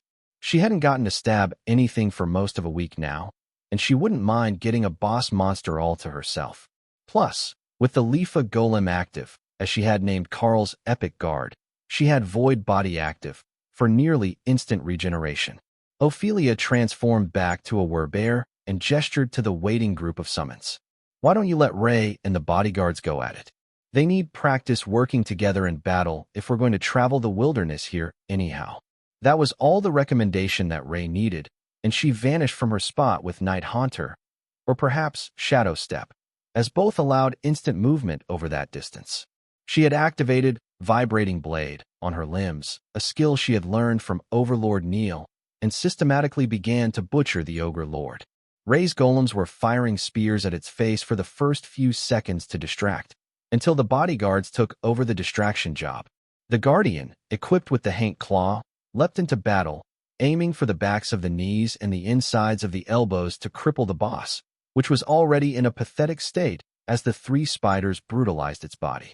Remy laughed and held back her bodyguards. They weren't needed, and the boss was only going to last a few minutes anyhow. The Ogre Lord surged with power, activating some sort of skill, then suddenly stopped as the power vanished without a trace. Kara did her best to look innocent, while Lotus laughed at the smug Void Badger. Nullify was just ridiculously overpowered in a dungeon. One of the golems was caught and smashed on the ground, but a strike from Ray's forelimb broke the Ogre Lord's grasp, and the golem flitted away for the few seconds it took for Void Body to regenerate the damage. Tessa turned to Karl and shook her head. That skill sharing is just too overpowered. When you said that the Epic Guard shares its healing and regeneration abilities, I didn't think that it was something like that. When we saw it on Dana, it was a shock, but seeing it in effect on the already overpowered Ray, it's just unfair to the boss. Karl chuckled. It really is, isn't it? Plus, with Kara interrupting all his attempts to use larger skills, he really does look pathetic. He's getting some hits in, but this is closer to a massacre than a fight. It's surprising how much damage he can take, though. I would have expected Ray's blades to sink deeper with all the stacked damage from Rampage and her skills. Remy turned to Karl. Why are we waiting, though? I just realized we can use an area ability to just bring everything to us, so we can fight it all at once. She still spoke Serpent, but for everyone else, the system was happy to translate. As much as that sounds like a terrible idea, I would kind of like to see what happens. Ophelia agreed. Remy poked Lotus. We will need the Lotus Tree. Hawk and I will pull everything else in the dungeon to us. Lotus didn't really understand, but when she transformed, Hawk perched in her branches, and that felt like a new form of head massage.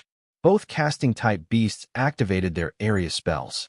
For Remy, that was Apocalypse, while Hawk went for multiple castings of Hellstorm to gather groups on the pathways and keep them clustered in the fire.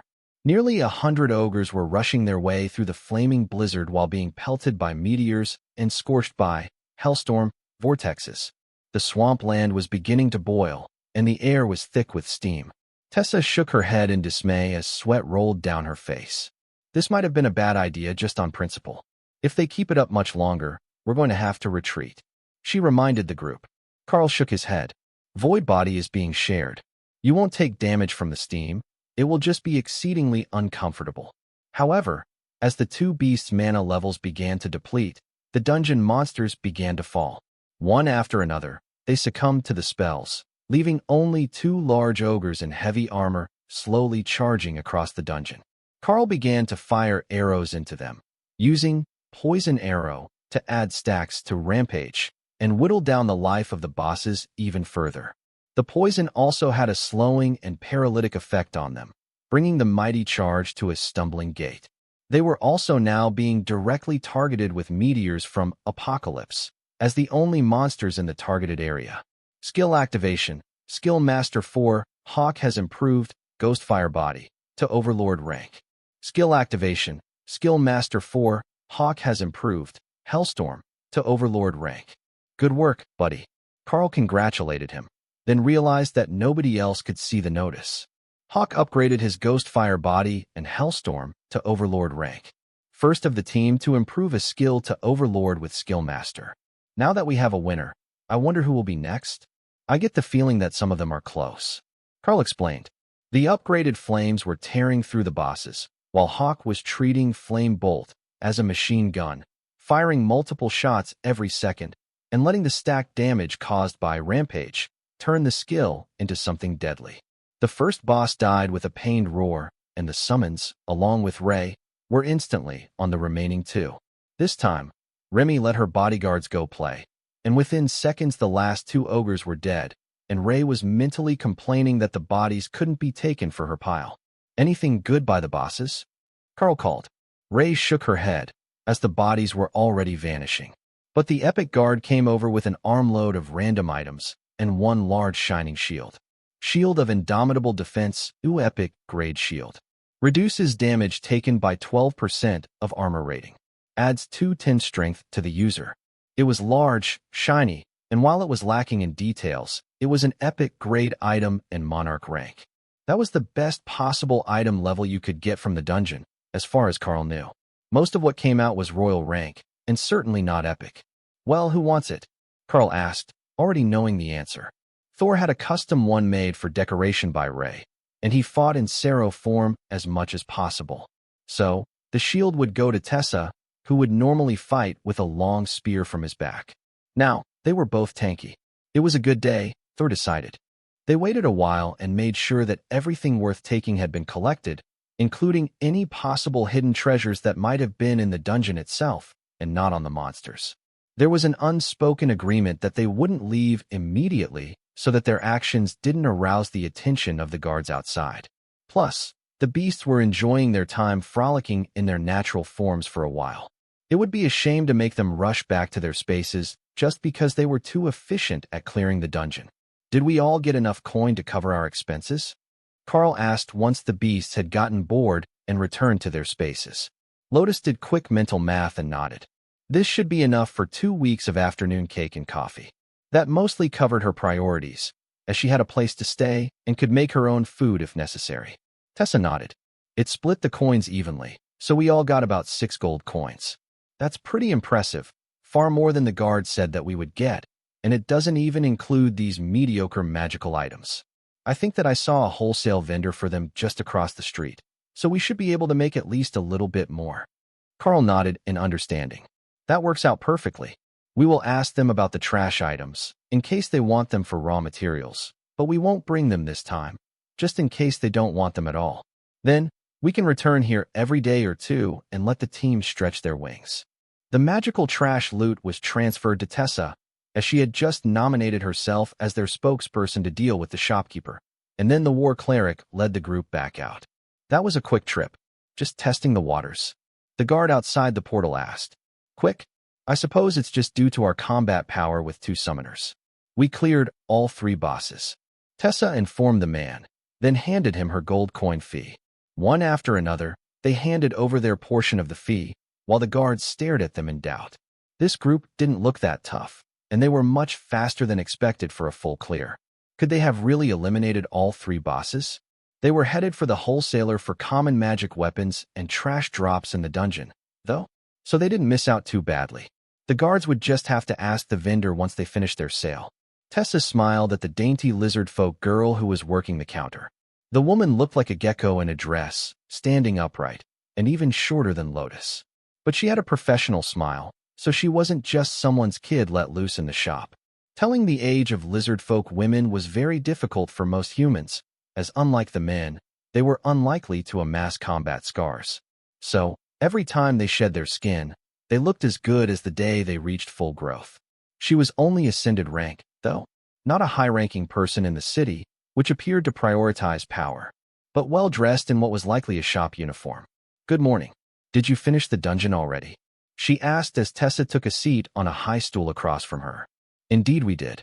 I am informed that your shop buys the magical items we are willing to part with," Tessa replied. "Exactly right. Everything that comes from the dungeon is a commodity. Magical items, trash items, magical plants if they happen to spawn. We will purchase it all and find buyers for a modest markup." Tessa laid out the stack of magical weapons of uncommon quality, all things they didn't want. "Oh wow, you really had good luck. Did you clean it out entirely, or just these items?" she asked. "Just these. We left the rest laying where it fell. If we couldn't find a buyer for common trash items, we didn't want to litter or have to barter with a smelter to get rid of them," Tessa explained. "That's quite all right. Many teams go in specifically for the higher quality items and don't bother with the rest. The money goes straight to your inventory if your system is fully active. It looks like yours is, anyhow. Now, we have a standard rate chart up on the wall, so you know that I'm not being arbitrary." Karl looked over, and while the rates were not great, they offered 3 gold for a royal rank uncommon quality weapon, 2 for an armor piece, and progressively less for other items. There was a note that higher quality items, or accessories, would be individually appraised by the proprietor. So, it was a simple matter of counting the loot. 17 weapons. "Well, I think that's a weapon, the 4 rings thing. Then 8 pieces of armor." The girl didn't appear to be too bright, or perhaps she was very young, Karl decided. It was hard to tell, with her only vaguely bipedal form and petite stature. Her method of payment was to stack coins beside each item, then pick them up. It would have been much faster just to do the mental math and hand them all the money at once. As she finished and put the last of the items, a set of brass knuckles with a slight increase to stun effects, into the bin of received items, Tessa shook her hand and rose to her feet. "It was a pleasure doing business with you," the cleric informed her in a gentle tone. "Thank you for the business. Please come back soon." Karl's group headed for the boardwalk for a little after breakfast treat, and one of the guards went over to talk to the wholesaler. "Hey Moira, is your dad still sleeping?" the guard asked. The girl nodded happily. "Yep, passed out drunk from last night. Did you want to buy something?" The guard shook his head and pulled a cookie out of his inventory. "How many items did they trade to you?" Moira stole the cookie with a rapid flick of her extendable tongue. 13 and 8. All the uncommon magic drops. Look at this one. It's pretty like rings." She pulled out the brass knuckles, which had skulls engraved on them, and slid it on her hand with a smile. "Just don't hit your dad too hard with those. They'll put him right back to sleep." The guard laughed. "Work is more fun when he's sleeping anyhow. Look how clean it is." As they walked down the boardwalk, Karl analyzed the changes in Dana's aura. As a mage, it was easier to guess her power level than anyone else just by touch, and there was a noticeable change from this morning. The trip to the dungeon had done them all a lot of good, and if that sort of progress kept up, it might only be a few weeks or a month of regular visits for her to level up. Their trip down the boardwalk brought them to a small restaurant operated by gnolls, a form of beastkin that looked like hyenas, and tended to bark at each other to accentuate their shouted orders. This one was closer to the docks, and seemed more popular with sailors than locals. But the smell of fried seafood had drawn Lotus in, and even if the wine was cheap, the food was excellent. Likely, they should have ordered a bottle of rum, as it was likely to be drinkable. At the other tables, the smell of the ale was somewhere between stagnant seawater and pickled juice. The wine had seemed like a better option at the time. They had a whole platter of fried food and a bowl of peeled prawns on the table, along with the bowl of spicy mixed pretzels and nuts that was on every table. Maybe they were the secret to making that ale drinkable? As they were deciding whether to switch to rum or go looking for better beverages, a whole ship full of sailors stumbled through the door, still getting their land legs and cracking jokes with pouches of coin in their hands. "Drink up, lads. We've got 2 days, and then we're out again before the copy fleet gets here." One of the men shouted to his fellows. Karl turned to one of the sailors. "There's a copy fleet coming?" The sailor picked up someone else's drink and drained it. Better believe it. After the beating that the Gol regiment put on their Shiraksa port, they're out for blood. Had it coming to them, they did. What sort of fools try to blockade a demon fleet in port for ransom? But that doesn't matter one way or another if they show up here. The sailor replied. Karl threw a silver coin to the waitress and motioned to the man and his friends. She brought them a whole tray full of rum bottles, and the sailors raised a toast to Karl. One of the other sailors in the restaurant laughed. It's just a copy fleet. The lizards will put on a good show out in the bay, then go away after they have proven to whoever hired them that they made some effort to attack the city. They're both the best and worst mercenaries in the world. Great fighters, but the laziest bunch of louts you'll ever meet. One of the men in the back spat on the floor and gave a bitter laugh. Perhaps they'll do us a favor and burn down the slums in the Black Shade. The captain put us at the North Dock, and I can smell their filth from the mast watch. The man beside him gave him a disgusted look. And where do you think we'd get deckhands from if it wasn't for the Black Shade? Half the bloody crew comes from the slums. The sailor shrugged, clearly drunk and not noticing the other man's anger. At least get them from the sprawl. Closer to the river, they will at least know about bathing. The waitress laughed. Didn't you get the undead rot from the ladies of the sprawl last time you were in? The drunken sailor threw his mug at her. The other sailors burst into laughter and started to tease him about his poor judgment. Come now, you've got to tell us. How did you not notice it was a zombie? Or did you go for a plague demon? Karl was worried that there was going to be a fight, but the sailor at the next table shook his head when Karl tensed. Don't worry. Even drunk, he knows that he won't be let back in next trip if he starts a fight inside. They're just having a bit of fun with him. Most of these lads are from the worst slums of their hometowns. Wouldn't have ended up as deckhands on a trade vessel if they had any other choices at all. Sure enough, the drunk staggered outside, swearing at everyone and everything, including the sun in the sky. Lotus looked over at the sailor, then poked him in the side when she realized he was still looking at Karl over her head. How bad is it on the other side of the river? Redwood Sprawl, they called it, right? Then the Black Shade. The sailor gave her a sad look. The sprawl isn't too bad, all things considered. It's just the poor side of town. You know how that goes. Even cheaper taverns, brothels that the succubi won't accredit, and countless crowded apartments. The Shade, outside the North Wall, is one of the worst sorts of slums anywhere in the Dragon Isles. You see, the west side of the river is on a hill, and they seal the wall when the river floods to keep the city dry. So the Shade is always a swampy mass of clapboard shacks that survives mostly by day labor and scrounging the scraps that fall from the docks. That question felt a lot like a mission question from her goddess, Karl thought.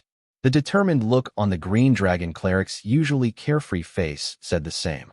Lotus looked up at Karl. I think we should take a trip there this afternoon.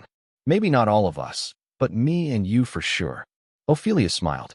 How about the three of us head to the inn after a bit of shopping? We will meet you there later. Bringing 4 young women to the slums was practically begging for trouble.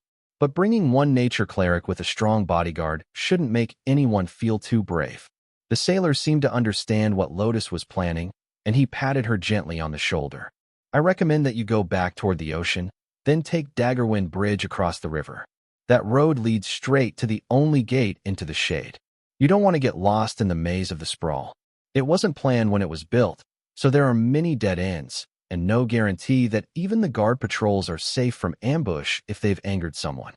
The group split, with Ray following the ladies, on the off chance that someone would attack them, and she would get to play within the city.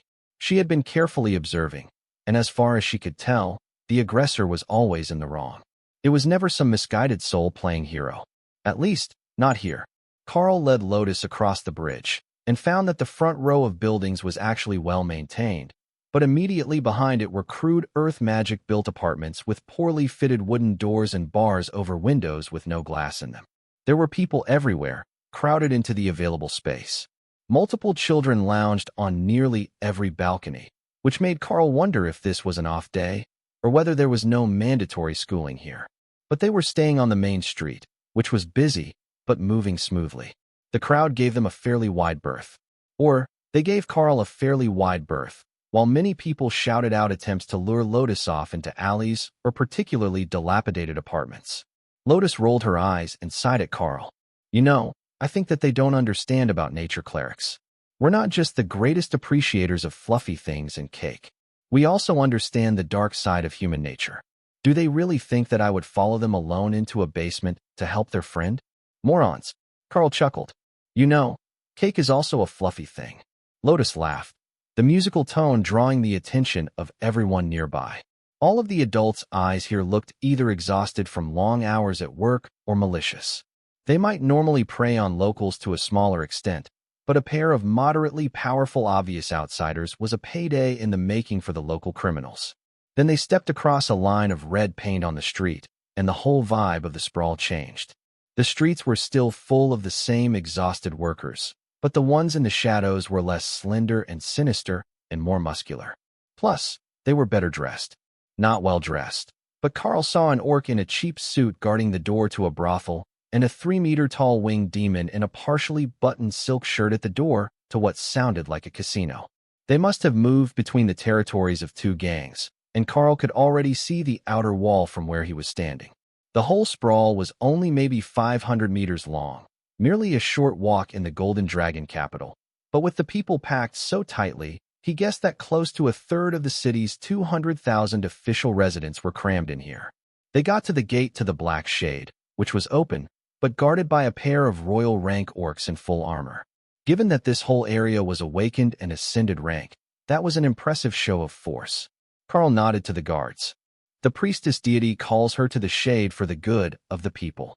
The orc frowned at Karl. It's a silver piece each to come back in. He insisted. Karl nodded. We will see you soon.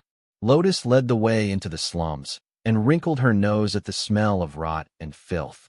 Then she pointed at an open spot where an old stone building had crumbled and whatever was built there afterwards had burned, leaving only some charcoal and ash on the pile of stone in a roughly square pattern. Lotus walked carefully, keeping her feet dry.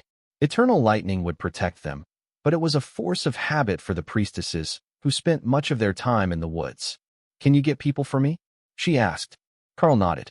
In this form, he could roar, and his voice would carry quite a distance through the slums, which were built in rows around the standing water. Karl raised his voice. Royal High Priestess Lotus, servant of the Green Dragon God, has arrived to provide free healing. Those with the ability, bring those in need to the shade of her branches for treatment. The deep feline voice rumbled through the slums, and Karl saw a few heads poke out through the door into the city. It might cost them a couple of silvers for the trip, but even in the sprawl, there were those in need of healers. The city likely had free clinics, but even in the Golden Dragon Nation's capital they were always packed, and the truly ill couldn't wait in line for hours to get treatment. Here, it was certainly worse, as he had still yet to see a cleric that was not part of his group, and even the shamans were uncommon. Lotus transformed into the Tree of Life, and a rich green glow began to emanate from her trunk, mingling with the golden dust of her healing spell. Quickly, the slum residents began to run, walk, or stumble over, poxmarks and various small injuries visibly fading from their bodies under the effect of a royal rank epic healing spell. From one of the hovels, an old demon woman was carried out on a litter by two younger lizard folk women who hadn't bothered to even put on clothes to cover their scaled bodies, as they were so covered in filth. As they approached, the demon on the litter became visibly younger. The wrinkles on her face faded, and vitality returned to her body.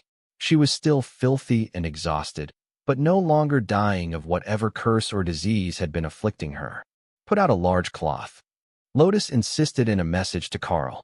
Karl used a large piece of ascended rank silk, one of Ray's oldest blankets, as the ground cloth. It was immediately covered by a mountain of dry rice and beans, which Karl motioned to. The gift of sustenance from the dragon gods. Take enough for your family, he told the desperate crowd.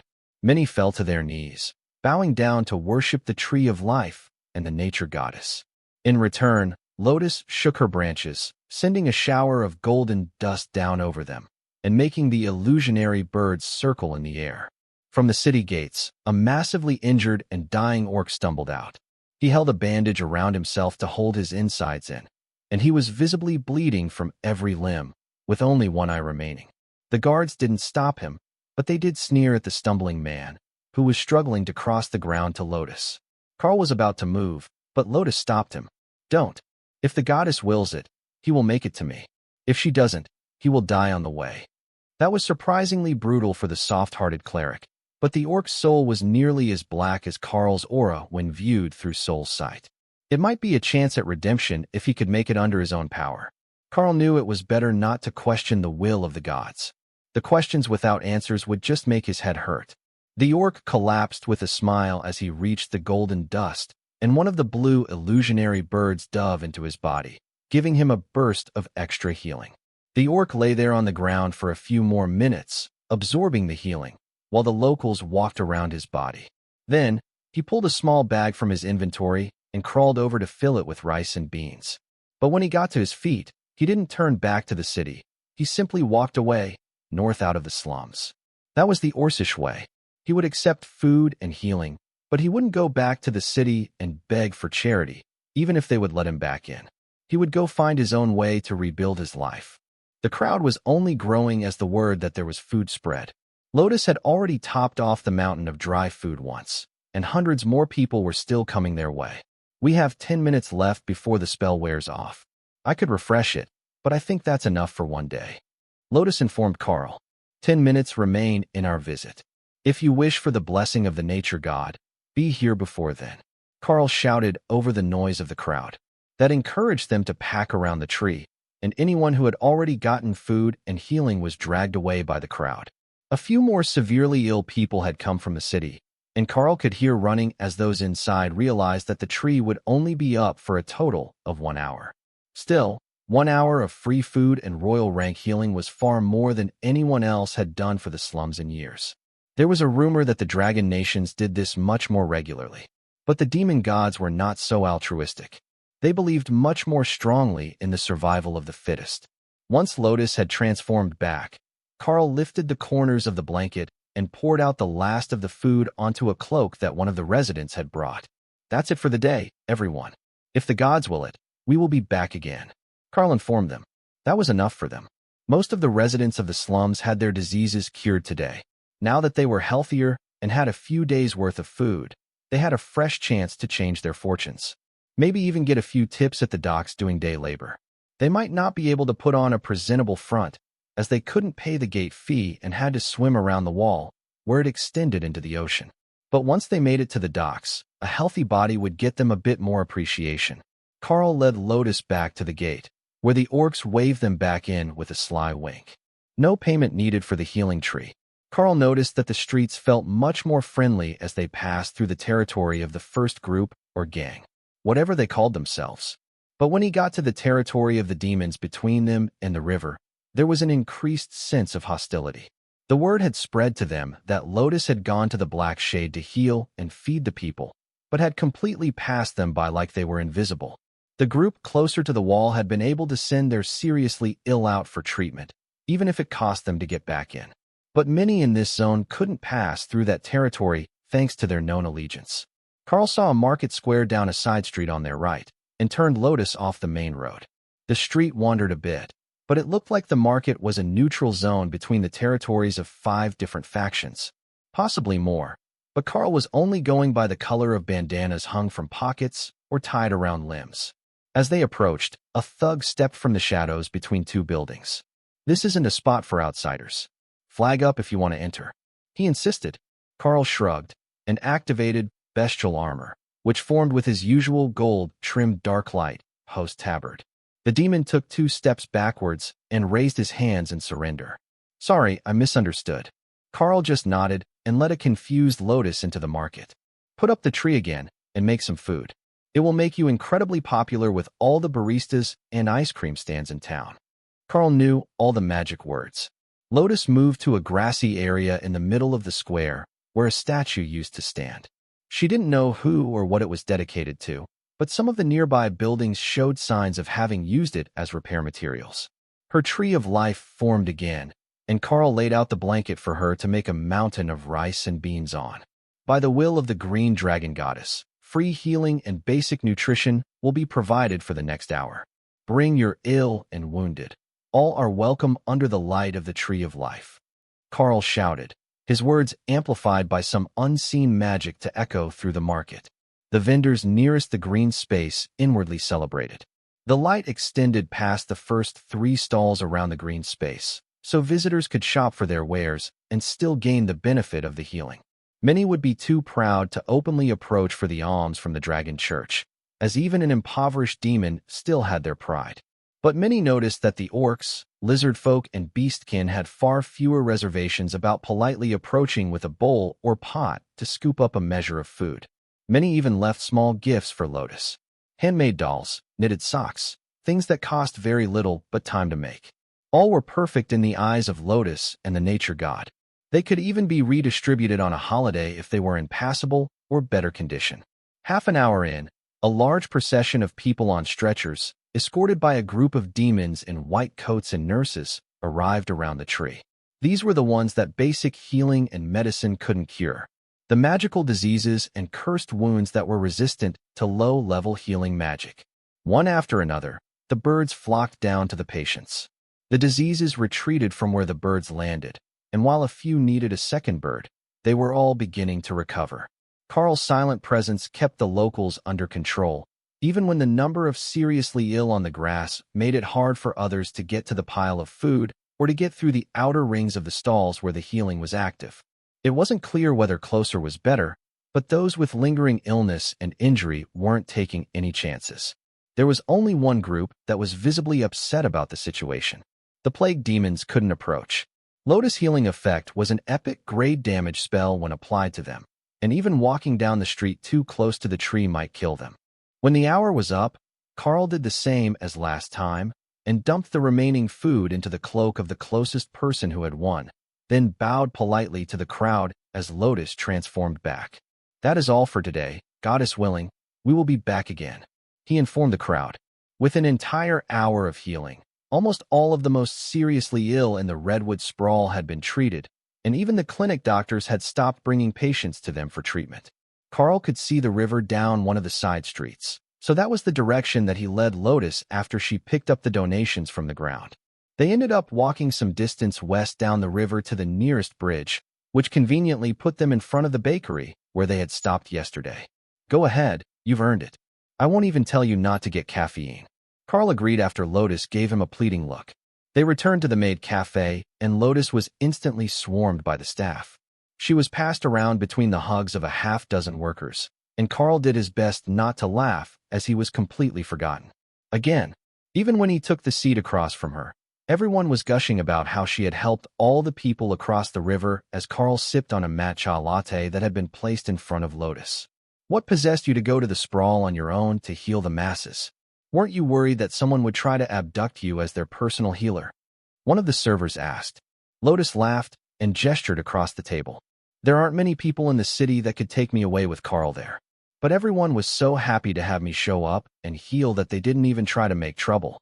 The staff seemed to finally notice that Karl was sitting right across from her, then did a double take as they noticed his armor. "Wow, that's something. No wonder you're not afraid of being stolen." Karl chuckled. "I take it that you've seen something like this before?" The server nodded. "Yeah, I don't know that pattern, but Guild War champions all have the same sort of design to their tabards. Silver for regular and gold for elites. But you're a monarch. Doesn't that mean that you defeated an overlord in battle?" "Many more than one, actually." But Karl just winked at the server and made a shushing gesture. That made her laugh and turned the conversation back to Lotus healing skills. While everyone was distracted, Karl quietly changed back into regular day clothes, pants and a buttoned shirt, but kept Eternal Lightning active on both himself and Lotus, just in case someone from outside the cafe tried something stupid. "I got a message from my mom earlier. Dad's leg grew back in only 15 minutes after he started sitting under your tree. Now, he'll be able to go back to work, and Mom won't have to stay home to care for him," one of the girls mentioned. Karl remembered the one, as the man looked a lot like her. They had arrived just after the second location had been picked, so they must have lived nearby. Karl sipped the sweet beverage and watched as Lotus held up a cup to her hair before changing the hair color to match the pale shade of the iced coffee, but with green tips. "What are you doing?" he asked. "I've had the same for too long. It's the pleasant appearance spell, one of the early ones that all nature cleric acolytes learn from the senior students. Mostly it's used to do our makeup, as the sisters don't let the acolytes have such luxuries." she explained around a mouthful of cake. Karl slipped a few slices into the beast spaces for Kara and Remy, then nodded in understanding. I wondered why your hair color continues to change, but if it's a common spell for nature clerics, it makes sense. Lotus laughed. Oh, it's all priestesses, and most of the priests as well. Even Tessa knows it, but she never uses it anymore. Once she picked the war goddess, she said that she didn't have to worry about it anymore, and she just went for the same boring brown braid every day with no makeup. Karl smiled at the thought of Tessa with actual makeup on. It would be completely out of character. Even Lotus rarely had visible makeup. She just randomly changed her hair color. Why not try to link the spell to your mood? You could have hair color that perfectly suited your day, Karl suggested. Lotus shook her head vigorously. That's been tried. Our hair just fades back and forth between forest green and bubblegum pink, depending on what we're doing. The emotional link doesn't work at all. No, that sounded like it worked perfectly. It just didn't match any outfit that they would wear. Once Lotus was wired and too full to eat anymore, they got up to go and were escorted to the door by the servers, who were insistent that they didn't need to pay today after helping so many people, including family members of the staff. So, they were in a great mood as they made their way back to the inn, where everyone else would be waiting for them, including a number of the people that Lotus had healed, as they learned the moment the crowd in the tavern began to cheer for her. The rest of the group came down when they heard the commotion and took a table in the back corner closest to the kitchen, where they could chat with everyone at the same time. You know, you could get properly wealthy with a skill like that, one of the sailors pointed out. Lotus shook her head. I'm a priestess, remember? We take a vow of poverty. Plus, Karl is properly wealthy, and he's my security, so it all works out in the end. The sailor laughed. Properly wealthy, but staying at the Laughing Dragon and not at one of the royal inns in the Stonechapel district? Lotus scrunched up her face into an overly dramatic, disgusted expression. You, pretentious nobles and harp melodies about chaste hand-holding under the moonlight. The whole room burst into laughter. There were certainly no songs about chaste hand-holding in a bar full of sailors, that was for sure. The next morning, when they came down for breakfast, the city felt unnaturally silent and empty. Tense, as if it was waiting for something that Karl had missed the signal for. What happened last night? The city feels different, Karl asked as an unfamiliar barmaid brought over their breakfast, a scramble of eggs, potatoes and onions sprinkled with cheese. The fleet deployed 3 hours ago. They're going to engage in a sea battle against the incoming fleet. The governor decided that it was too much of a risk to let them storm the docks with the Lord otherwise engaged. She explained. Karl looked around at the rough wooden walls of the tavern, well-worn everywhere that saw regular contact after decades of use. Surely, they wouldn't have sent someone at that level to the city by ship. Karl asked. The barmaid shrugged. Beth and the boss both took the morning off, and even old Jared is geared up and waiting at the docks, so this time might be something serious. I know you're travelers, but are you going to stay for the fight if the fleet lands, or are you going to head out of town? I'm that grumpy old bastard sister-in-law. I can check you out of your room if needed. Karl shook his head. We were originally going to take a short trip to the dungeon today, but we wouldn't want to come out to find a fight in the middle of the city, so we should likely hold off. Maybe we'll go visit Jared at the docks. If nothing else, I can stand on his blind side so nothing sneaks up on him. The replacement barmaid laughed at Karl and shook her head. I wouldn't worry too much about him. He can handle himself in a fight. But the militia bonus will cover his overdue tab, so if you could keep him alive, I wouldn't complain.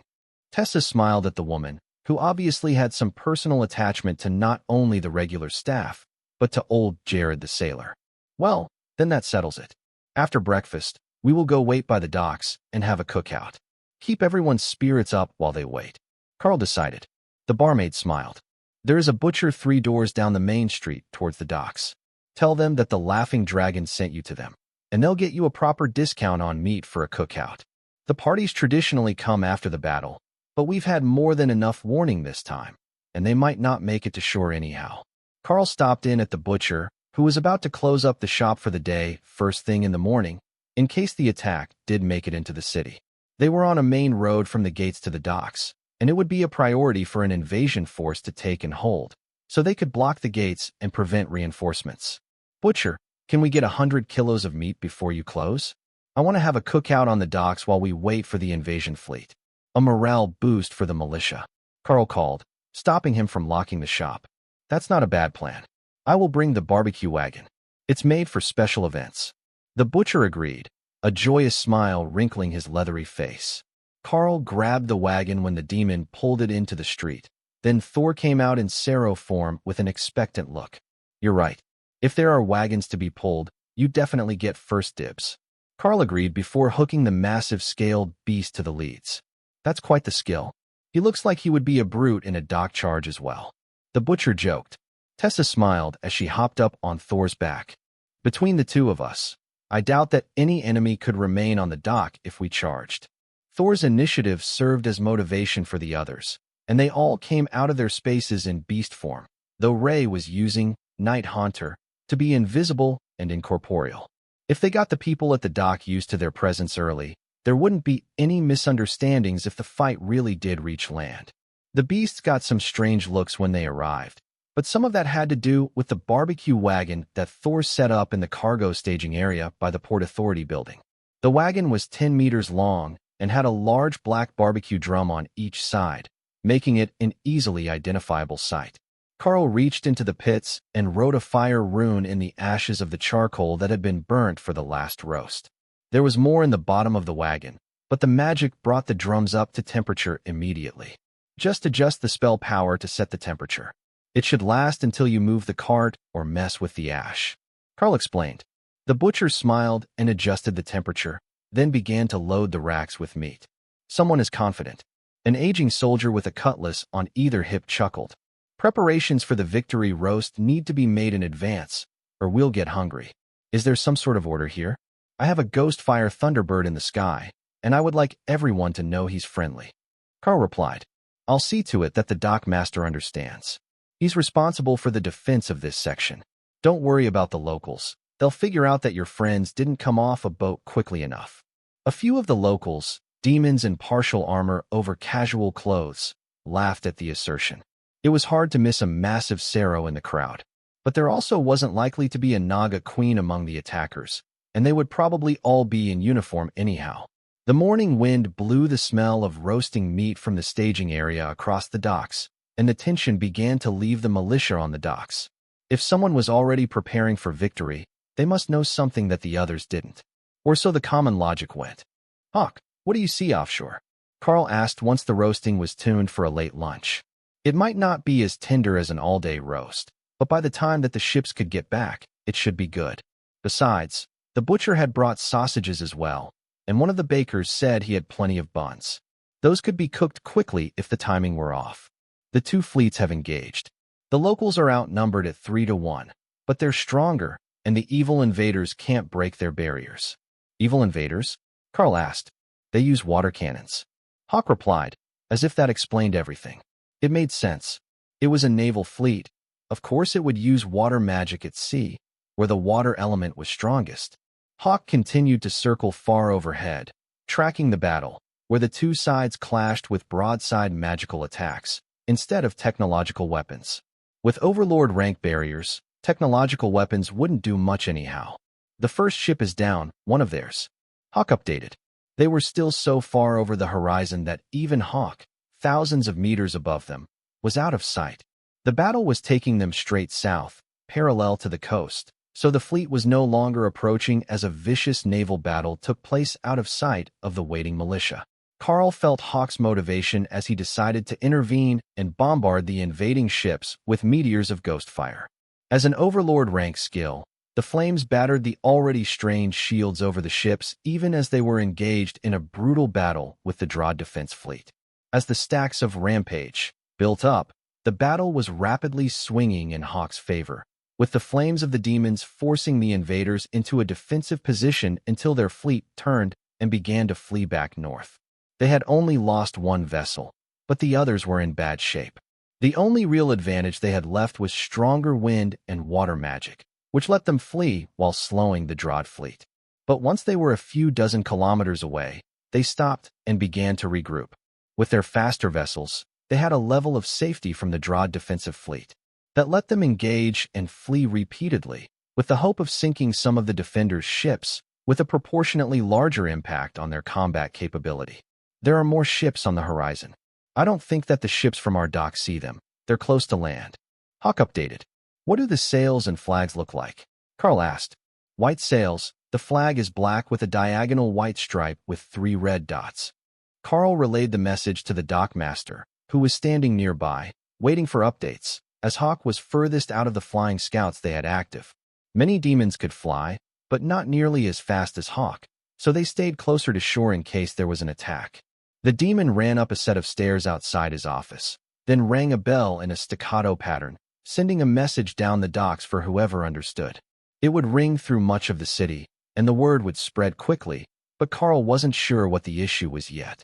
It might be reinforcements, a foreign envoy that might be in danger from the situation, or even enemy reinforcements. That's the Bomgan flag, the undead fleet. I don't know what they're doing here, but they're pirates, not known to be friendly to anyone, and they're a scourge in the straits between the southeast island and the northeast. Karl nodded in understanding. Those new ships are fast. Far too fast for ships. Hawk updated. Only minutes later, the ships came over the horizon, and Karl could see what Hawk was talking about. The ships appeared to be ethereal, gliding through the water with no resistance at the sort of speeds that a bus on a smooth road could only hope for downhill. And the occupants really were undead. Karl could see the damaged souls on the ships.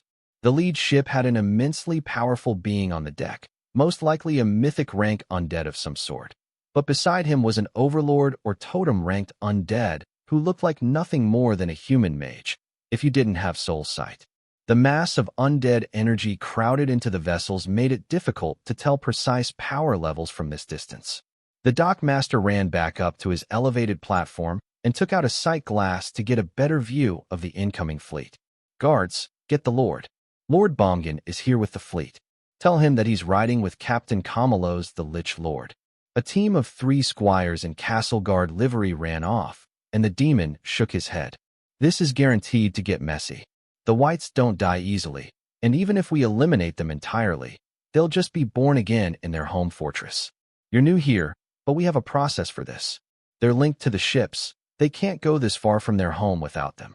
Teams will aim to destroy the ships while we hold them on the shore. If they break through, they'll loot the city, and it will go back with them when they respawn. Bloody evil bastards. Karl focused more closely on the incoming undead, and saw that the rank-and-file royal rank fighters on the deck all had the same placard over their names in the system interface. White royal rank. Enslaved to the Bomgan fleet. Karl wasn't sure what the powers of a white were, but just the fact that they were undead and difficult to truly kill would give them a major advantage in most encounters. Like raiding a city. But the fleet was not small. Drod City had 20 dock spurs, capable of accommodating nearly 80 ships for unloading. But the undead fleet would take up almost all of them. Compared to that, the attacking fleet offshore was a joke. Not only was it weaker per ship, it was also significantly smaller. The dockmaster came down from his perch with a grim look on his face. Regretting your choice to stay yet, traveler? He asked Karl. Karl shook his head, and Ophelia gave a toothy were-bear smile to the demon. Just wait until the fighting starts. The undead don't feel pain, so there is no such thing as too violent of a way to kill them. The nearby militiamen laughed. That was certainly one way of looking at it. The Bomgan fleet turned when they were 5 kilometers offshore of the city and spread out in a wide line, 2 rows deep. They're lining up on the docks. Karl noted. The demon beside him, who Karl was nearly certain was a prostitute with a baseball bat, nodded grimly. They do that. Because they're undead, they can just charge the docks. Water magic won't slow them down, and they don't rely on the wind. She took her ridiculously high heels off and carefully placed them on the porch of the dockmaster's warehouse. Then she equipped a patchwork set of stiffened leather armor and a wide-brimmed hat with a large purple feather in the hatband. Remy looked over at her. That's a pretty good hat. The demoness smiled at her. Thank you. I'm quite proud of this hat. I don't know what possessed me to volunteer for the militia instead of running, but if there is such a thing as a perfect time for a good hat, this is it. Ray gained a great insight from this odd demoness. She was right. Today was a great day for hats. Unfortunately, she hadn't made custom hats. She would have to fix that for next time. That was when Karl realized they might have an issue. Are there any plague demons in the crowd? My team uses a lot of area effects that are holy or healing based, deadly lethal to the undead, but also to the plague demons. Karl asked the demoness. She shook her head. They won't come across the river, so they're all at the north docks. You can feel free to use your area effects. None of the rest of us should suffer from them. Well, some might, if you cast a consecration spell, but that's just based on their personality. The ships weren't slowing at all as they approached the docks, and Karl realized that was part of the strategy. The front row was planning to run aground and use the momentum to throw an army of whites into the defenders. The other defenders had realized that as well, and they were backing up while raising a pike line to impale the first wave of bodies. The pikes glowed with golden energy as Tessa cast a holy weapon enchantment over the entire militia. It wouldn't last forever, but it would make a difference at the start of the battle when the odds were at their worst. The second rank of ships abruptly slowed, as the first rammed into the shore, hurling agile undead into the air with blades at the ready. Dana stepped up into the air to engage the undead while they couldn't do anything but continue flying past, enabling her to slice them apart from above while they were mostly helpless. Karl looked left to see Tessa glowing with red light as she sat on Thor, marking the attention of the god of war on this conflict. If that was the case, this should be a serious battle, and he might as well go all out. Karl took out the Sword of Champions, then quickly created a half-dozen Ghostfire-imbued Hellstorm vortexes along the shore as the whites flew over. Then, when they managed to partially dissipate them, he cast 6 more, and another 6 to cover all 3 docks in their section of the shore. Hundreds of other spells flew from the defenders, while the whites hurled black balls and arcs of magical power in return. But the vortexes had the desired result, and the undead did not fly over the pike line, but landed on it or between it and the vortexes. The entire deck of the ships had been covered in undead when they hit the beach, and more were pouring out of the lower levels of the ships now, along with the occupants of the second rank of vessels. One after another, the larger vortexes were destroyed by the more powerful undead on the ships, but the smaller ones lingered until they too were destroyed by skills from the undead horde. But massive damage had been done, and the epic guard was practically glowing with power. Or more correctly, the haint claw that it was equipped with was glowing with soul power siphoned from dozens of sacrificed undead in the immediate vicinity. Karl created repeated waves of the vortexes, forcing the enemy leaders to focus on getting rid of them before they duplicated. It also pulled the undead off balance with the suction of the vortex, and the front line of pikes pushed forward, driving the undead back into the wall of swirling flames. But the whites didn't care. They hacked and slashed at the pikes, cutting them to pieces as they pushed forward. The battle was quickly turning into a melee battle, and Karl could see dozens of golems, including Ray and Dana's, being ordered into the fight. The timing of this attack was immaculate. Even if the army won the battle offshore right now, they still wouldn't be able to make it back to the port for well over an hour, giving the undead fleet more than enough time to battle the defenders who had been left behind. Magic crackled and clashed all over the battlefield, with demonic spell casters and undead competing for superiority.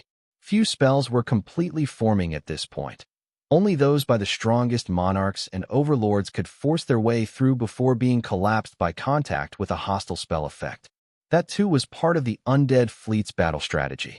If the target was not a group of physically powerful demons and monsters, but humans or another species, they would be largely defenseless without the ability to activate ranged attacks. The undead were beginning to push a breach on his right, at the southern dock of their section. So, Karl shifted to push into the surging mass of bodies with the Blade of Champions in his hands, and his Darklight host tabard glowing around the edges with golden light.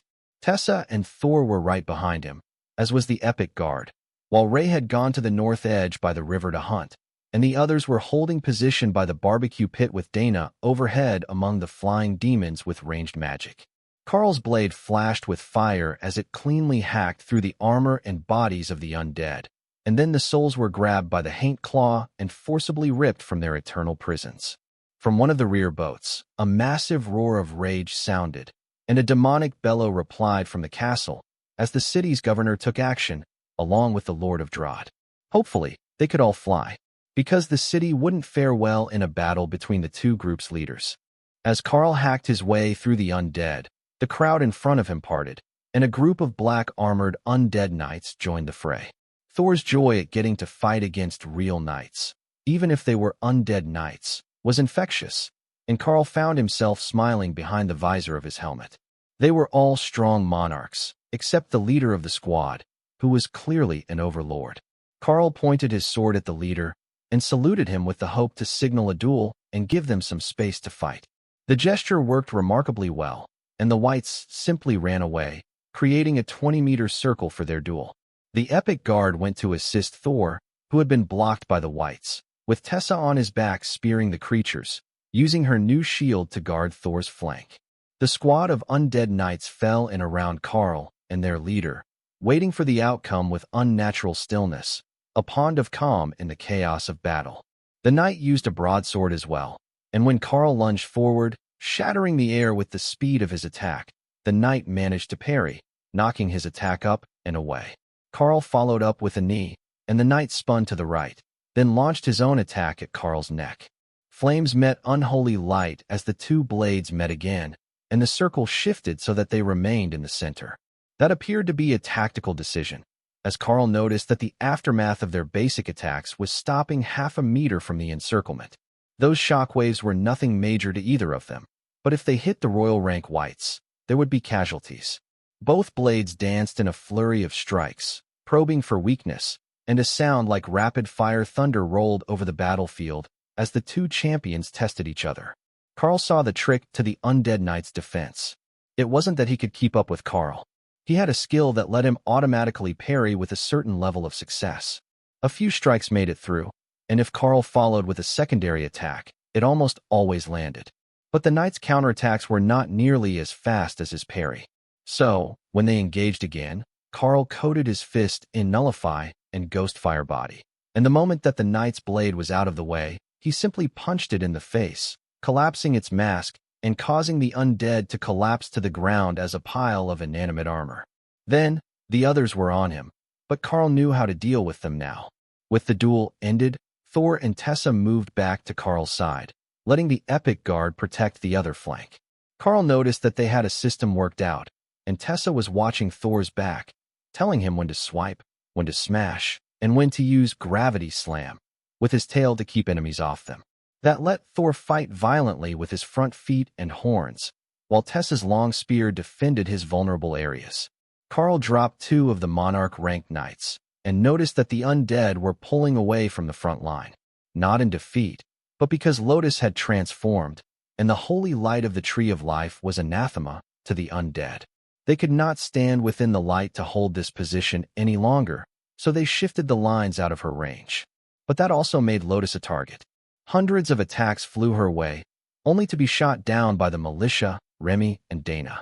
Demon fire, lightning, and waves of arcane energy met balls and arcs of black, unholy energy, creating a crackling storm of energy overhead. The flying defenders were forced to either place themselves in between the Horde and Lotus or retreat further into the air, which made it harder for them to effectively block, as aiming down was at their own troops if they missed. For the troops on the ground, now that there was a safe spot to retreat and recover, the defenders began to cycle the wounded to the back. They moved into Lotus Light to recover for a minute or two, then traded with someone at the front and let them catch their breath and get healed. It made the whole battlefield fluid and constantly shifting, but casualties were very low, and the ones retreating were dragging the severely wounded with them for treatment. Karl held his position with Tessa and Thor, letting the defenders surge forward past him. That gave them a moment to recover and take stock of how the battle was going. The city governor and the undead mage, a lich lord named Kamalos, according to his system information, were fighting a few hundred meters out to sea, while the lord and the undead known as Bongan, after whom the fleet appeared to be named, were holding a massive battle thousands of meters overhead. It was still shaking the city, and Karl wondered how the lower-ranked residents were doing. That sort of magical backlash and shockwaves could be incredibly dangerous to an average body. Karl could see that the Lord was trying to move the battle, but the undead leader was dead set on fighting directly over the city, likely so that he was close when it came time for the final strike. The battle overhead was getting more fierce by the second, but the undead horde on the shores did not appear to care at all. Watching the two sides fight at the docks, one thing was becoming abundantly clear. While the ranks of the militia and the undead were easy enough to sense, The species difference could make a massive difference, even with the same maximum energy output. For example, there was one huge demon over by Ray at the river. He was shirtless and simply shrugging off anything that hit him. He didn't have a barrier active that Karl could detect, but the blades of the whites didn't even penetrate his skin, and he was just smashing his way through the undead with a massive club. So, while he was royal rank, and the whites were royal rank, they were nowhere near his match in combat. It was an issue that was much more obvious here than it had been in the Golden Dragon Nation, where the giants didn't really use much magic. When both sides were using similarly powerful magic, and one side simply didn't take damage, the whole equation changed. That reminded him. Where was Kara? Kara, uninterested in the horde of undead, had made her way down the docks to the rear rank of ships which had not rammed into the shore. The whites had much greater concerns than some sort of furry creature wandering between their feet as they charged at the docks, and none of them even tried to stop her advance as the curious void badger hunted for something interesting to do. After entering through one of the open cannon flaps on the side, Kara found herself in the bowels of the ship, where huge piles of shiny things had been stored for her to find. This was much better than fighting against the undead. Not everything here was good stuff. Someone had put large rocks in here for no reason that she could tell. But there were coins and gems, and even fancy pillows.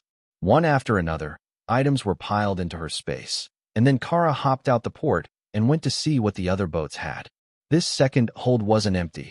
There was a pair of guards standing at the ladder to the upper levels. Kara hit them with Nullify to take down their barriers, then stared in confusion as the undead collapsed. That was strange, but it was also not too important, unless the undead got back up again. There was a fancy coffin in here, covered in human bones, but made of solid silver with red velvet and pillows inside. Kara flipped the lid open and climbed in to test the experience. The pillows were comfortable, so Kara pulled it into her space and went about inspecting the rest of the free treasures. She found a bunch of cursed magic weapons, soaked in void and death energy. Those went straight into her space.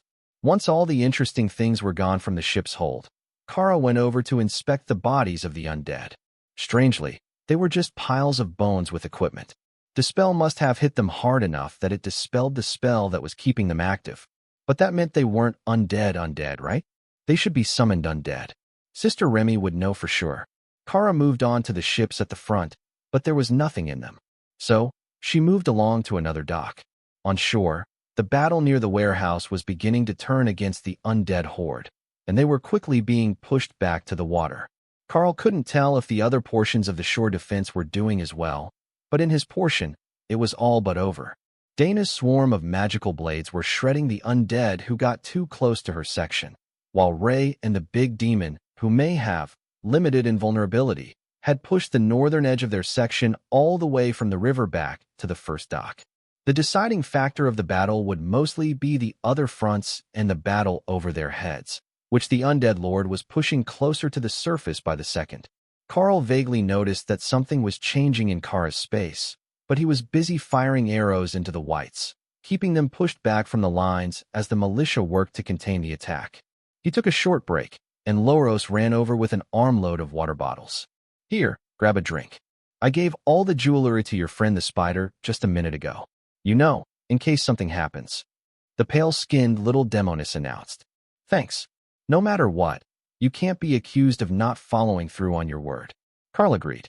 It wasn't being killed she was too worried about, but the city was taking increasingly large amounts of damage, and the stone carvings were rather fragile before Karl enhanced them. Then, a blinding golden light changed everything. Thor and Tessa began to glow, and the undead began to disintegrate to ash, blowing away on the wind as their ships faded from sight at the 3 central dry docks. Kara grumbled in annoyance as she nearly fell into the water when her final target vanished, but she made it to the dock without getting wet and carefully made her way across a drop line between the 2 docks to go see what Thor was doing that was so bright. Skill. Circle of Protection has advanced 1 tier, Monarch rank skill, Consecrated Ground, has been learned. Consecrated Ground, Epic grade Holy Defensive ability.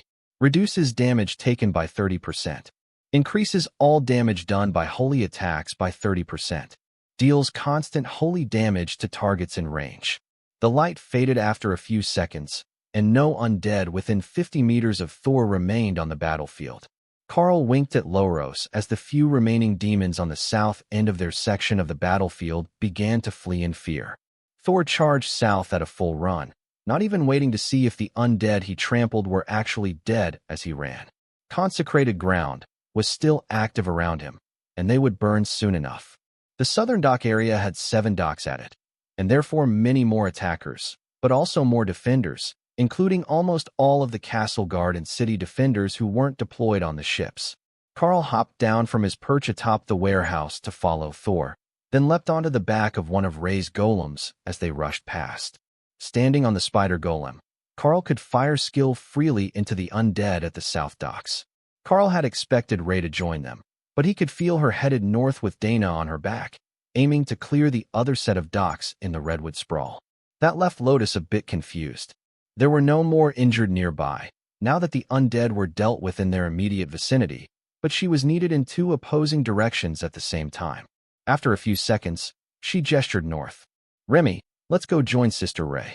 The sprawl is short on healers all the time. Remy picked up the healer and headed for the park. The streets here were narrow and winding, a maze that would make it nearly impossible to find them otherwise, and the battle was no longer on the shore. The undead had pushed at least a block or 2 into the city, but everyone who lived in the sprawl would know where the park was. Her bodyguards accompanied them, clearing the way as Remy raced over the ground faster than Lotus could run, thanks to her larger body. Healing Tree is back in the market, Remy shouted as she deposited Lotus on the grass where Karl had set them up last time.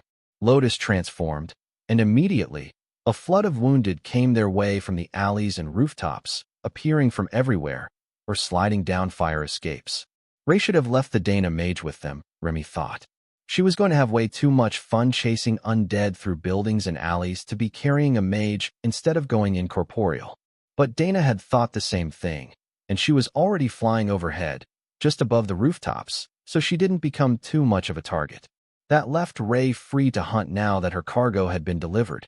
Next to the barbecue pit, Ophelia transformed back into her usual-sized werebear form. It looks like I get to watch the food while they're gone. She laughed. Someone had to make sure that nothing tried to circle their position from the other landing points. Overhead, the main battle was coming to a crescendo of violence, and the buildings of the Redwood Sprawl and the Fool's Walk district by the river, which were closest to the combatants, were beginning to crumble under the backlash of the massive attacks that were lighting up the sky halfway to the horizon. As the sprawl collapsed, the residents ran for the few open areas in the district, which was so heavily overbuilt that the market and a few collapsed buildings were the only places that were large enough not to have rubble land on them. Fortunately, that put many people in the range of Lotus healing effects, which she was working to extend over the whole market at the expense of peak healing power. There were only a few higher-ranking guards here anyhow, and most of them were still fighting the undead, which left a lot of wounded ascended rank workers who didn't need royal rank healing to deal with their injuries. Commander rank, cast over twice as much area, would work just fine. With one final surge of power, many buildings in the sprawl collapsed, and the undead lord vanished, along with the remnants of his fleet. Ray was greatly disappointed, as she had just gotten into a rhythm, hunting them through buildings and alleys. But battles ended when they ended, and now it was time to check in and see how Thor had done at his end of the battlefield. That new area damage skill of his made him one of their better combatants, at least against the undead, who were extra vulnerable to holy magic. Is everyone all right? Karl asked as a system message, as he couldn't see most of the team. The messages all came back in the affirmative, but both Remy and Dana detailed heavy damage to the Redwood Sprawl region, so Lotus would be staying in tree form for a while, treating non-combatants who were injured when their homes collapsed. The Lord, looking battered and weary, returned to the castle without a word, while from the ocean, the city governor returned after his battle, also looking battle-scarred, but with a victorious smile. He landed near the barbecue pit, where Thor was returning with Karl and Tessa, and where the leaders of the dock district had gathered. Thank you all for the excellent work defending the city from invasion. As you may have already noticed, this time we did take some significant damage, but the emergency fund is substantial after years of successful defenses of the city, and we will be announcing projects to rebuild and repair the damaged buildings within the week. The worst of the damage is in the redwood sprawl, which was closest to the battle overhead, and as such, many buildings there will need to be completely renovated. During that time, there will be a housing shortage, and we ask that everyone has patience with their temporarily unhomed neighbors and employees. If you can provide them with a place to stay until their home is repaired, we ask that you do. I will have additional information for you later, but I would like to assure you that the authorized agents of the city have made preparations for the militia reimbursement.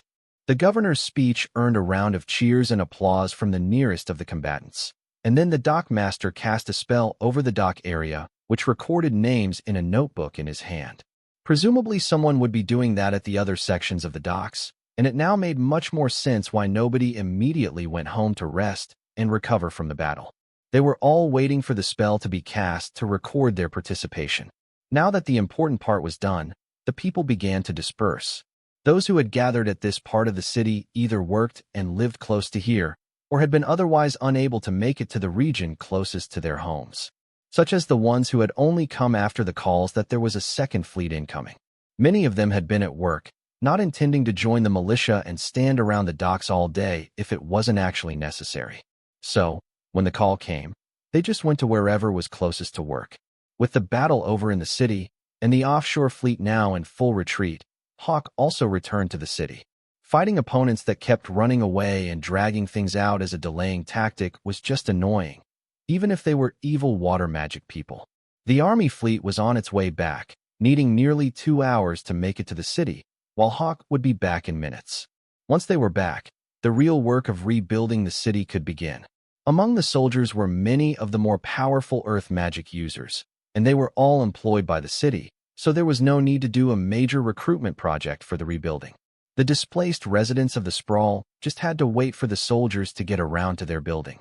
Karl knew that was unlikely to be the most efficient way, but when the alternative was paying other local craftsmen, it was best to wait and see if they could get to your home anytime soon. After you had recovered what salvageable valuables you could, of course. Already, the Earth Element residents were hard at work all over the city, patching up the portions that they could, and ensuring that no more buildings fell in the next few days.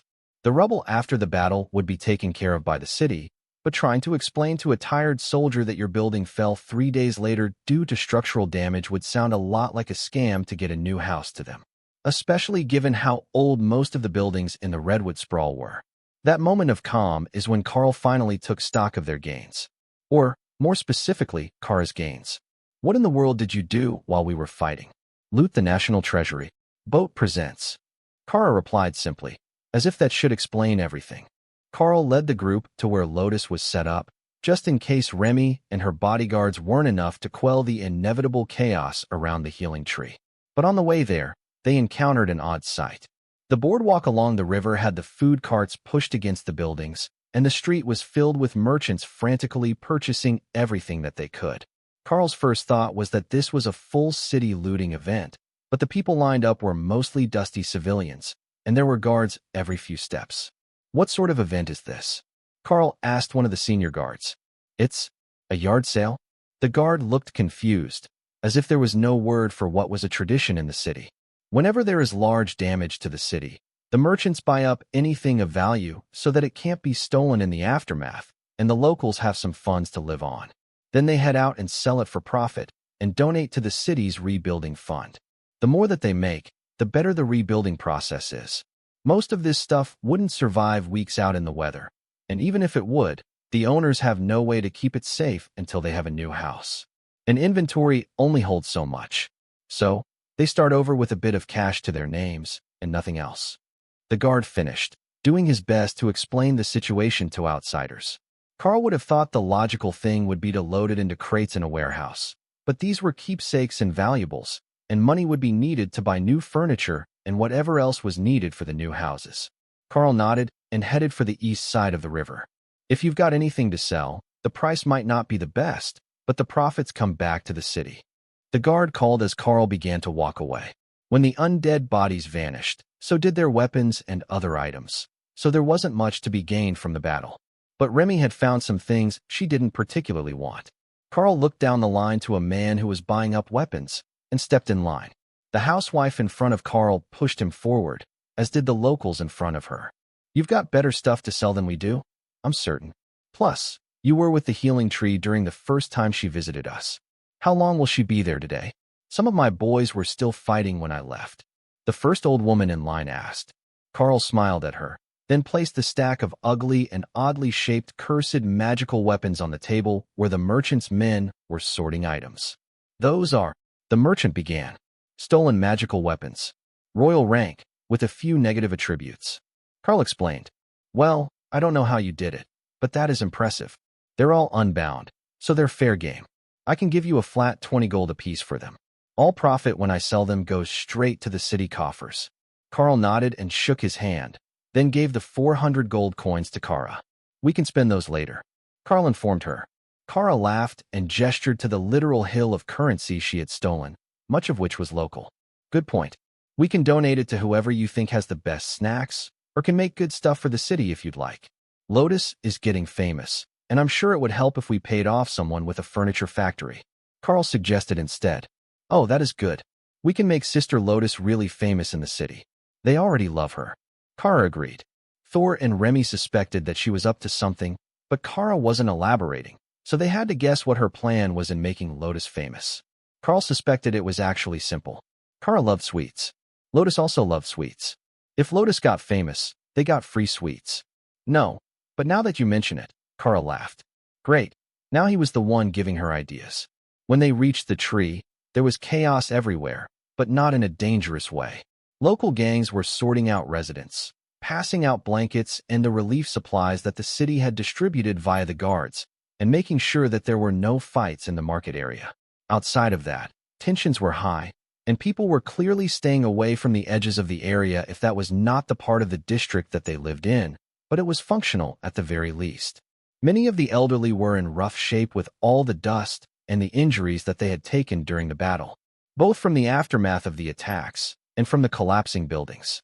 There were also many mournful faces, as the worst of the casualties had been at the start of the battle, and much more than the minimum time had passed to resurrect even the ones whose bodies could be found intact. The undead curse tended to raise those slain or seriously injured by whites as zombies, so it was a priority to get everyone who had been fighting to stand within Lotus Light for at least a few minutes until everyone was sure that they were not going to turn. Karl wasn't sure how the south side of town was dealing with that threat. He hadn't even considered it during the battle, but the locals had been pulling the severely wounded back to Lotus anyhow, so it wasn't really a concern on their portion of the docks. Mister, did you need help? A young girl asked as Karl approached with the others. Karl shook his head. We're with the healing tree and the Naga Queen. We just came to make sure that they were all right.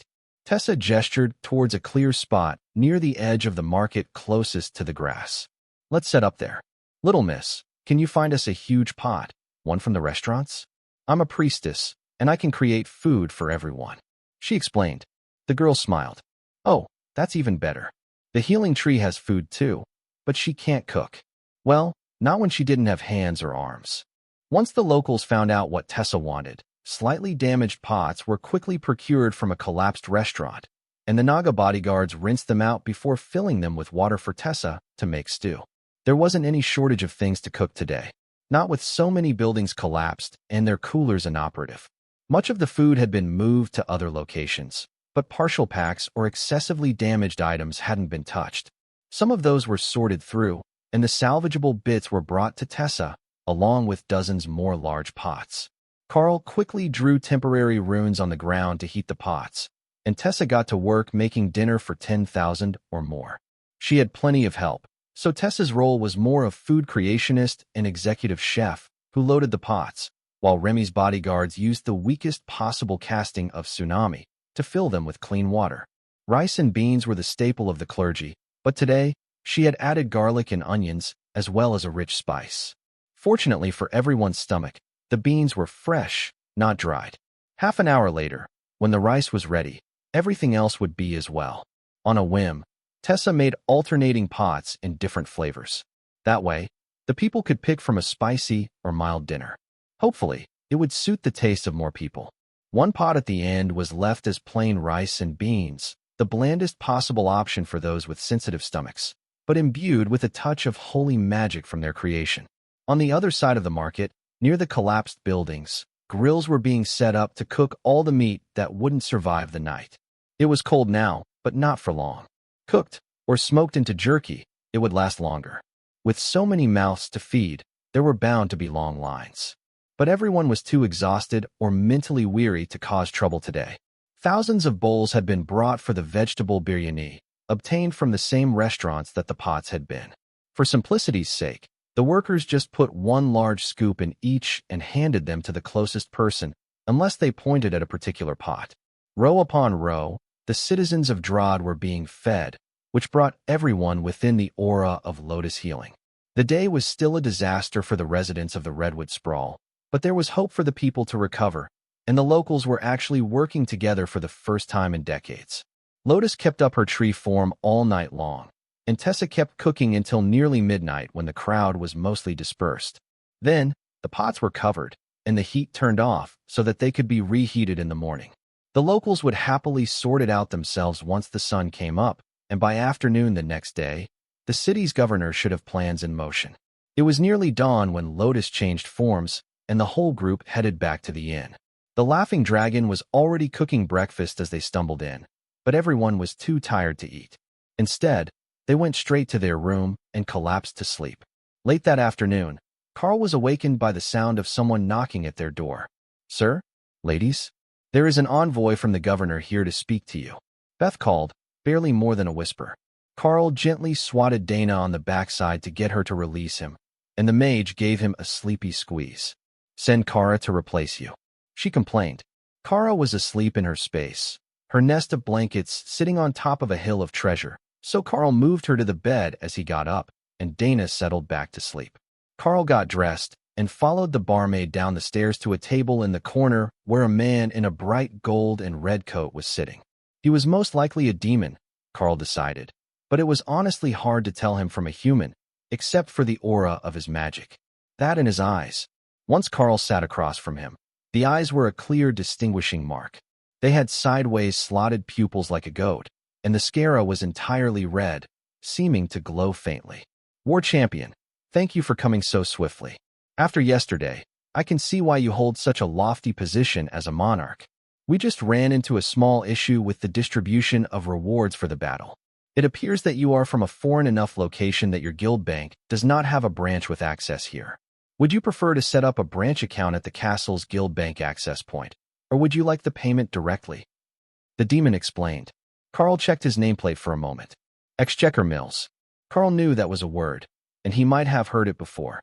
But by inference, it most likely meant that this was the big boss in charge of money. Karl smiled. "Guild functions have not properly activated in my homeland. So, there is no official guild bank or other options for people like me. Only the approval of the gods that grants us titles and status." The demon paused, then nodded slowly. "So, you're from another continent. That makes sense. Until 3 months ago, the guild function in the Dragon Isles was completely inactive, and only recently has it come back online, including the guild bank terminal in the castle, which has withstood the test of time." Karl thought about that for a second. "If it's not too much of an imposition, do you think that you could bring me to the terminal?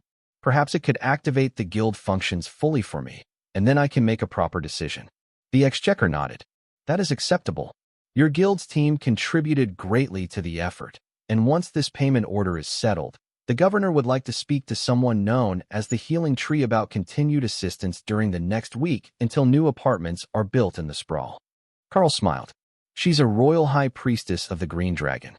Her name is Lotus, and I'm sure that she would love to help. However, if it is possible, I would like to provide a few designs for the rebuilding.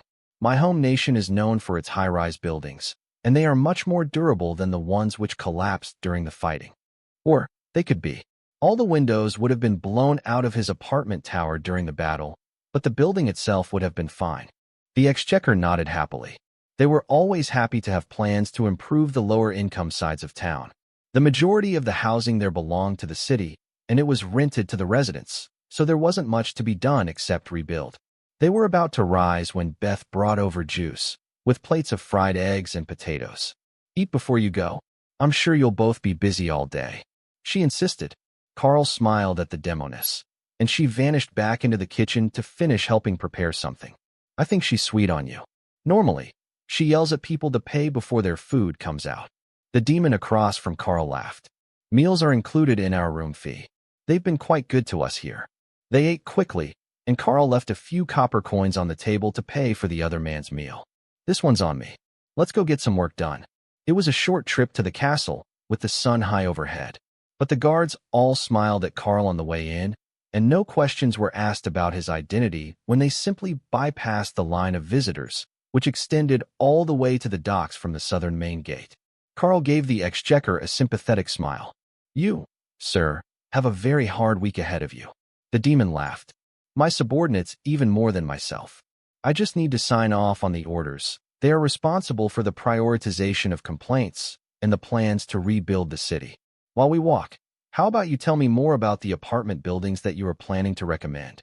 Karl gave a brief description of the steel frame construction with concrete floors and divider walls, which were not only massively stronger than the existing brick and shiplap floor construction of the apartments in the Redwood Sprawl. The demon called for an assistant, and a dwarven girl, or young woman, came down with a notepad to copy Karl's description, then alter it with his instructions. She instinctively understood what he meant, as the concept was the same as bracing a mine roof for a layered dig, and a dwarven architect knew all about that sort of thing. They just hadn't been involved in the last round of construction of the Redwood Sprawl. So, how do people get up and down? The demon asked as they happily chatted. There are stairs, but mostly via the lift. There are two options, either a counterbalance and pulleys like or lift from the mines, or magic. I don't know which one your people are better with, but either one will let you move a whole group of people up dozens of floors with minimal effort. Well, much less effort than walking up 10 flights of stairs. Karl amended. The dwarf smiled. We have magical pulleys in the mines. Simple earth magic. We can make elevators with a counterbalance and pulleys easily enough. Just put in a switch and it's on and off. All sorted. The safety standards would be a bit different from the Golden Dragon Nation, but with the retractable gate in the design, nobody should get squished, Karl assumed. The demon was doing mental math as they explained the process, calculating costs. Then his eyes brightened. These buildings were expensive to make due to the labor of skilled artisans, but they would hold so many more people that the overcrowding issues would be solved for years. The dwarf split off to go to the city planning department as they reached the vaults, where the guild bank was likely to be. The door was opened by a pair of guards. Then another pair followed Karl and the exchequer into the vault itself. There were 2 stone podiums in front of them, and safety deposit boxes all along the sides of the massive vault. But it was the system notice that caught Karl's attention. City Stone of Drod. Current Governor, Shin Kawai. Actual leader, Madam Shin Elizabeth. Karl couldn't help laughing, and the demon gave him a sheepish smile. I forgot that you would be able to see that. Kindly do not mention it to anyone. It appears to be a glitch in the City Stone. He insisted. Karl shook his head. No, it's not a mistake. It appears that the governor values his wife's opinion very much. Now, on the right of it should be the guild stone, right? The demon nodded and Karl walked up to put his hand on the guild stone. Verifying. Darklight host membership confirmed. Guild branch not established. Please purchase a home, location of at least 20 sleeping rooms, or 300 open acres. Hidden class skill unlocked. Home, one-time use skill. The Packmaster may designate a target location as their permanent home, granting various bonuses as the location is improved. If the home is deemed unsuitable, a new location may be designated every 5 years. Effect increases if the territorial skill is known. Territorial, all attacks by the Packmaster have a chance to cause intimidation. Karl turned to the demon with a sheepish look. Well, I know the problem now. We don't have a guild home in the Dragon Isles. It requires that I purchase either a large portion of land or a 20-bedroom house. The demon suddenly looked way too excited, and Karl began to wonder if he had just accidentally converted his reward into a house in Drod. Not that it was a bad thing, but he wasn't even sure that they were planning to stay in this country, much less in this city. Well, it was no loss. It wasn't like they were short on money and needed the reward. Plus, he could turn a portion of it into a dragon god temple, which didn't exist in this city. It would make both the green and red dragon gods happy. If that is the case, please accompany me to see Governor Shin. I believe that we have a solution for your group. The exchequer announced. They started the long walk to the governor's wing of the castle, and members of the city development department quickly joined them, asking Karl questions about their plans, in case he knew of drawbacks. What they wanted to make were massive complexes, twice the footprint of a regular high-rise building, with dozens of small apartments on each floor, including ultra-low-cost inner units, which would have no external windows. Instead, they wanted to light the hallways with magic and windows at either end of the hallway. For a dwarf or an earth element demon, it would be great. For everyone else, it would be a claustrophobic nightmare, with interior units under 20 square meters. Karl explained his concerns, and the group began to laugh. Most of the buildings now have been subdivided into units smaller than that. Units under 10 square meters for a family of 3 are quite common, in order to save money. But going this way, we can reclaim some wasted space, and the extra height will allow us to house twice as many people, while still allowing the new homes to provide twice as much space per person. Now, they'll likely still divide it into smaller units later, but that's not our problem after the building is constructed. The architect explained. How is the earth magic of the construction team? Karl asked. The demon from the architectural team shrugged. Mostly commander rank. Good enough that a magical building isn't going to collapse, and the metallic support beams can be created from the ground up to the roofline to support the concrete slab that you recommended to prevent another incident like this. The windows and balconies will be the first to go, but those are easier to fix. Karl nodded in understanding. I have one more recommendation, not a necessity, but something that was quite popular at home. Building the base deep underground stabilizes the structure. But as those levels aren't really suitable for apartments, you can put in storage areas for shops on the main floor, or even an entire shopping area on the ground floor and first basement, with storage underneath. Then put common areas on the second floor, and start the apartments from the third floor. At street level, everyone will see the shops, with more hidden behind the ones on the street. And it won't feel like they have to go across the city to get essentials. The exchequer snapped his fingers. Like how I order everything to be delivered to the castle instead of walking to the market to get them. The architect facepalmed at the bit of new information about the man's laziness. Or perhaps his shut-in nature. Yes, exchequer. Just like that. But with only a few products available in each building, so they might have to go a few blocks. The demon shrugged. Good enough. We can try that project with the dozen buildings surrounding the market. Do those first, and if the people react well, we can make more of them after. The row behind them doesn't need all the fancy shops. They're already used to going to the market, and there's nothing wrong with putting the poor in underground apartments. The architect was clearly ignoring the money man's opinion, but he nodded along with the recommendations. We will add some decoration to the lower levels as well. City beautification. The sprawl might be the residence for low-wage employees, but it doesn't have to be an eyesore. Karl resisted the urge to point out that it was overrun with gangs, and that most of the basement levels would quickly be turned into brothels and casinos. The multiple-level basements were actually perfect for the purpose, and with the basement entrances being internal, it would move the illicit businesses' guards off the street. That made it invisible to people walking by, and should reduce problems between groups. The buildings themselves would likely turn into gang territories, but that also wasn't Karl's problem. The locals would have to sort that out on their own. Karl was led up to the governor's office with an increasingly large retinue of castle workers.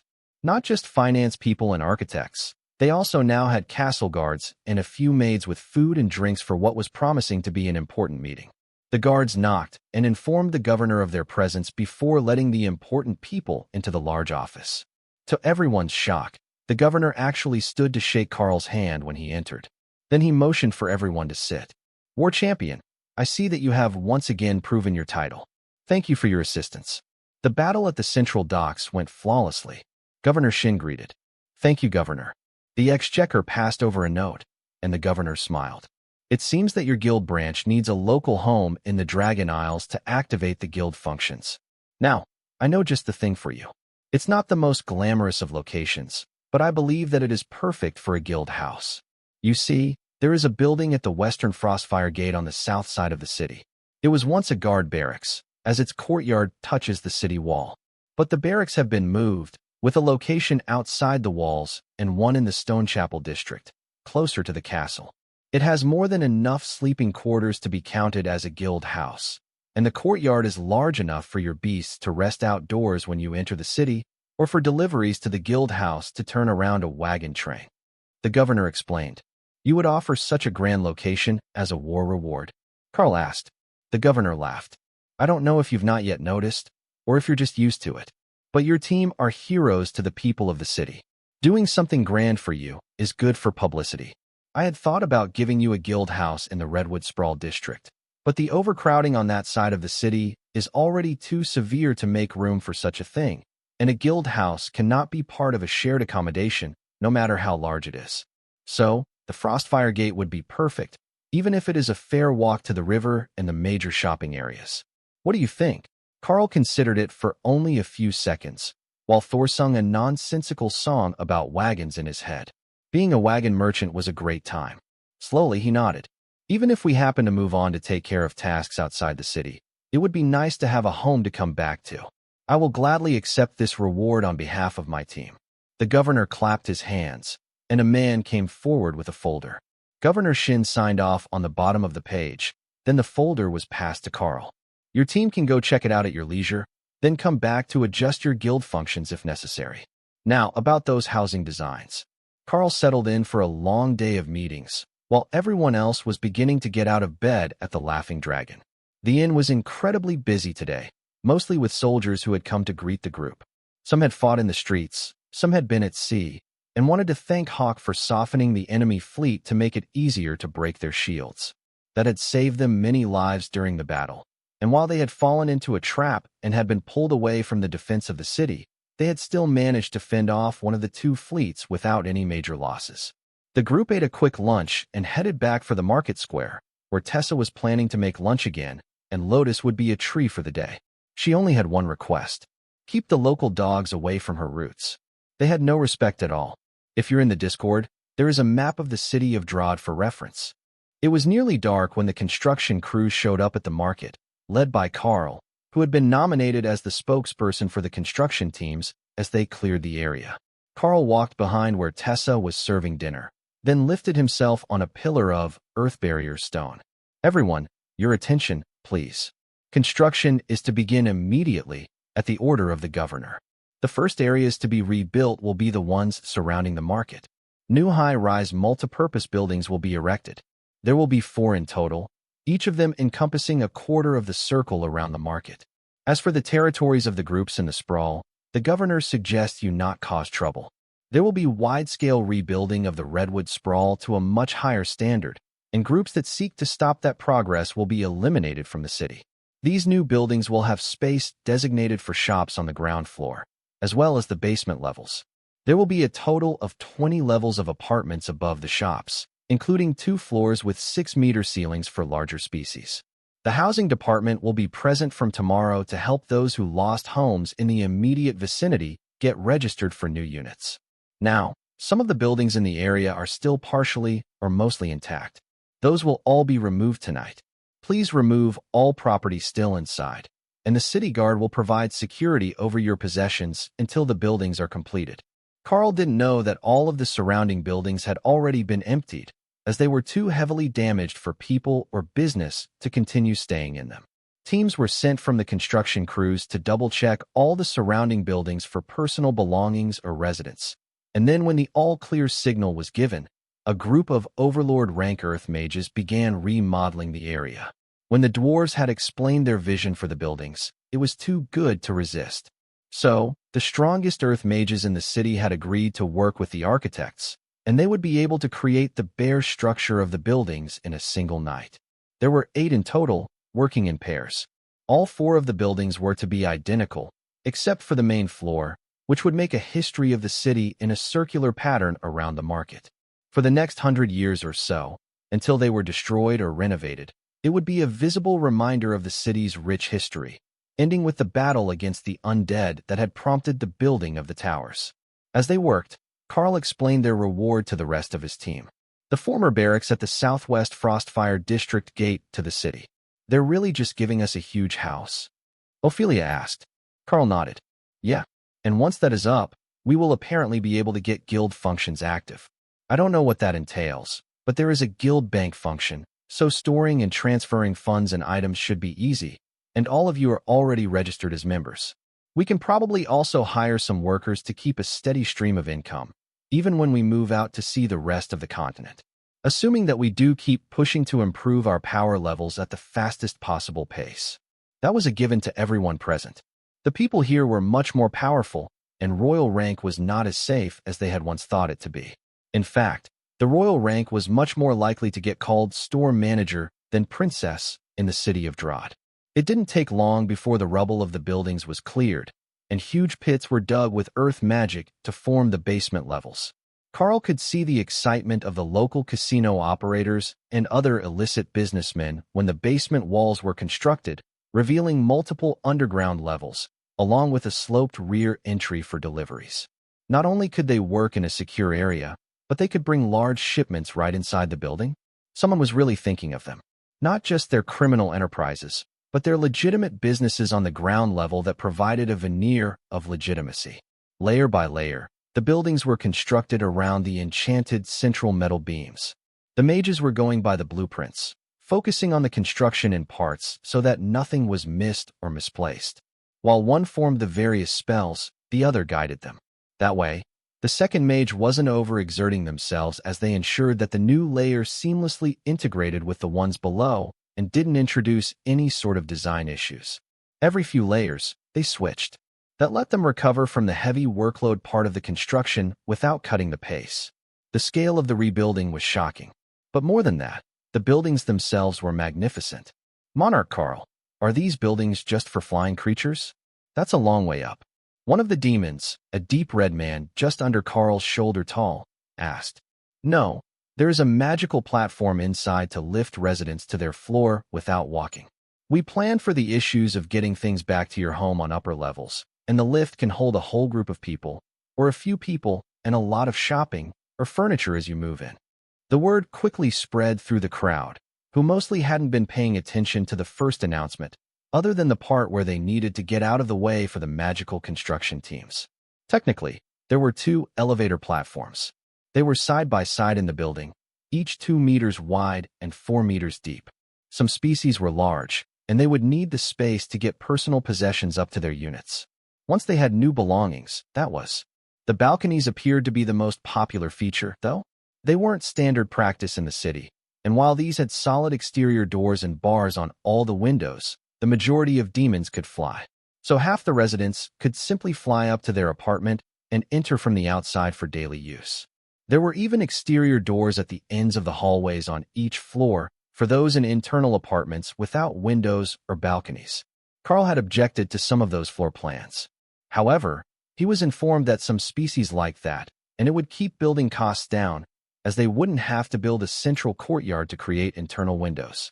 Away from the market, most of the designed buildings were tall and narrow, with just one hallway, and every unit would have exterior windows. It was closer to the existing design of the roads, so they didn't need to redesign the whole district to add more homes. But these centerpiece buildings around the market square would be the crown jewels of the Redwood Sprawl when they were finished. They might not be as shiny and glamorous as the glass-sided high-rises in the Golden Dragon Nation's capital, but they were still an architectural marvel. Karl's group went home before midnight as the buildings were getting close to complete. The locals could celebrate and fight about their new homes without their presence. They returned to the inn for the evening, then made their way to the new house right after breakfast. The first thing that Karl noticed when they got close was the dilapidated condition of the building. But a split second later, the recognition that the building was not empty slowed his approach. That could be problematic. If a group of homeless demons had made the abandoned building their home, he would ruin his hard-earned good reputation to just throw them on the streets. But if it was a criminal organization using this building as their base, it would be even more problematic. Perhaps this gift wasn't all that it seemed to be. Karl walked up to the simple stone wall around the courtyard, barely shoulder-high and more of a boundary marker than a serious deterrent. Then he waited a moment to see what the response from the people inside would be. They didn't seem to notice he was there, but Karl could clearly see with soul sight that they were all smaller, and mostly in the awakened realm. So, most likely it was children playing. After all, if you couldn't make it to ascended rank as an adult, you would be chased out of the city to the outlying regions or the Blackshade slums. Karl led the team into the courtyard, and finally the occupants noticed them. But now that he had a clear view through the open door, Karl could tell what they were doing as well. It was some sort of martial arts class, with tattered uniforms that didn't fit quite right, and one small but elderly ascended rank female trainer. "Good morning, ladies and gentlemen. My name is Karl." He greeted them. A number of the kids nodded happily. "We know you. You beat up the Undead Knight champion." A young boy insisted. "That's right. And as a reward, the city governor transferred me the ownership of this building and its courtyard. It looks like you've been training hard to become guardsmen. Or were you hoping to become ship's guards?" Karl asked. The boy raised his fists and shadowboxed the open air for a second as a demonstration of childish might. "I'm going to be the next arena champion in Lard," he announced, determined in his path to greatness. Lard was the capital of the nation to the south and a major trading partner of Drod, just across the border. One of the girls laughed at his ambition. "But aren't all the arena champions overlords? Your mom is a satyr." "But my dad could be powerful," the boy insisted. Karl's team tactfully ignored the fact that the boy didn't actually know who his father was and let Karl continue with their introductions. "So, how often do you all train your skills here in the main hall?" Karl asked. "Pretty much every day. We come down, mop the floors, and then we start training while Teacher Joe goes to find breakfast," the boy explained. Karl turned to Tessa. They were firmly in her territory if these kids were living here without parents. "How about you continue your training, and we will borrow Teacher Joe for a moment?" Karl asked. The elderly demon waved her hand for them to get back to work, and Karl led her out into the courtyard, where he could see a number of nosy neighbors watching intently. "I would do this inside, but I don't want to worry the kids unnecessarily. I take it you all live here?" Karl began. The diminutive demoness nodded. "I was the housekeeper here when the guard left, and I couldn't find other work. So I just stayed. Most of these kids have parents in the district outside the gate. Just not good ones. Once they finish their training in the morning to help them grow, they go looking for part-time jobs. It's not a permanent group. The boy you were talking to has been here 3 weeks, and he will be starting as a baker's apprentice in a week. A few of the others have been here for months, but it's only myself living here long-term." Karl nodded in understanding. "So it's something like a hostel? Cheap living for young workers who just arrived in the city without backing, and right at the gate, so they don't have to go outside and then find another silver coin to get back in?" he asked. "A silver? The fee is 3 silvers an entry." Teacher Joe replied, clearly confused. "Odd. They only charged us 1 each at the forest gate, and that was the price they quoted to get back in from the Black Shade, though they didn't charge us." The elderly violet-skinned demoness laughed, which made lightning crackle between the curved ram horns on her head and her hair stand on end. She smoothed it back down in annoyance and shook her head in dismay. "It depends on who is entering. A war champion at the monarch rank and his friends? It might be a silver. If you were an overlord, they would likely waive it entirely. For children and ascended workers, it's 3 silvers. For awakened adults, it's 5 silver for a visitor's day pass with a tracking spell on it," she explained. That explained why the city was so crowded when there was a suburban area outside the walls. It wasn't danger, it was economics. By Karl's math, 2 or 3 silver was a day's wages for most workers. They simply couldn't go back and forth every day. Karl looked at Dana, who just shrugged. She didn't care about this place one way or another. Sure, they owned it, but this was the first time they had seen it. If Karl wanted to sell it, they would take the loss and consider it a goodwill gift. Remy had a better idea. "The whole place is full of tiny workers, right? Why don't we make them our tiny workers? We can use the main floor as a shop for runic items and potions. Then people can come to us to buy them, and we don't need to pay someone to sell them. Well, other than the workers. But workers are cheaper than runic rings." Karl smiled at Teacher Joe. "I have a proposition for you. I am going to renovate this building as a branch guild house. I will hire you to stay on as the caretaker, just as you have been, but now with funding to actually fix things. Then we will turn the main floor area into a shop, where we sell the items that my teammates make. You see, we're all pushing to make it to Overlord rank, but that is going to need money and opportunities, plus countless visits to the dungeon, unless there is a higher rank one nearby." The little demon smiled. "Does that mean there's a budget for cleaning supplies? I can go get everything that we will need right away. I don't know what you're going to change, but I can make everything clean as can be by the end of the day." Her excitement level had shot through the roof when she found out that she was going to have an actual job again. but the ladies were giving her looks that said they were concerned with her mental health. Sorry, I'm an obsession demon, and my obsession is cleanliness. You have no idea what hell it has been being unable to afford to properly clean. She rambled. Karl winked at Dana. I guess that means no shoes in the house. Teacher Joe, or Caretaker Joe, as she would be in her new role, looked horrified at the concept of shoes outside the common areas of the house, and Karl noticed that everyone inside had left their shoes by the door, despite the poor condition of the floor. The city will be short on construction workers for a bit, as they have to take care of the portions of the city that collapsed in the attacks, but do what you can, and we will get started on the renovations as materials come available. Caretaker Joe smiled. I know people.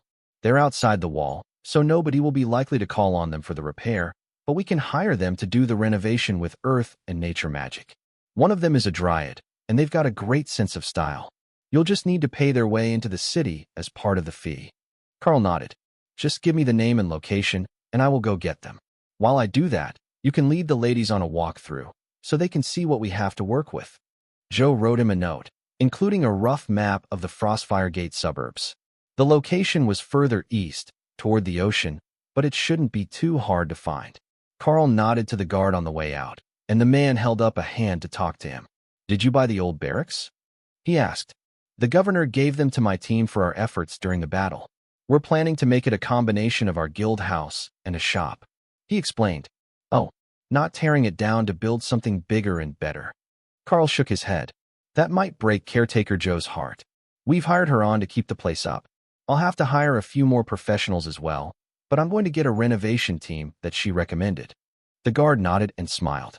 If you get back within the next 3 hours, come through this gate. I lived in those barracks for most of my youth. It will be good to see them back in top condition again. But I have to warn you, when an obsession demon says she's obsessed with cleanliness, she's not joking. That tiny psychopath used to chase us with a whip if we didn't shower after morning training. Karl laughed. I'm sure that the ladies in my team will be on her side. The bubble bath stock goes almost as fast as clean socks. The guard laughed and waved farewell as Karl jogged off to go find the recommended workers. 30 minutes of brisk walking brought him to a beautifully decorated Gothic mansion, with a carefully groomed hedge maze in the yard. That was what he was looking for, but there should have been a sign out front that marked it as a furniture maker. Hopefully, the place hadn't changed owners. Karl walked up to the front gate and knocked, not entering the yard. Half a second later, a dryad simply appeared out of the bushes with a smile. Hello, how might I help you? She asked. Caretaker Joe recommended your services to renovate the old barracks building. I have just been awarded the location as a combat bonus, and it needs some work to get it back to standards. Karl explained. The dryad nodded and motioned for Karl to enter. Please come in and tell me your plans. My daughter runs the business now, and the shop entrance was moved to the back last year. But for Joe, I can likely flex my magic a little bit. She agreed. Well, I don't object to hiring both of you, and whoever else you think might be necessary. Karl shrugged. The dryad gave him a curious look, and Karl took out 10 gold coins, placing them on the table between them. She smiled. In that case, you can call me Misty, and my daughter is Rain. Do you have any magic users on your team that might be helpful? Karl smiled. I have a royal rank green dragon cleric. She might be useful, or she might not. It depends on how long she can focus for. Misty laughed, the branches of her hair shaking. All right, I will bring a stonesmith with us as well. It won't take long, but the fee isn't cheap. Though, I can see that's not going to be a problem on this job. What are you going to be selling? She asked. Alchemical potions for healing and progression, runic jewelry, and once I can find a source for weapon blanks, runic weapons as well. The dryad paused. I don't think that I follow. What is a runic jewelry? She asked. Karl saw the problem. If she was going to make display cases, she needed to know what he sold. Karl took out one of the royal rank rings that he had inscribed for giant strength and placed it on the table. That sort of thing. But also amulets, necklaces, bracelets. Whatever I can get from my supplier. Mostly royal and monarch rank, but I might eventually make some lower grade budget items. He explained. The dryad was stunned into silence. She might need a minute. Hawk laughed. Positively shooketh. Flabbergasted. Discombobulated. Remy agreed. Then Remy dropped a monarch-ranked healing potion on the table between them to see what happened. Misty sighed.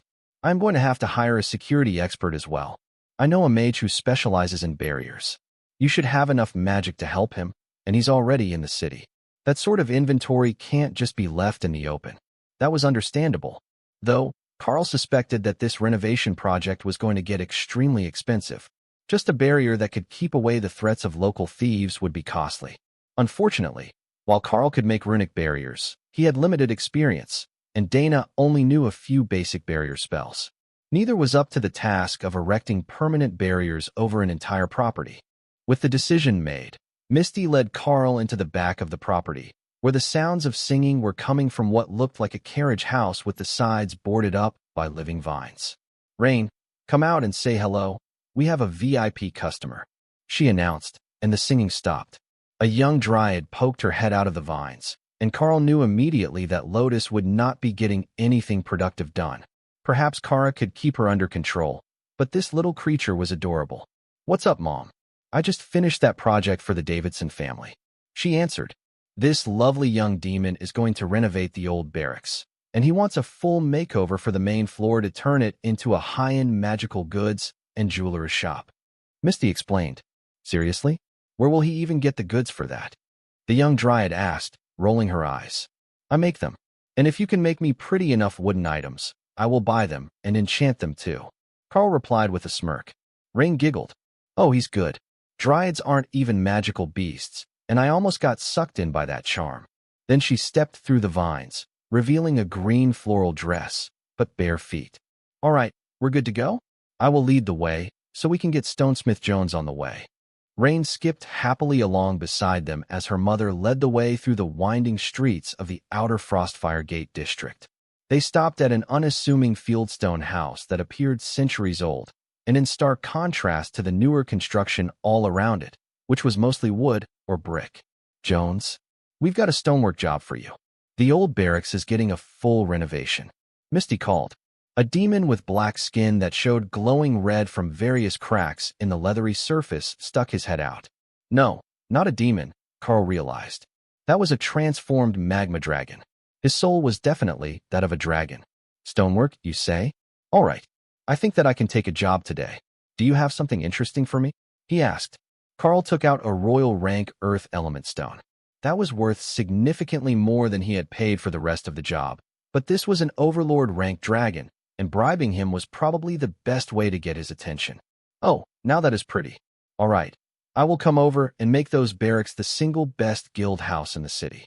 And just like that, Karl had obtained all of the team members that they needed, except for the mage who would make the barriers. Jones and Rain were singing together as they made it back to the gate beside the old barracks, and the guard smiled at them. "War Champion, it looks like you found quite the assortment of workers today. I'm sure the lovely ladies of your team will be pleased." The guard greeted them. Karl wasn't sure how he knew that the team was lovely ladies at first. Then he realized that the kids had all been chased into the yard so that Joe could clean the place before the renovation team arrived. That meant Tessa followed them out, Lotus came to play, and Dana had joined Ophelia on the porch for a drink. Jones cleared his throat, a rumbling noise like boulders rolling downhill. "Ladies, if you would kindly find the caretaker and clear the building, I will get to work on the stone structures," he announced. Caretaker Joe came out as soon as she heard his voice and waved to him. "Oh, you brought over all the big guns. How did you get this one to come help fix the building?" I asked him dozens of times when he passed by, but he never agreed. She asked. The stonesmith snorted, sending out a small puff of soot. "You never had good stuff to offer." There was something admirable about that strictly mercenary dedication to his ideals, Karl thought. Even though they knew each other, if you couldn't pay for his services, you weren't getting his services. Karl could likely learn something from him before he went into business, but he didn't have the level of self-awareness necessary to realize that he had an issue in that department. Fortunately, Dana did. The entire property was covered in an overlord-ranked flood of earth and fire magic, that unique combination that constituted a magma dragon's racial powers. As it settled in, the barracks building shifted a little until it was perfectly squared at the corners again, with no more bulging or leaning where the mortar had crumbled. Then the outer courtyard wall began to grow, returning to 3 meters tall, and the exterior doors crumbled to ash before being replaced with thick bronze replacements, including a black cast iron gate separating the wall from the street. The roof tiles shifted into thick black slate over the pale gray and white fieldstone walls, and even the well in the yard was brought back to pristine condition. How good the water was would be questionable this close to the ocean, but they were a little uphill, and the well was shallow, so it might have some groundwater flow. Or perhaps not, as Karl realized a few seconds later when he felt the spell on the well collapse. It didn't need groundwater, as it had been enchanted with water magic. The well was actually just an outdoor cistern. Once the dragon was done and staring smugly at his creation, the dryads went inside with papers in their hands. They went straight to the second and third floor to begin their work on the secondary kitchen, bedrooms, and common areas. Karl could feel the nature magic soaking into the structure of the building as they rapidly moved through the house, using the wood as a medium to move between rooms and floors freely. For 15 minutes, the magic continued. Then they opened the main door and bowed politely to Karl. According to our contract, the work is done.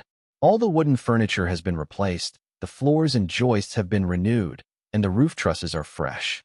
Your home is ready for another century of occupation, Misty announced. That's all it takes. And here I thought that it would take days. Karl noted. Rain giggled. We're still dryads, aren't we? Or have you never seen a dryad work before? Karl turned to Lotus, and Misty began to laugh.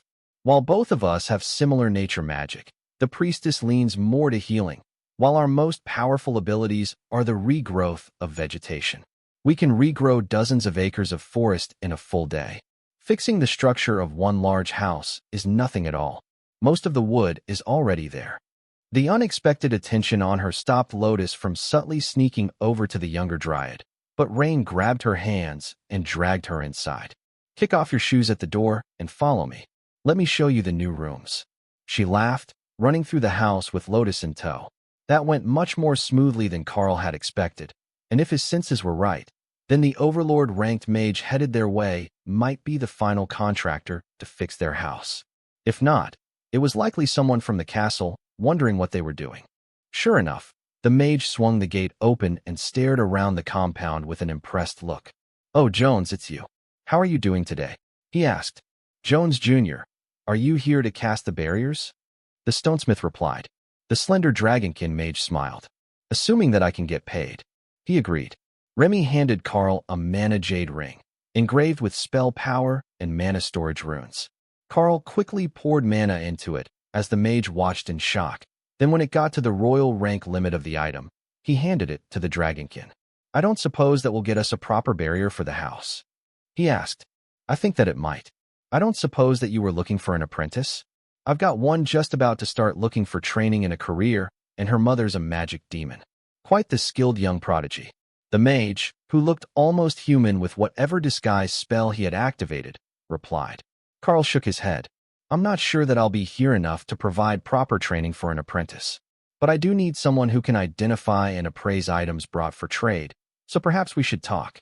If the student is self-motivated, the teacher doesn't need to be around every day. Rain looked down from a third-floor window with a curious frown. Why is he Jones Jr., but you're not related? She called, loud enough for Jones to hear. Both the stonesmith and the mage began to laugh. It was the mage that answered her question. You see, my name is Jacob Jones. But he also goes by Jones, as nobody can pronounce his full name, and he is much older than I am. So he is the senior Jones, and I am Jones Jr., or Mage Jones. That was less interesting than the young dryad had hoped, and she pulled her head back in the window to continue showing Lotus around. Mage Jones walked inside the main room, followed by Karl, so he could explain the situation. The others waited outside, wanting to be surprised once it was all done. Oh, this will work wonderfully. They even built railings to define the edges of the barriers. I will give you an access stone, so you can add employees to the list as necessary. I specialize in this, so I will make you proper jewelry cases. The mage explained, then tied his long black hair back and out of his face.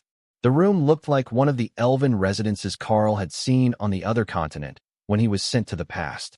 It was all organic curves, not plain flat, except on the inside of the display cases. But the walls were white stone, polished smooth, and the floors were hardwood and similarly well fitted. In the back, hidden behind a door that looked like the back storage room, was a large kitchen complete with a freezer that the mage enchanted and the actual storage room, which was accessed through the kitchen. It was an odd setup, but Karl suspected that it was meant for dried goods storage for the guards, so the location actually made more sense, as it was opposite the freezer, allowing a group of cooks to work efficiently during meal prep. Once the display cases in the kitchen were finished, Jones Jr. put an overlord-rank barrier over the whole house, and then Karl followed him to the second floor, where he saw a large central room surrounded by small rooms. They must have been guard dorms in the past, barely 2 meters wide. The doors were currently all open, revealing single beds, a desk, and a dresser inside. There was one large restroom at the back of the building and 2 shower rooms. So, the layout hadn't been changed since it was a dorm for the guards. But that did give them far more than the 20 required bedrooms for the guild house standard. The mage cast a soundproofing spell over the rooms, but not completely deadening the sound. If Karl guessed the details correctly, it would make regular noises inaudible, but those in the common area would still be able to hear if someone shouted for help. The third floor was much more fancy, with 6 large bedrooms and 1 slightly smaller one, plus a smaller common area with a kitchenette. The smallest of the rooms on this floor was piled high with neatly organized stuff that had to be caretaker Joe's, maintained as her own room since she was actually employed here. But the others were all immaculately clean. Her stuff would be arranged soon enough. It was just that the room had been renovated, and she needed to put it all away again. On this floor, he cast a temperature control spell, the usual soundproofing spells, and a ventilation spell that drew air from the lower floors up and out through the chimney of the fireplace column that ran through all 3 floors and both kitchen areas. There was no such thing as a modern stove here, but the fireplaces were fire magic and had an oven above them, as well as a magic burning stone stovetop that was definitely not child-safe by the Golden Dragon Nation standards. There we go. I will put a perimeter spell around the property as well, and that should be enough to keep unwanted visitors out when you're closed without confining your members to the house. Jones Jr. explained. Wonderful, thank you. This is perfect. Karl agreed. Ray stepped out of her space with an armload of cloth and a serrated smile. The mage gave her a confused look, as he hadn't seen anyone by that description earlier. But she was putting new silk sheets on all the beds, so she must belong here. Ray also hung new curtains and arranged a number of rugs on the floor, which were made from the fur cloaks pilfered from the frost giants. The oversized cloaks were perfect for throw rugs to dampen sound in the rooms, though the white color would be a nightmare to keep clean. She hoped that caretaker Joe was not only passionate but competent about her obsession. Before long, she had all fresh bedding and pillows on all the beds that the Dryads had made. They weren't a solid mattress, more like an extra fluffy cushion, but they looked comfortable to sleep on, as both Rain and Lotus had flopped down on one the moment Ray had put the bedding on. Ray gave a thumbs up from the front window when she was done, and the others came inside to see the contents of the house after the renovation. Unlike Karl, they knew what it looked like before, so their sense of awe was much higher after the hour's worth of work. So, you will be selling all your goods here? Mage Jones asked. Karl shook his head. I intend to make some lower-grade items to sell at the Royal Jewelers. The sort of items that can be spread on the mass market, instead of one-off and exclusive items for sale here. But the potions and other items will be exclusive to our shop, unless someone is going to resell them elsewhere for a higher price. I'd love to hear from you. Thanks so much for watching. Did you enjoy this video? If you did, make sure to hit that notification bell so you never miss an update. And don't forget to subscribe and give this video a big thumbs up. Your support means the world to me, and I can't wait to see you in the next one. Thank you.